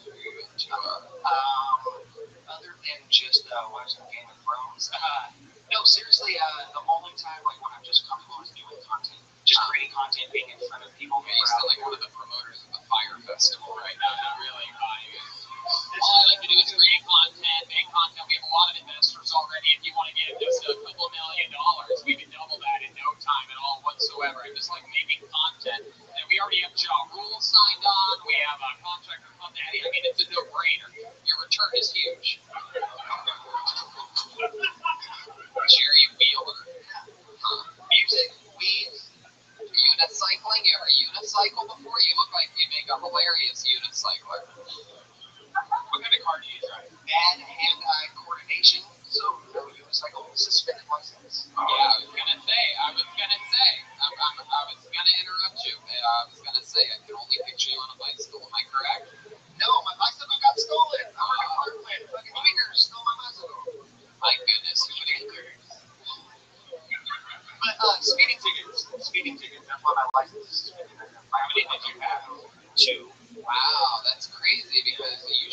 you should be able to control it because you're so close with the gas and brake pedals that you think you'd have more control over it. Like the tall guy at least maybe like loses focus of his foot or something like that. Like Annabelle, I'm sure a little bit lankier of a lady down there with those giant feet.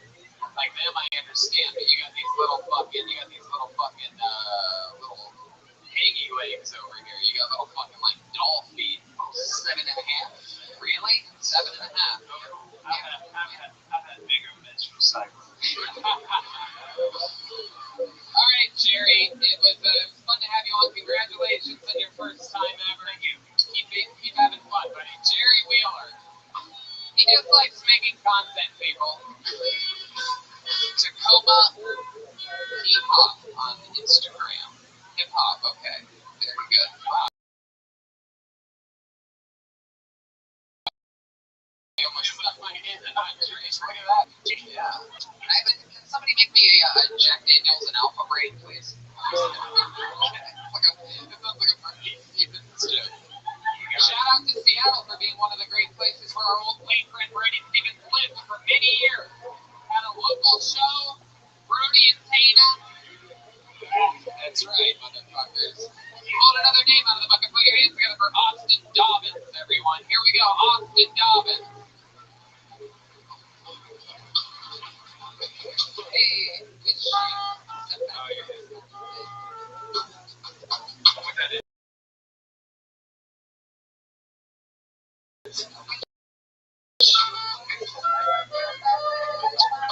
Here he comes. Austin Dobbins. Hey, how's it going, everybody? All right, so I just want to start off by saying I had a really interesting kind of upbringing, right? I grew up in a really interesting home. Me, my mom, grandma, great grandma. So I was raised by 3 old women. I've been joking, I'm like the 4th golden girl, right? But so that's kind of enough family for me, right? I don't need to go out and talk to my extended family. Perfect case in point would be I have an aunt who married a cousin. They were together for a very long time. She likes to ad-lib gospel songs. They had a pet chimpanzee. I'm not making that shit up. They had a weird family photo. The best part about her, though, is she's got a weird heart, man. She can't control it. So, like, watch her strap in into, like, a car going for a ride, you know? And all of her ad-lib gospel songs are like, oh, you know, like, the Lord and Savior, the love. I'm like, obviously didn't love you that much. You know what I mean? Like, I doing that fucked up arm and shit. Yeah, so, you know, I'm hoping the meal's coming up because I'm kind of at the end of what I had. A lot of things on the go. There we go, guys. Thank you so much. Austin Dobbins. So, there was a lot of other information there, but I think the meat and potatoes was you have an aunt that believes in God, and she's got a wonky arm. Super wonky arm. That's the main frame of that joke, right?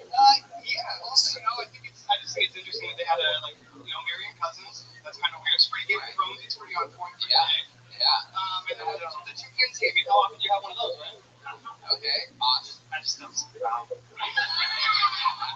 course you know, right? So, Austin, do you know what's wrong with her arm? Did something happen to her? This is your aunt? So it's my great grandma's sister, so I guess great. So it's in your genes. You could have a kid with a crazy arm. Well, I don't know. Maybe it's like onset, like late onset, where like she's gonna like I'm gonna wake up one day and be like, oh shit, you know? Is that what her arm does? It's like that? It did the berries, bro. It's like she's kind of worked up. I mean, like the hand's always kind of like that. Whoa, look at that. Like a hand puppet, like a raptor or something. This is exactly what I saw hanging out of Joelberg's underwear earlier. Just something just like that. Yeah, I don't exactly know. I think she was, you know, pretty normal as a child, and then at some point, I think there was maybe an accident. Who knows? Yeah. So you think there was an accident? All right. So let's talk about more. Enough about your aunt and her wonky arm. How long you been doing stand-up? First time. Wow. There you go. Give him a hand. While you're at it, give it Vance a hand too. The one that operates properly. So, Austin, first time ever. How old are you? 26. 26. So you don't look a day over Walter White.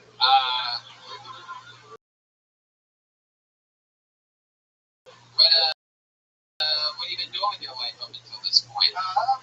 Backpack trip guiding and stuff. Very on point, very on brand for the Northwest.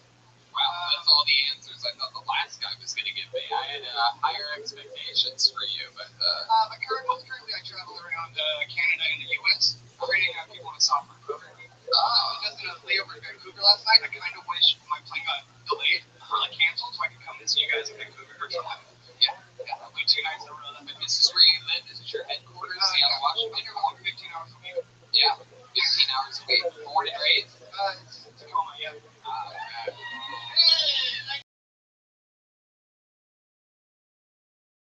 Look at that. Look at that little patch of billy goats we have here. So whitewater rafting guide. That's an interesting job, huh? It was fun. Came really late on the season and like didn't get actual trips. What level river were you working at? Level 3 up in Leavenworth, Washington, the Wenatchee. Level 3 is fun. Nice and chill. Enjoy yourself. How long is that ride? How long is that ride from start to end on an average time? Depending on where you put in, I mean, you know, an hour and a half. Is there like one major rapid that's extra hard? Is there a place where they would often spill? My favorite one, you're coming through, and I'm blanking on the name of like that. It doesn't matter. Was there an area on the Leavenworth River where people flip a lot? So you would plug a lot? On purpose, yeah. It's fun to toss some people up. Right. You gotta go grab Did you ever have any accidents happen? No, never, not once. I mean, like, you know, people get hit in the head with you know, like a paddle or something, but CLV, right? Yeah, no. Yeah, you got a helmet on. You're good. You ever take your aunt whitewater rafting? I think she'd be good at it with the whole fuck. Yeah. You have to put her on the right side of that boat. Let's fuck it.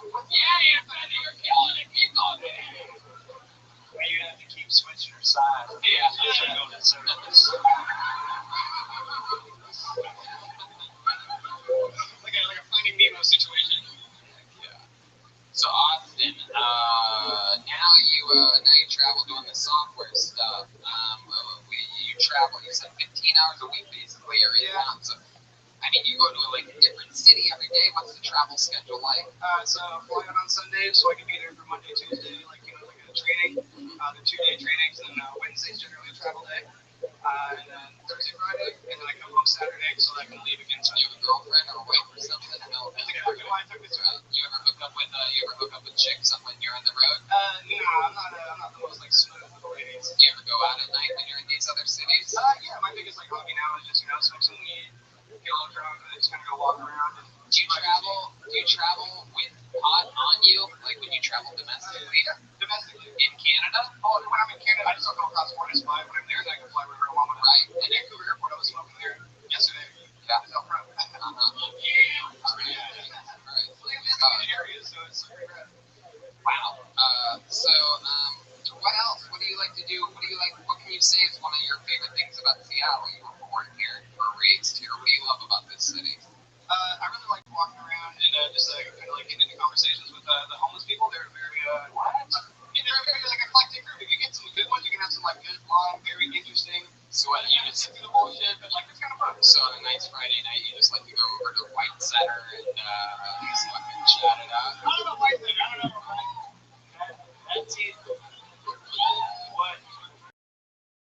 What he just said. What he just said was the nicest thing I've ever heard on the lonely. What you do for fun is talk to homeless people. Can you give us an example of a? I don't spend too much time up here.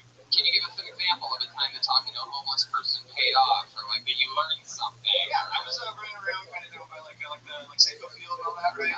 And I was taking some pictures, doing whatever. And this guy came up and said, "Hey man, let me use your camera. I'll take your picture for $1." And I was like, "You can just have $1 because I don't have to like give you my camera, so you can run away with it." Here's $1, man. I really appreciate the offer. And he was like, "Hey, my name's Alaska, man." And I was like, "Oh, that's cool." It's Alaska. That's what he said. My God, it was interesting. And were you like, "My name's Austin. We're from shitty places."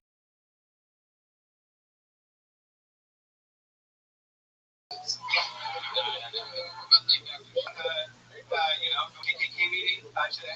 He is a rock guy. And he like won over the meeting at the potluck. They let him in, and I was like, I don't know what to believe for you. They had a big potluck. How long ago did he eat the food that they served him at the potluck or KKK meeting? I don't know if I can say. Again, this was probably years ago. I was probably like 16. Oh wow, it's been a long time. License, going up here, just kind of walking around, and he started talking to me, so I kept talking back. And then he peed on me. It talked for like an hour and a half. Goodness, an hour and a half. Fuck Jesus.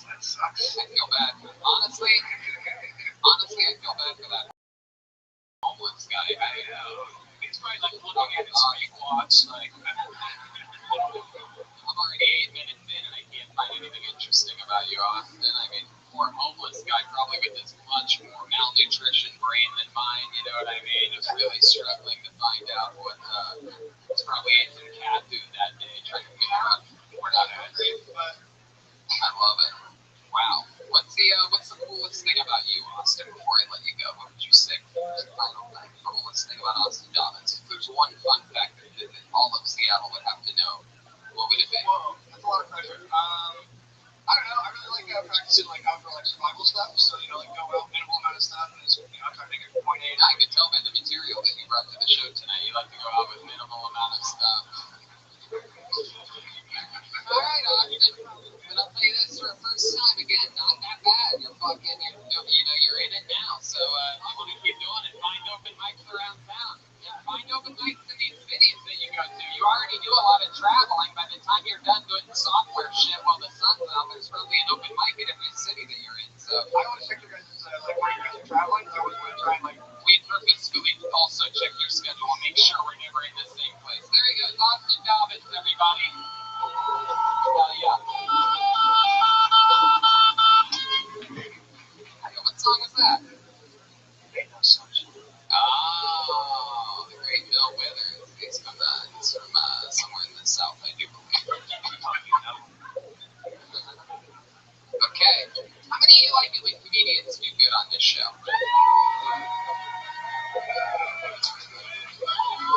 How many of you like it when comedians do bad on this show? That's pretty good. That's about par. Very happy to be your next comedian, Mike Mason, everyone. Mike Mason. Let's put a little makeup. I'm just gonna say everything. I'm gonna leave the games up on the table. Here you go, create another table. You want to grab a bunch of little makeup. You want to shake up. You want to little makeup. One more time for Mike Mason, everyone. Hello. Hi. Your speed on meth. Shit. Everyone wasn't so fucking judgy.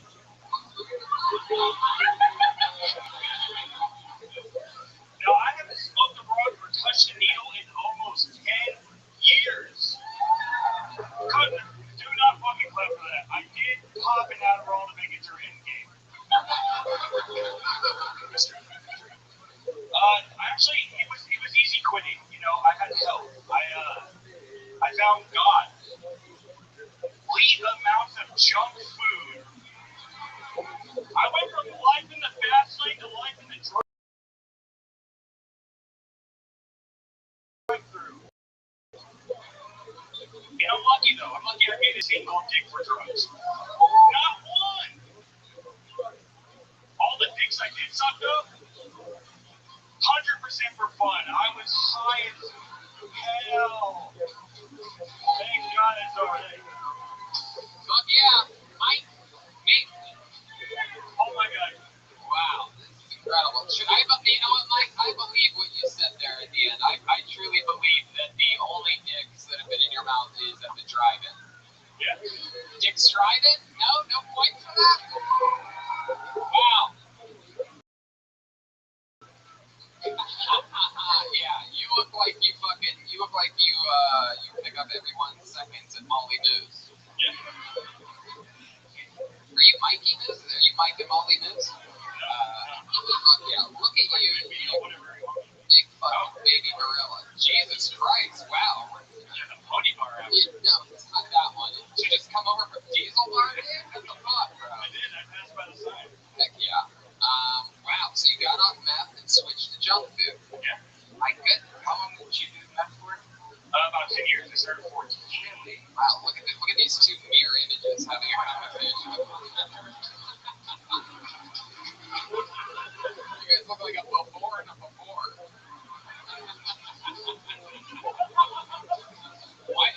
What attracted you to meth, though? I mean, what did it make you feel? I was this kid, and all the older kids were doing it, so... You were... Yeah. Oh my God, have you tried skateboarding since fucking up your center of gravity? Like do cardio? Oh my God.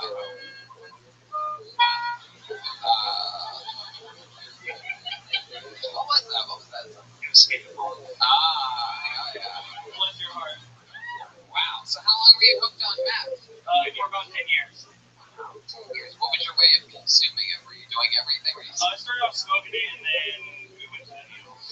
Oh, Needle, you didn't even go to like smart. Needle for like 2 years, and then I was like, fuck that. Needle for 2 years, just shooting up, man. Were you one of those crazy guys that just like walk the streets and start screaming at people and like pitching your face?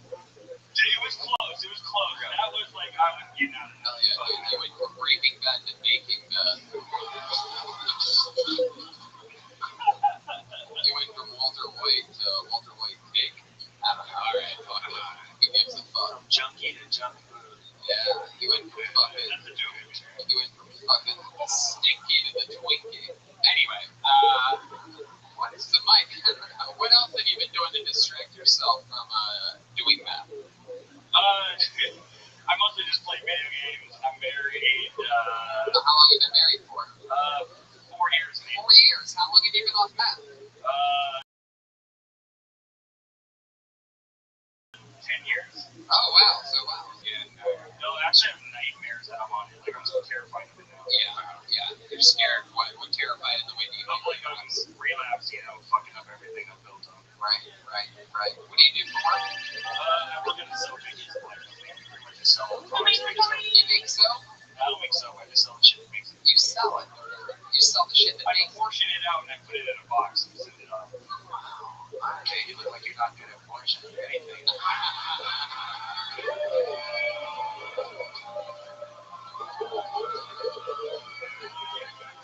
Incredible. Taco Bell, you have some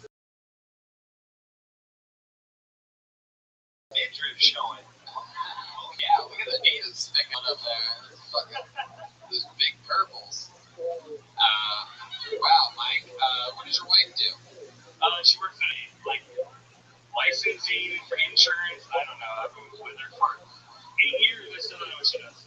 Jeez, wow. What do you know about your wife? What can you say about her? She's blonde and she's like next to me sometimes.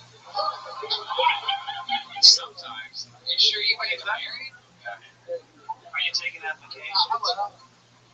There she is, huh? Fuck yeah. What are you guys' sleep numbers?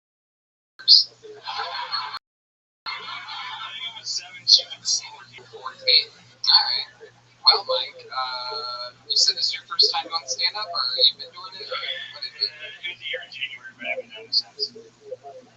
Here in January, but you haven't done it since. What happened? Why'd you stop doing it? I went to the 6 a.m. shift, and like 7 o'clock shows are still so hard to hit. So 6 a.m. shift at soap making supplies. So, wow, interesting. Soap making supplies. Do you use a lot of the soap that you use the soap that you make?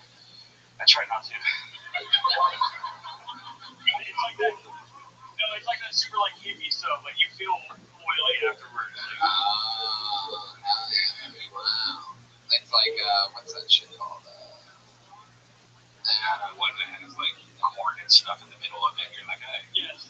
Yeah, the one with corn in the middle. I hate that shit. There's a corn in the middle of my stuff. Mike, what's something really interesting about you that you think makes you different? Something else that maybe you could talk about that you haven't written a joke about yet? Something that makes me different. Interesting about you. You have like wife and parents. I am an ex-method, but I'm also kind of an ex-juggalo. Oh. I can see that. I've been to the gathering of the juggalo. Yeah. Is that true?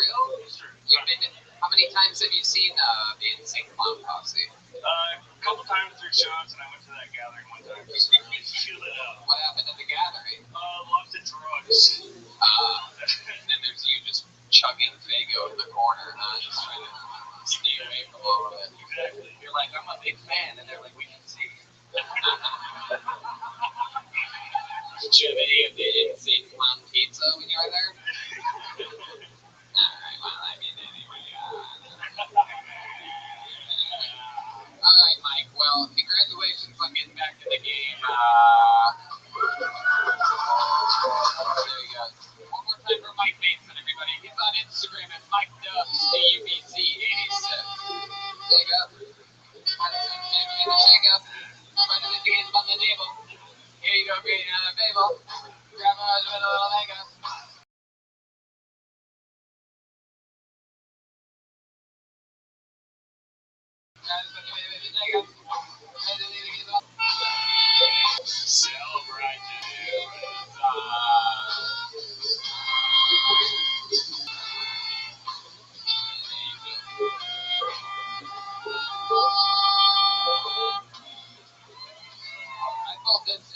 we're actually going to, I'm gonna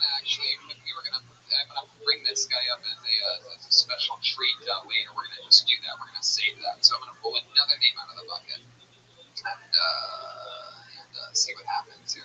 We're in the next comedian, Zach W. Collins.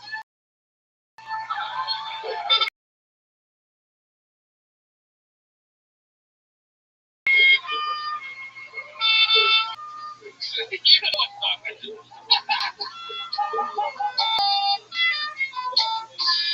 Guys, here one more time. How you doing? So, a few years ago, I broke my neck. Had a really bad fall. I woke up in the hospital.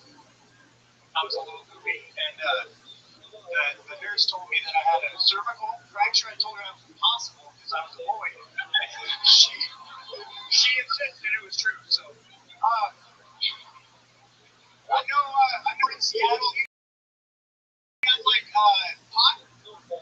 It's been legal for a while now. I call it the devil lettuce. I can't handle that shit. Last time I smoked weed, I got like sued for paranoid. I got really peer pressured into it. I got really paranoid. I got like super self-conscious. I thought I was laughing like a donkey every time, you know.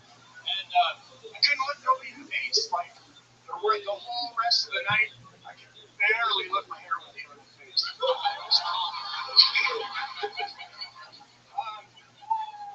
There it is. Thanks. Yeah, Zach Collins. Heck yeah. How are you, buddy? I'm trying to stand still. Okay, very good. You're doing good so far. Did you really break your neck? Yes. How'd you break your neck? In jail. Wow. All right. Looks like we have a fucking decent interview ahead of us for a change. Let's fucking get to talking. All I had to do was pee real quick and change the what's nice about these interviews. That strong of a blowjob? Like what happened? Yo, break your neck, bitch. Break your neck. Come on in there. Motherfucking coach. Anyway,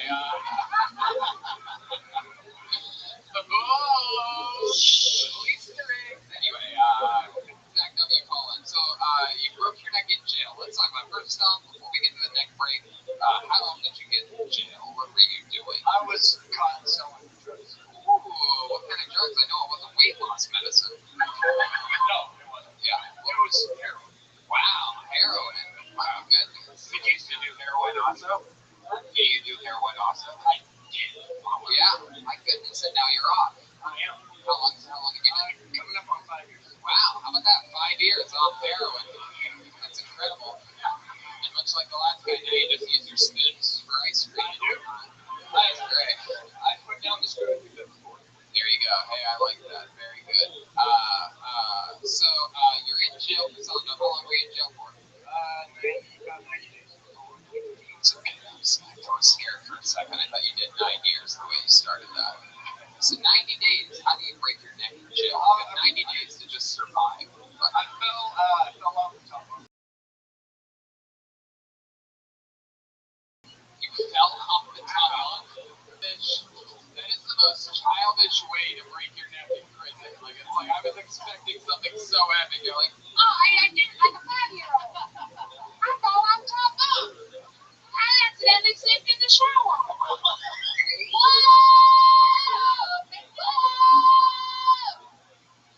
Just wake up. Do you have nightmares about that sometimes? Do you ever have flashbacks? Nightmares was his cellmate's name. Hey, yo, bitch, stop falling off the bed. You're waking me up. All right. Yeah. Oh, wow. So, did you have a cellmate during that month, right? Yeah. Jail. When you first get in there, you put you on top. Yeah. Did you ever drop the soap? The last guy made it. Did you ever drop it? Powder and soap. Powder and soap. Oh yeah. Did you ever try to snort the soap? No. All right. So what did you remember you remember the aftermath of the fall off the bunk? I remember waking up in the hospital. Oh my god. So they just told you, they're like, hey, Zach, you fell out of bed. Were you and your cellmate having any disagreements at the time? It wasn't in there.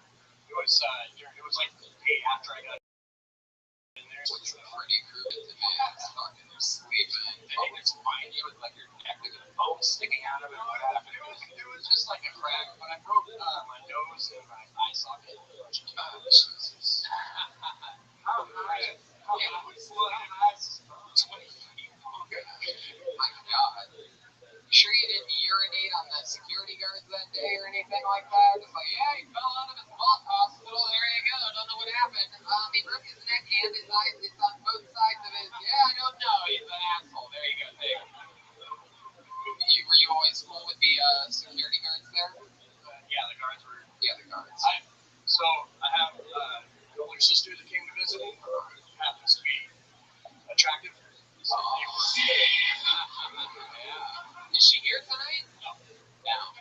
How long you been fucking your hot sister? Again, I don't see the So you would think that even your hot sister would come and visit you, so they liked you. So like, hey, it's fucking Zach with the hot sister. Yeah, pretty much. Yeah. They talk a lot of shit to me about it. Yeah. Like Zach, the things I would do to you, I would break your fucking sister's neck over the top bunk of one of these fucking beds. What does your hot sister do? She sells keto. Okay. So, Wow. headbands. Pyramids. Keto. It's a pyramid scheme. Wow. So have you ever taken on the keto diet that your sister sells? I have tried. Yeah, how'd that go for you? I lost like 80 pounds on it a couple years ago. Wow. So and then you Kind of heroin. and then you just stopped doing it? Yeah, well, it gets boring. The holidays happen. Right. Right. And you had to the holidays. Your favorite holiday? We're talking St. Patrick's Day, right? Wait. No.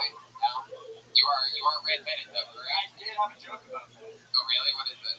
I did the ancestry thing and found out I was Russian. Wow. I thought Barely Irish. yeah, barely Irish. Really, that's interesting to me because I thought you were the child of Andrew Santino and the Pillsbury Doughboys. That's what I had it made for. My goodness. Well, anything else interesting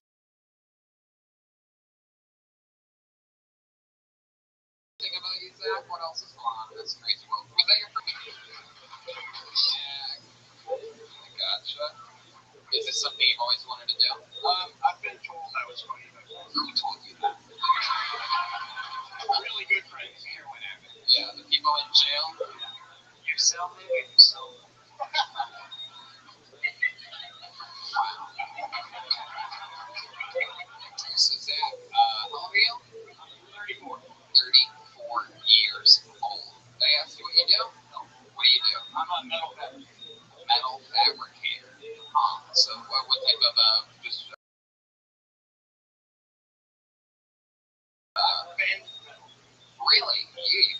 That's incredible. Bend is my team. What is that tattoo of right there? Which one? You have a lot of. What's the human being one? What's that one? That's Casey Jones from Teenage Mutant Ninja Turtles.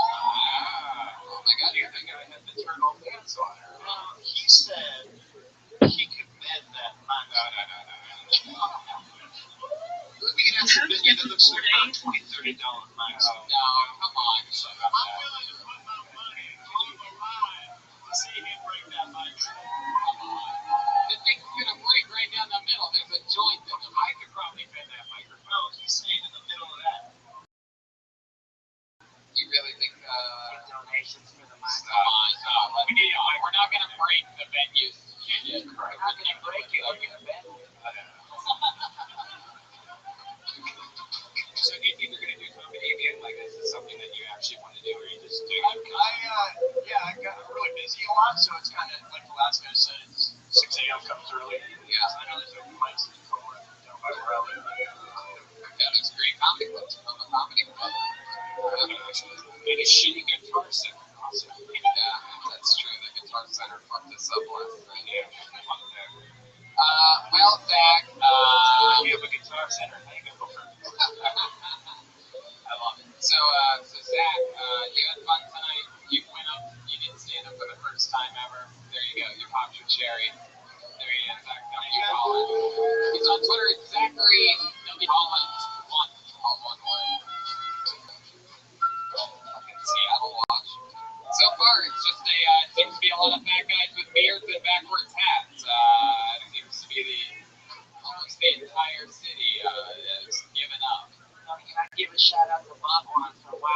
and she's right here in the second row if you would like to stand. Oh, wow, that's incredible. Hello, Bhagwan. How are you? He's here, Wild Dog Country. Heck yeah, stand up, take him out. Say hi to these people. Fuck yeah, there he is.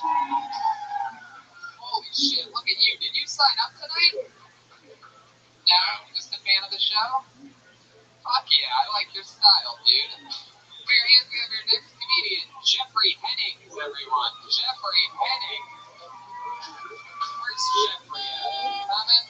Is that Jeffrey there? Oh, there he goes. Alright. Somebody just took his drink. How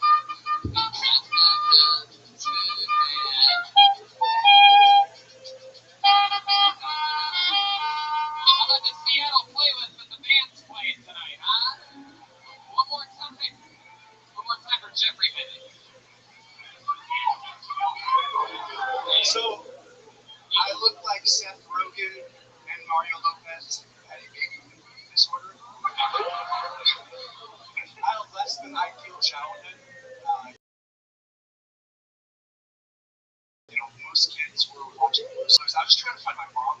They were singing the Blues Clues type song. I was just hoping for a strong male figure. A lot of children were being coached to dial 911. There was an emergency. I knew the numbers of the local precinct at the age of 8. I'd call and say, hey, you guys have my mom again? Yeah, Jeff, we got her. She's about to be released. Some kids play games like pick up sticks. I play pick up mom with the stick shift. It was nice though because those drives were kind of the only time we could spend together where she wasn't yelling. Because her voice was hoarse from screaming all night. That's me. Thank you, Jeffrey. Holy shit! This is a good break for us from fat guys with beards to you, Jeffrey Hennings. Very exciting. Man, I'm so excited for me, dude. I did not think this was gonna happen. I know everyone says that shit, but this. Okay, Jeffrey. I feel like I'm like, this is surreal. Jeffrey, relax. I'm a Patriot. Oh, Just listen, I'm gonna have a mod artist. Okay, very good. From Panda Express to Panda Express, there he is, Jeffrey Hennings. Oh my god. Hell yeah, station. That's my shit. Which one? Orange Chick, bro. Wow, look at you guys having a fat off right now. I love it. Alright, You both need to come in and those I'll make you an honest. so Jeffrey, let's talk about it. You ever done stand-up before? I have done stand-up sporadically for like 10 years, or like, for like 7 years I've done like 10 times. 7 years, you've done it 10 times. Wow. Fuck yeah. And once last week to prepare if I were to get called up. How'd it go last week? How long did you have to do last week? I did 3 minutes. I didn't do any of those jokes, so actually I had some jokes that I liked, but I took your advice, more pandering, I was talking about myself. And so It's not pandering, that's doing comedy. Well, I don't know, I'm just saying, like, this is the first time doing that bit. I didn't do it last week. And it worked. I mean, the first part, when you made fun of yourself, I don't think anybody knew what you were really. Can you try to describe what you were talking about? You had a tough childhood. Tell us about it. Yeah, I just had like a fucking crazy person. Really? Was the dad around? So I know my real brother, and she married a guy in the Navy, and then he was gone like for 6 months at a time. Wow. Yeah, you had a Navy dad, and he had a gravy son. And you always been a big boy, Jeffrey? I fluctuated, man. I also did keto. I lost about 100 pounds. Oh my god. Gained about 80 of them back, so wow. Doing it. Wow. How did you gain the 80 back? Well, where did you go wrong? What's your vice? I stopped smoking weed. And somehow you got the more munchies? No, Tony, I'll be born with you. Call me Tony, just like I have a compulsive attention. I love eating shit. What type of food? What are your biggest, what's your regular guilt stuff? Curry, bro. Curry? Wow. You love curry? Green curry? What other curry? Well, I like Penang and mussel. Wow. I think so. Very good. Shit.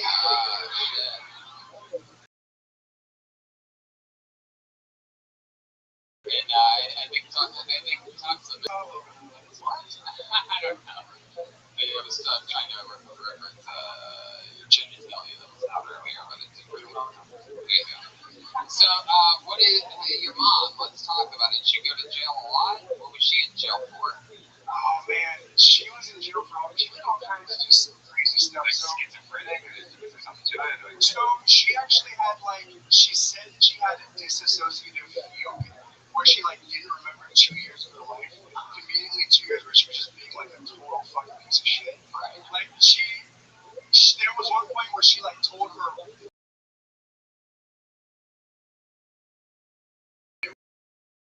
boyfriend they were robbing our house. Oh, so they wanted to run me over with the car. Yeah, it was so she came in. I also had an SUV.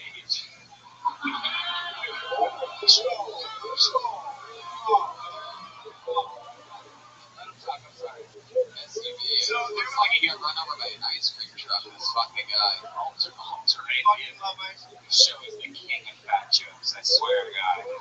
Every second. She was in our house taking her shit, and then I called 911, and I was like, "Mom, seriously, I'm supposed to be just taking all of her stuff. What I do?" And then she's in the background, and she's like, "Jeffrey, get off me!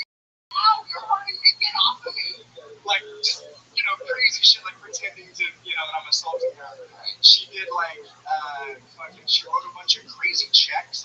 She put her hair down and wrote these checks with a different signature and bought thousands of dollars worth of stuff. And I was like, "Mom," I was 16. I was like, "Mom, are you sure we should be doing this?" And she's like, "Jeffrey, quit being a baby. I've done this before." Wow. How about now? What is she up to now? She died of cancer. Straight up. Wow. 4 years ago. She lived hard. Thank you. That's right. That's right. Burned out quick. Let's check in with Annabelle over there. After hearing your story, I can just say that I hope you know that your mother loved you. She did the best she could. Wow, look at that. Little words of wisdom from Annabelle, everybody, with her foot hanging. All right, so tell us more about you, Jeffrey. What's some fun things about you? What's some positive stuff? What are you into? What are your hobbies or anything? Any fun facts about you we need to know? Playing a band, 2 piece. Oh yeah. Yeah, you and a drummer. What do you do in the band? I used to go theater.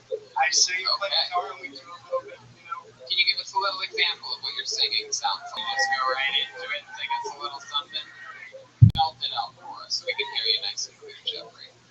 I can hardly take it. Sometimes so frustrated. Never try, never fail. Take the same, still yourself. Grow old, grow ambition. Shit, I got there's condition. Think there's always time for one more shot. Wow. Yeah. Let's check in with. I think it's usually not a good sign, but. There you go. Let's check in with Annabelle over there. Shut the fuck up, Jeffrey. Annabelle. Yeah, I was just curious if you did the vocals for the 90s commercial Crossfire. Don't get caught in the crossfire.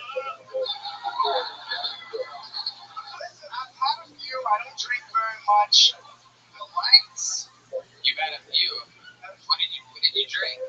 I drank a couple ciders and a tequila pineapple. This is my first time drinking in a while. I really don't Heck now. You have something with your eye? I noticed you twitch your eye, your left eye. I do that. In fact, I recorded last week and I twitched my eye. Do you know what it's from? It's just like a tick. I don't know. I just it just happens. Wow. It's from having a fucked up life, Jeffrey. That's what that is. That's all that is. That's your mom's fault. Now, it's your dead mother's fault. Now, can you control the tick? I can actually a little bit. So it's like. Oh my God, Jesus. Creepy. Oh my God, what are you, the 3-eyed? Wow, there you go. Anything you can do, she can do better. Yeah. All right, Jeffrey. Well, congratulations on getting up here. You're a big, adorable baby. Go over to get back over to the diesel bar and go have some fun. There he goes, Jeffrey Hennings, everybody.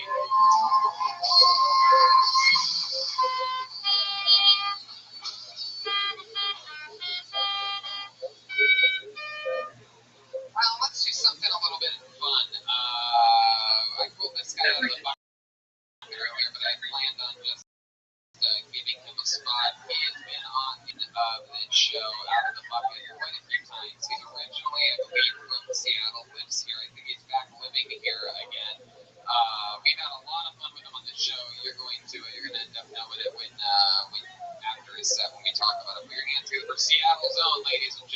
Levi Manis, everybody. Levi Manis. Yeah, found. Yeah. Hey now, Levi Manis. Hey, here he is, everybody. Come on, one more time for Levi Manis.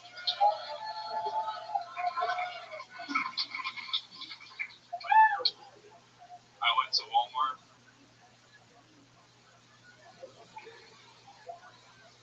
And I asked where to keep their suicide supplies.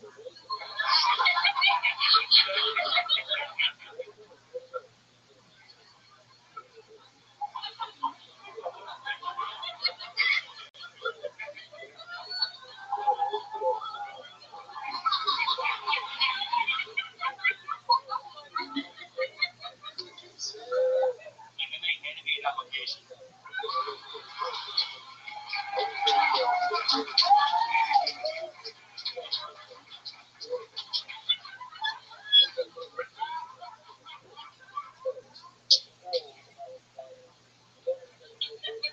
I want to try something weird with you guys.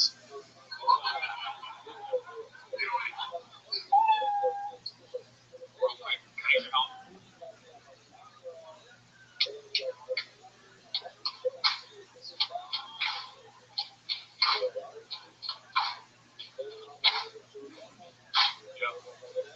Somebody wants to open the Wow, there you go, Levi Manis. Now, Levi, you became popular on the Los Angeles version of Kill Tony. People love your rock star style, delivery, and commitment to your physical demeanor.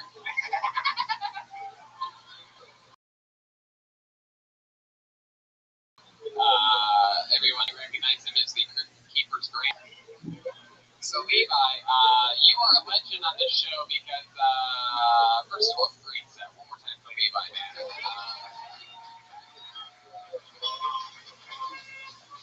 Now, you were from Seattle, and now you're back here again. Yeah, I'm here for the summer, and then I'm planning to go to New York in the fall. Oh, very cool. Awesome. Now, you might recognize Levi from Kill Tony in Los Angeles as the guy that was a virgin who had his first kiss ever on the main stage. The great Jen Murphy came up and gave him a big wet smooch. We all watched it. That poor Jen Murphy. One of the highlights of the end of Grand Theft Auto, Trevor. The very last thing of the video game. The full evolution here. Yeah, that's my first thing. And you are one of the more famous virgins in the history of the show. However, I heard from a little birdie that. Yeah, I lost my virginity last week. Wow!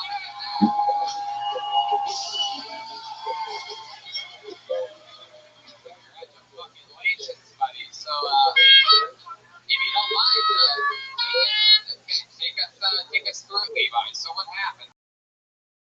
How did this happen? I don't know how weird I am. A friend of yours was talking to her friend about how weird you are. Go ahead. Yeah, and then she wanted to see a picture of me and thought I was cute. Yeah, she's into fucking freaky shit. Yeah.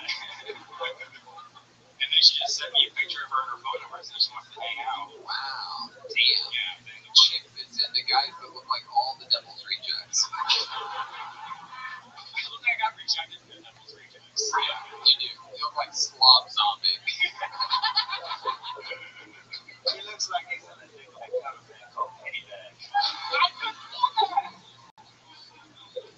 So it turns out she's into freaky dude. So then what happens? She hits you up. Yeah, the first She called the payphone that you lived in. the first thing she started talking about when we were texting was suicide, masturbation, garage music, and how she hates being around people. And you're just seeing hearts all over your eyes. Exactly. It was instant. How about Walmart? You like Walmart too? And then what? Where'd you guys go? Go ahead, Annabelle.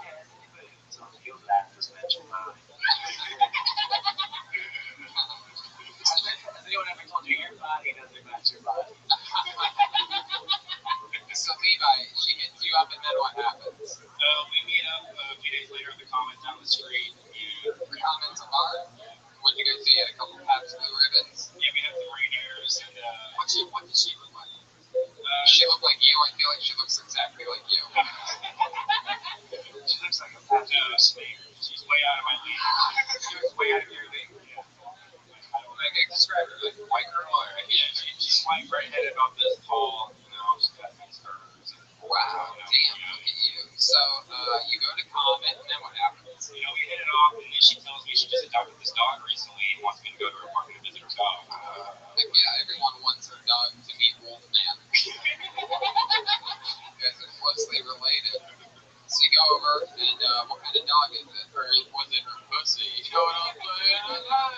Go ahead. What kind of dog was it? It was like a little small mixed dog. Heck yeah, you were about to show her your wiener.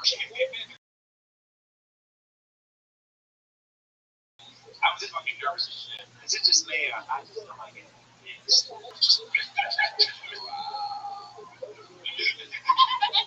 So she showed you her little dog, and then what happened? You're standing there playing it cool, nibbling on some of the dog food, just playing it cool, hanging out.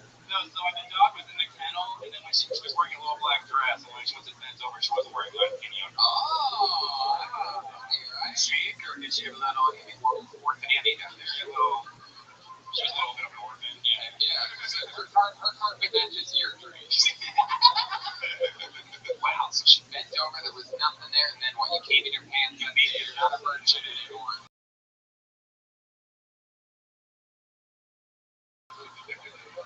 Contra cherry. Yeah, dog comes out, and we're on the floor. Just How do you call your kid? do you have a red rock in his mail?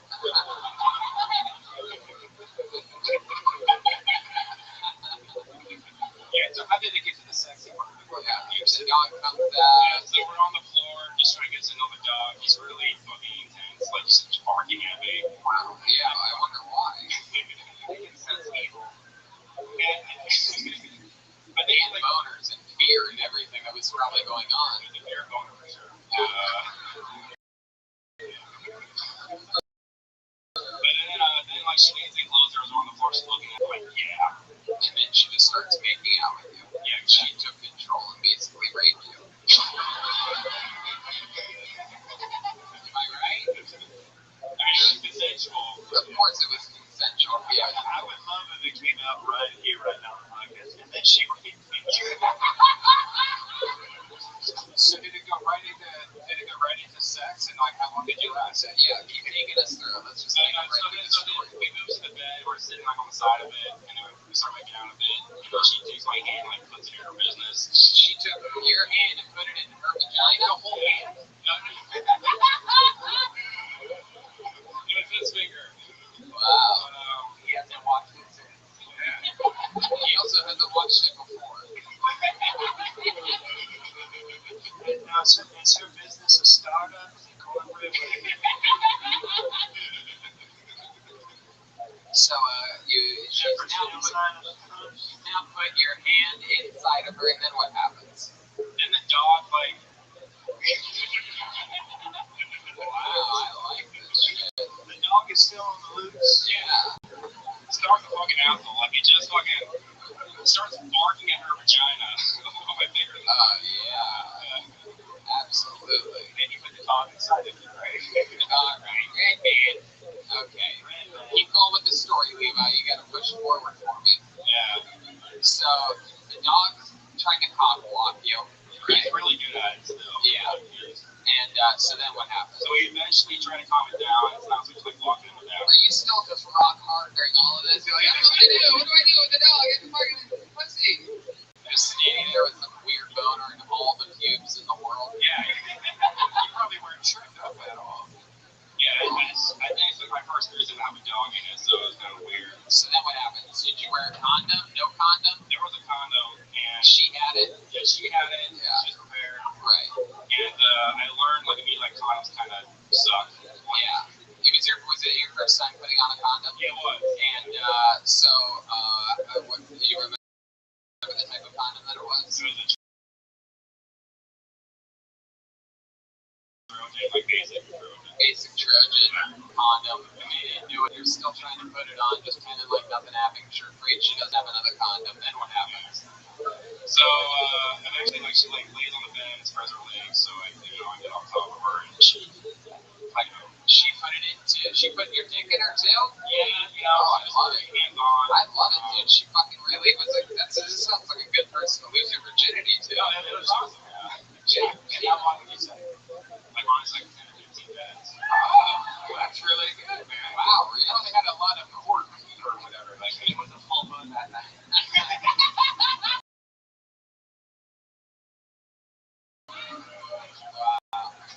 Annabelle.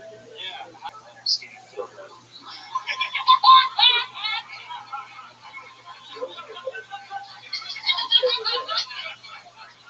She was, as free as a bird now. Feeling good, yeah. 10, 15 minutes. It's very impressive. And then what? You finish inside the condom inside of her, or did you pull it out and come on your own beard? So inside her, because then like before we're getting drinks, that's all like my favorite thing in the world is like the Smash Mouth joke I just did. And then she asked me afterwards saying, hey, was that there in the Smash Mouth? And you're like, I didn't really have an answer. yeah, the answer is no. You enjoy the Smash Mouth joke better than coming inside of a condom.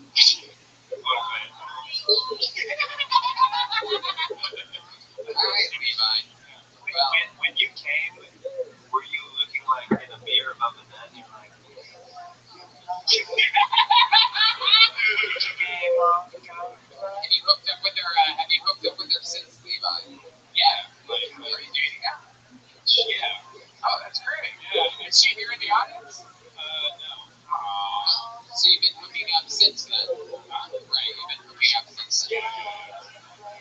Wow. Okay, very good, Jerry. So annoying. Wow, that's a great sing-along to the fucking episode. Bob Goodery. So Levi, everything else has been good? You're hanging out at one spot in Seattle? You're comfortable, cozy? Yeah, man, this is my home. I love it here. Well, we're happy that we were able to get you up here tonight. The great powerful Levi Manis, everybody. He's on Twitter at Levi Manis, Manis. What do you guys think? Go back to the bucket one more time, huh? We're running out of time, but I guess we could maybe squeeze one more up here. All right. Put your hands together for your final comedian of the night. Dylan Kinsler, everyone. Dylan Kinsler. Here we go.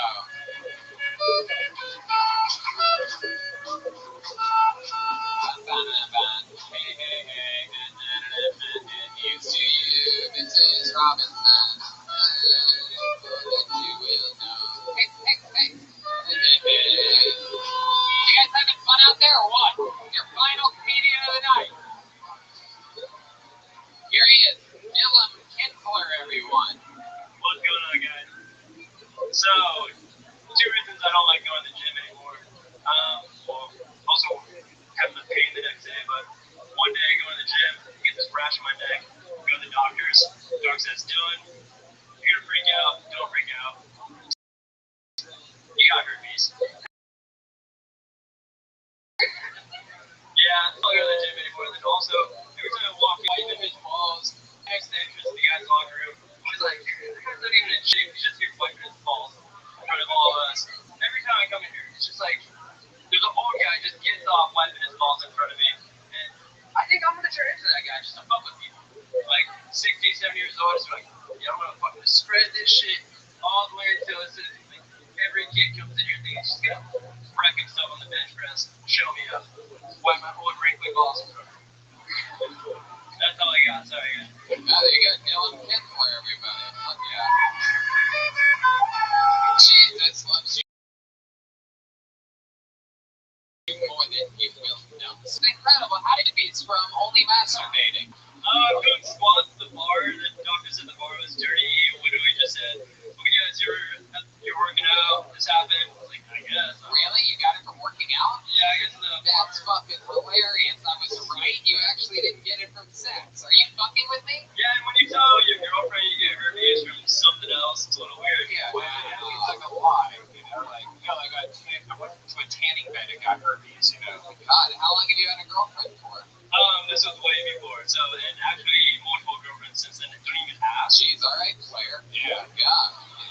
How old are you? I'm 27 years old. 27. Plowed through a bunch of different girls. I don't understand. And they're high school girls.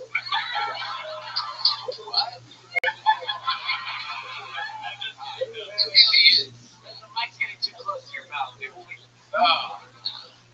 Dylan, stick with you. So, wow. I mean, incredible that, what's your trick? I mean, you made a joke there about high school girls, but I want to know, like you said, you've had multiple girlfriends lately, right? Oh, no, I'm married now, actually. Oh, really? How long have you been married for? I've been married a year, actually this month, next week. My goodness. So what made you want to settle down and get married? You were living this lavish sex life. I'm a romantic and she just settled me down, so. Yeah. Did you give her herpes? Yeah. We talked about this a couple times. She has an outgrowth recently, so I think we're okay. She has an outgrowth. Outgrowth. Okay. Dylan, what do you do for work? I work in the cannabis industry, actually. Cannabis industry. Yeah. Interesting. What do you do in the industry? So packaging or something like that? Yeah, so I do packaging, quality assurance. I had a feeling. You don't really, it's too innocent to be a grower, and no one would buy pot off an undercover cop like you. So I can just tell, I did the math on it. First time I've ever guessed packaging. By the way, all this weed will give you herpes too, so why don't you name the company? Luckily, if you do get herpes from the weed, you can use some Infinite CBD to calm it down. You know what I mean? The stress can cause outbreaks. You know this, right, Dylan? I don't know at all. Well, there you go. You're an uneducated herpes person out there just probably spreading it, stressed out, going wild. And yeah, you can go to infinitecbd.com, use the code KILTONY and save 15% at a time. It's the best CBD. All my friends, family, neighbors, everybody uses it now, so check it out. So Dylan, anything else interesting about you? What's your wife do? My wife does marketing, and I just do a lot of snowboarding, all stuff. Wow. Wow, it's crazy. You do a lot of snowboarding. You look like a skier. What's that mean? White as hell. He's just like, I don't know, he's just some type of shit. He's one of like the. Oh, now Jeremiah has herpes.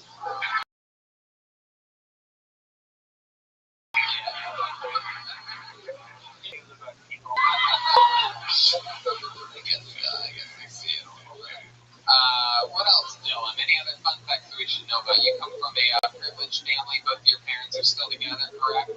Broken home from a smaller city to go in this little different. Oh, wow. Really? How broken was your home? I don't know. You took it to like a dollhouse or something like that? What do we mean? Oh, no, we grew up in a duplex, a rental house. She finally got married. So. Wow, a duplex in Tacoma. That's in Tacoma that you're basically Bill Gates. Yeah. Good one. Wow, duplex. All right, Dylan. Well, you got up here. It was fun to meet you. You're 27 and married and all that. Have you ever done stand-up before? No, this is actually my first time. First time ever. There you go. The goat of the first time for Dylan Kinsler. And there you go, Dylan Kinsler. He's on Twitter at 710 Northwest. How about that? Okay, sure. There you go. I said that was going to be the last one, but we realized we didn't get a woman up here tonight. Should we go through the bucket? Can we pull a woman, huh? Why there's a woman in the bucket? Absolutely. Sure there is. Sure there is. The Southern Belle are fans of that idea. It's not going to be his cat. Cat must be a woman, huh? Cat Randall? Cat? Is there a cat out there? Yes, it is a woman. Here she comes, Cat Randall.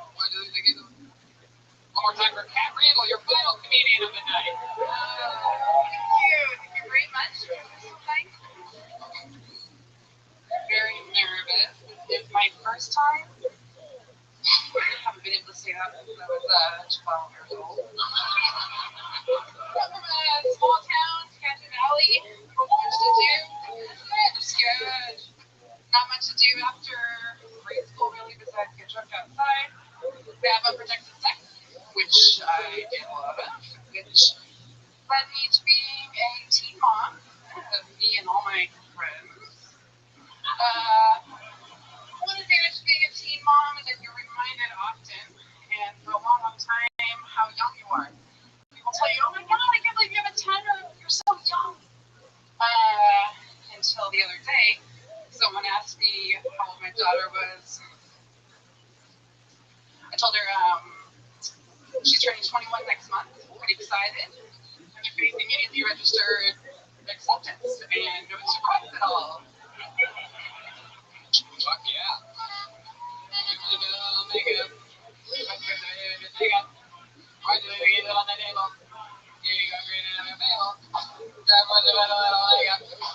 Yeah. You did it. You just popped your cherry again. Yeah. Congratulations. First time ever doing stand-up, and you're already funnier than Amy Schumer. That is a gift. Well, I just have to say. Amazing. It's chicken with Anna Bell over there. Yeah, she looks like me if I was a manager at Hot Top. Heck yeah. So, Kat, congratulations. How many kids do you have? Just the one. Just the one. How old is he? She will be 21 in July. Wow. How old were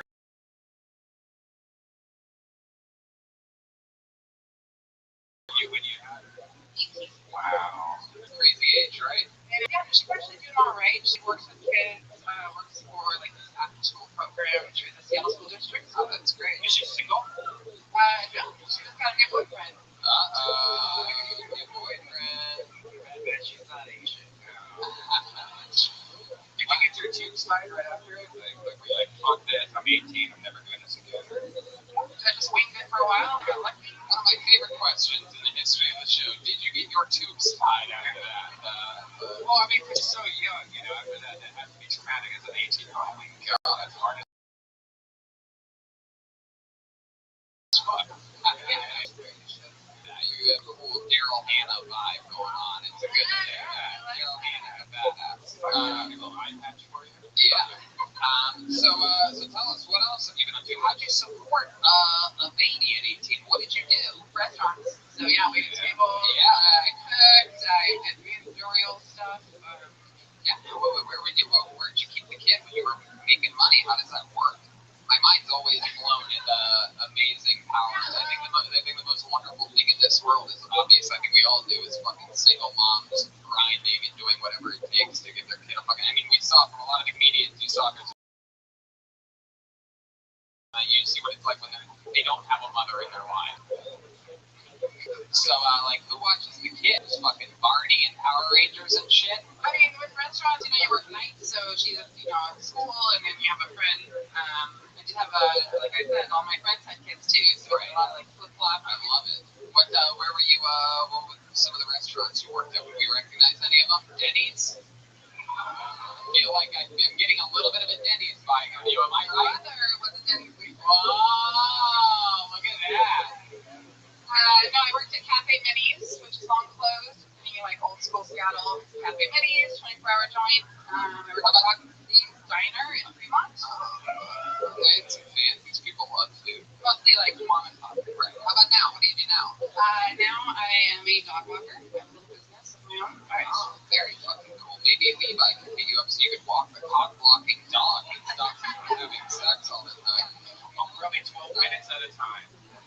Love it. Well, that's so fucking cool. Anything else on like this is your first time doing this? Is this something that you've always been interested in doing? Kinda. I mean, I've never really done much performance. I did a little like joined with hip-hop class recently. Yeah. What else gets out of the house? So yeah, like exploring. Love it. Yeah. What else is on your bucket list? What else do you want to do? I'd like to travel somewhere outside of the continental U.S. Would be nice. Yeah. Yeah, haven't really gone anywhere.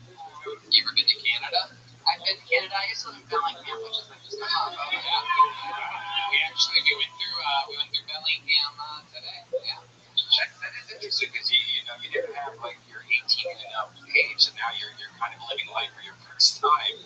Wow. Empty nesting at like 38, you know. Anyway, how about now that the kid's out of your house, you getting some new stepdads rolling in? You know what I mean? You're fucking rotating in some Daryl Hannah, you know what I mean? Yeah, I do alright. I have a boyfriend. years. Wow, that's a long time. What does this do? He's an electrician. Ooh, wow. Very handsome electrician. Wow. That's incredible. Do you notice that he has any like special moves that he does in the bedroom? Does he do like some electrician and shocker? Is that where you're going? Oh, yeah, there you go. There you go. Absolutely. Yeah. Yeah, he does them all. Wow. Yeah. Very interesting. That fun. The bedroom must smell like Pike Place 24/7. There's the low hanging fruit for you guys. Even I have to take a nibble every once in a while. He does all of them. He does, the shop. He does the rocker. He does the stalker. And he does the mocker where he just like looks at it like, I'm not doing anything. Has he ever done the old Kurt Cobain and fucked a hole in your skull? You guys still like these local references?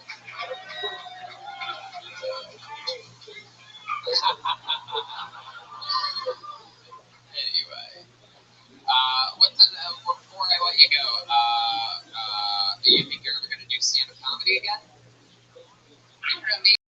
I mean, I've written a lot of stuff, like, over time, but like the stage portion. Let me tell you something. I'm going to tell you this. I don't know much. I mean, I just know what I've learned about you from the last few minutes, but I think you should fucking go for it. Your daughter's out of the house. You spent your entire life focused around that one solitary goal. You've accomplished it.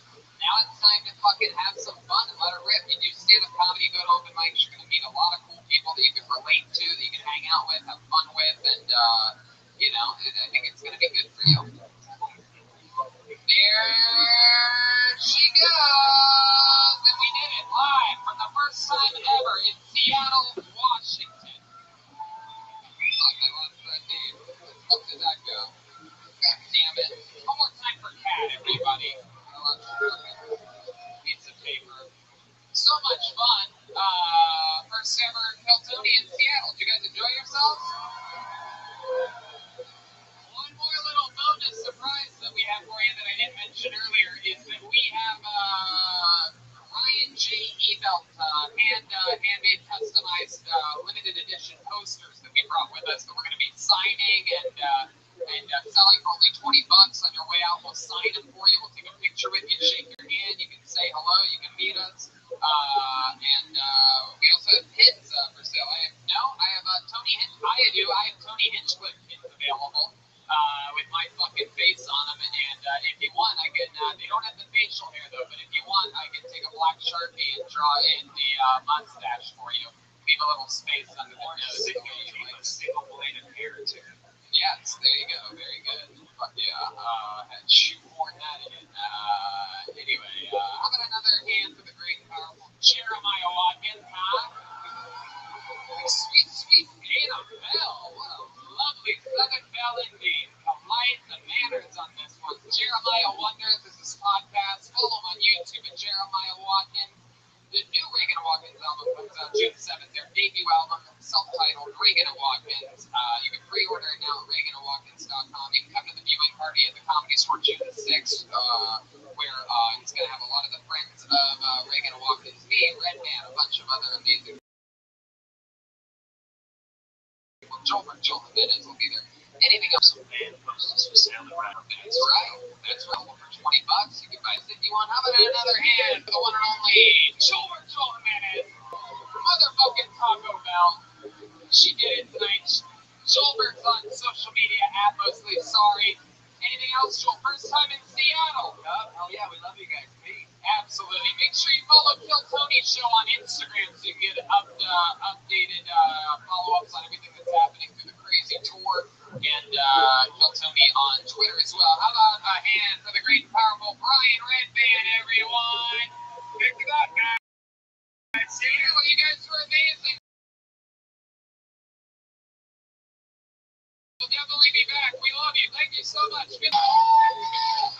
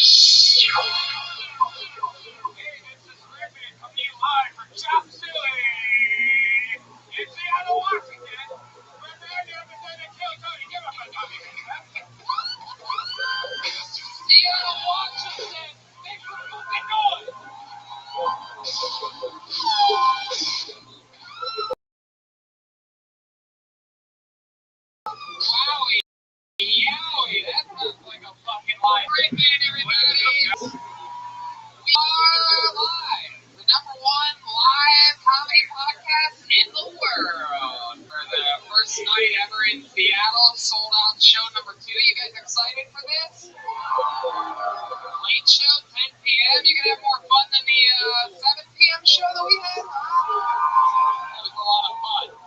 I have a feeling the late one's always a little bit crazier, right, Brian? This is the live stop of the late one of our crazy summer tour. Nowhere we'd rather close it out than beautiful Seattle, Washington.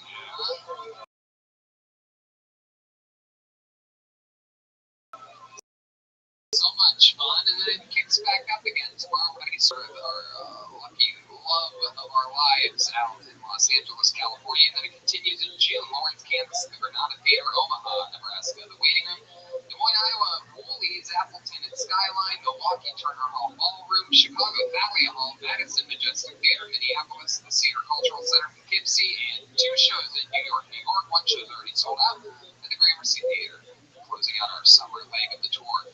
Keeping us energized the whole time, Caveman Coffee. Drink Caveman Coffee, order Caveman Coffee, cavemancoffeeco.com. Use the promo code KILLTONY, save 15%.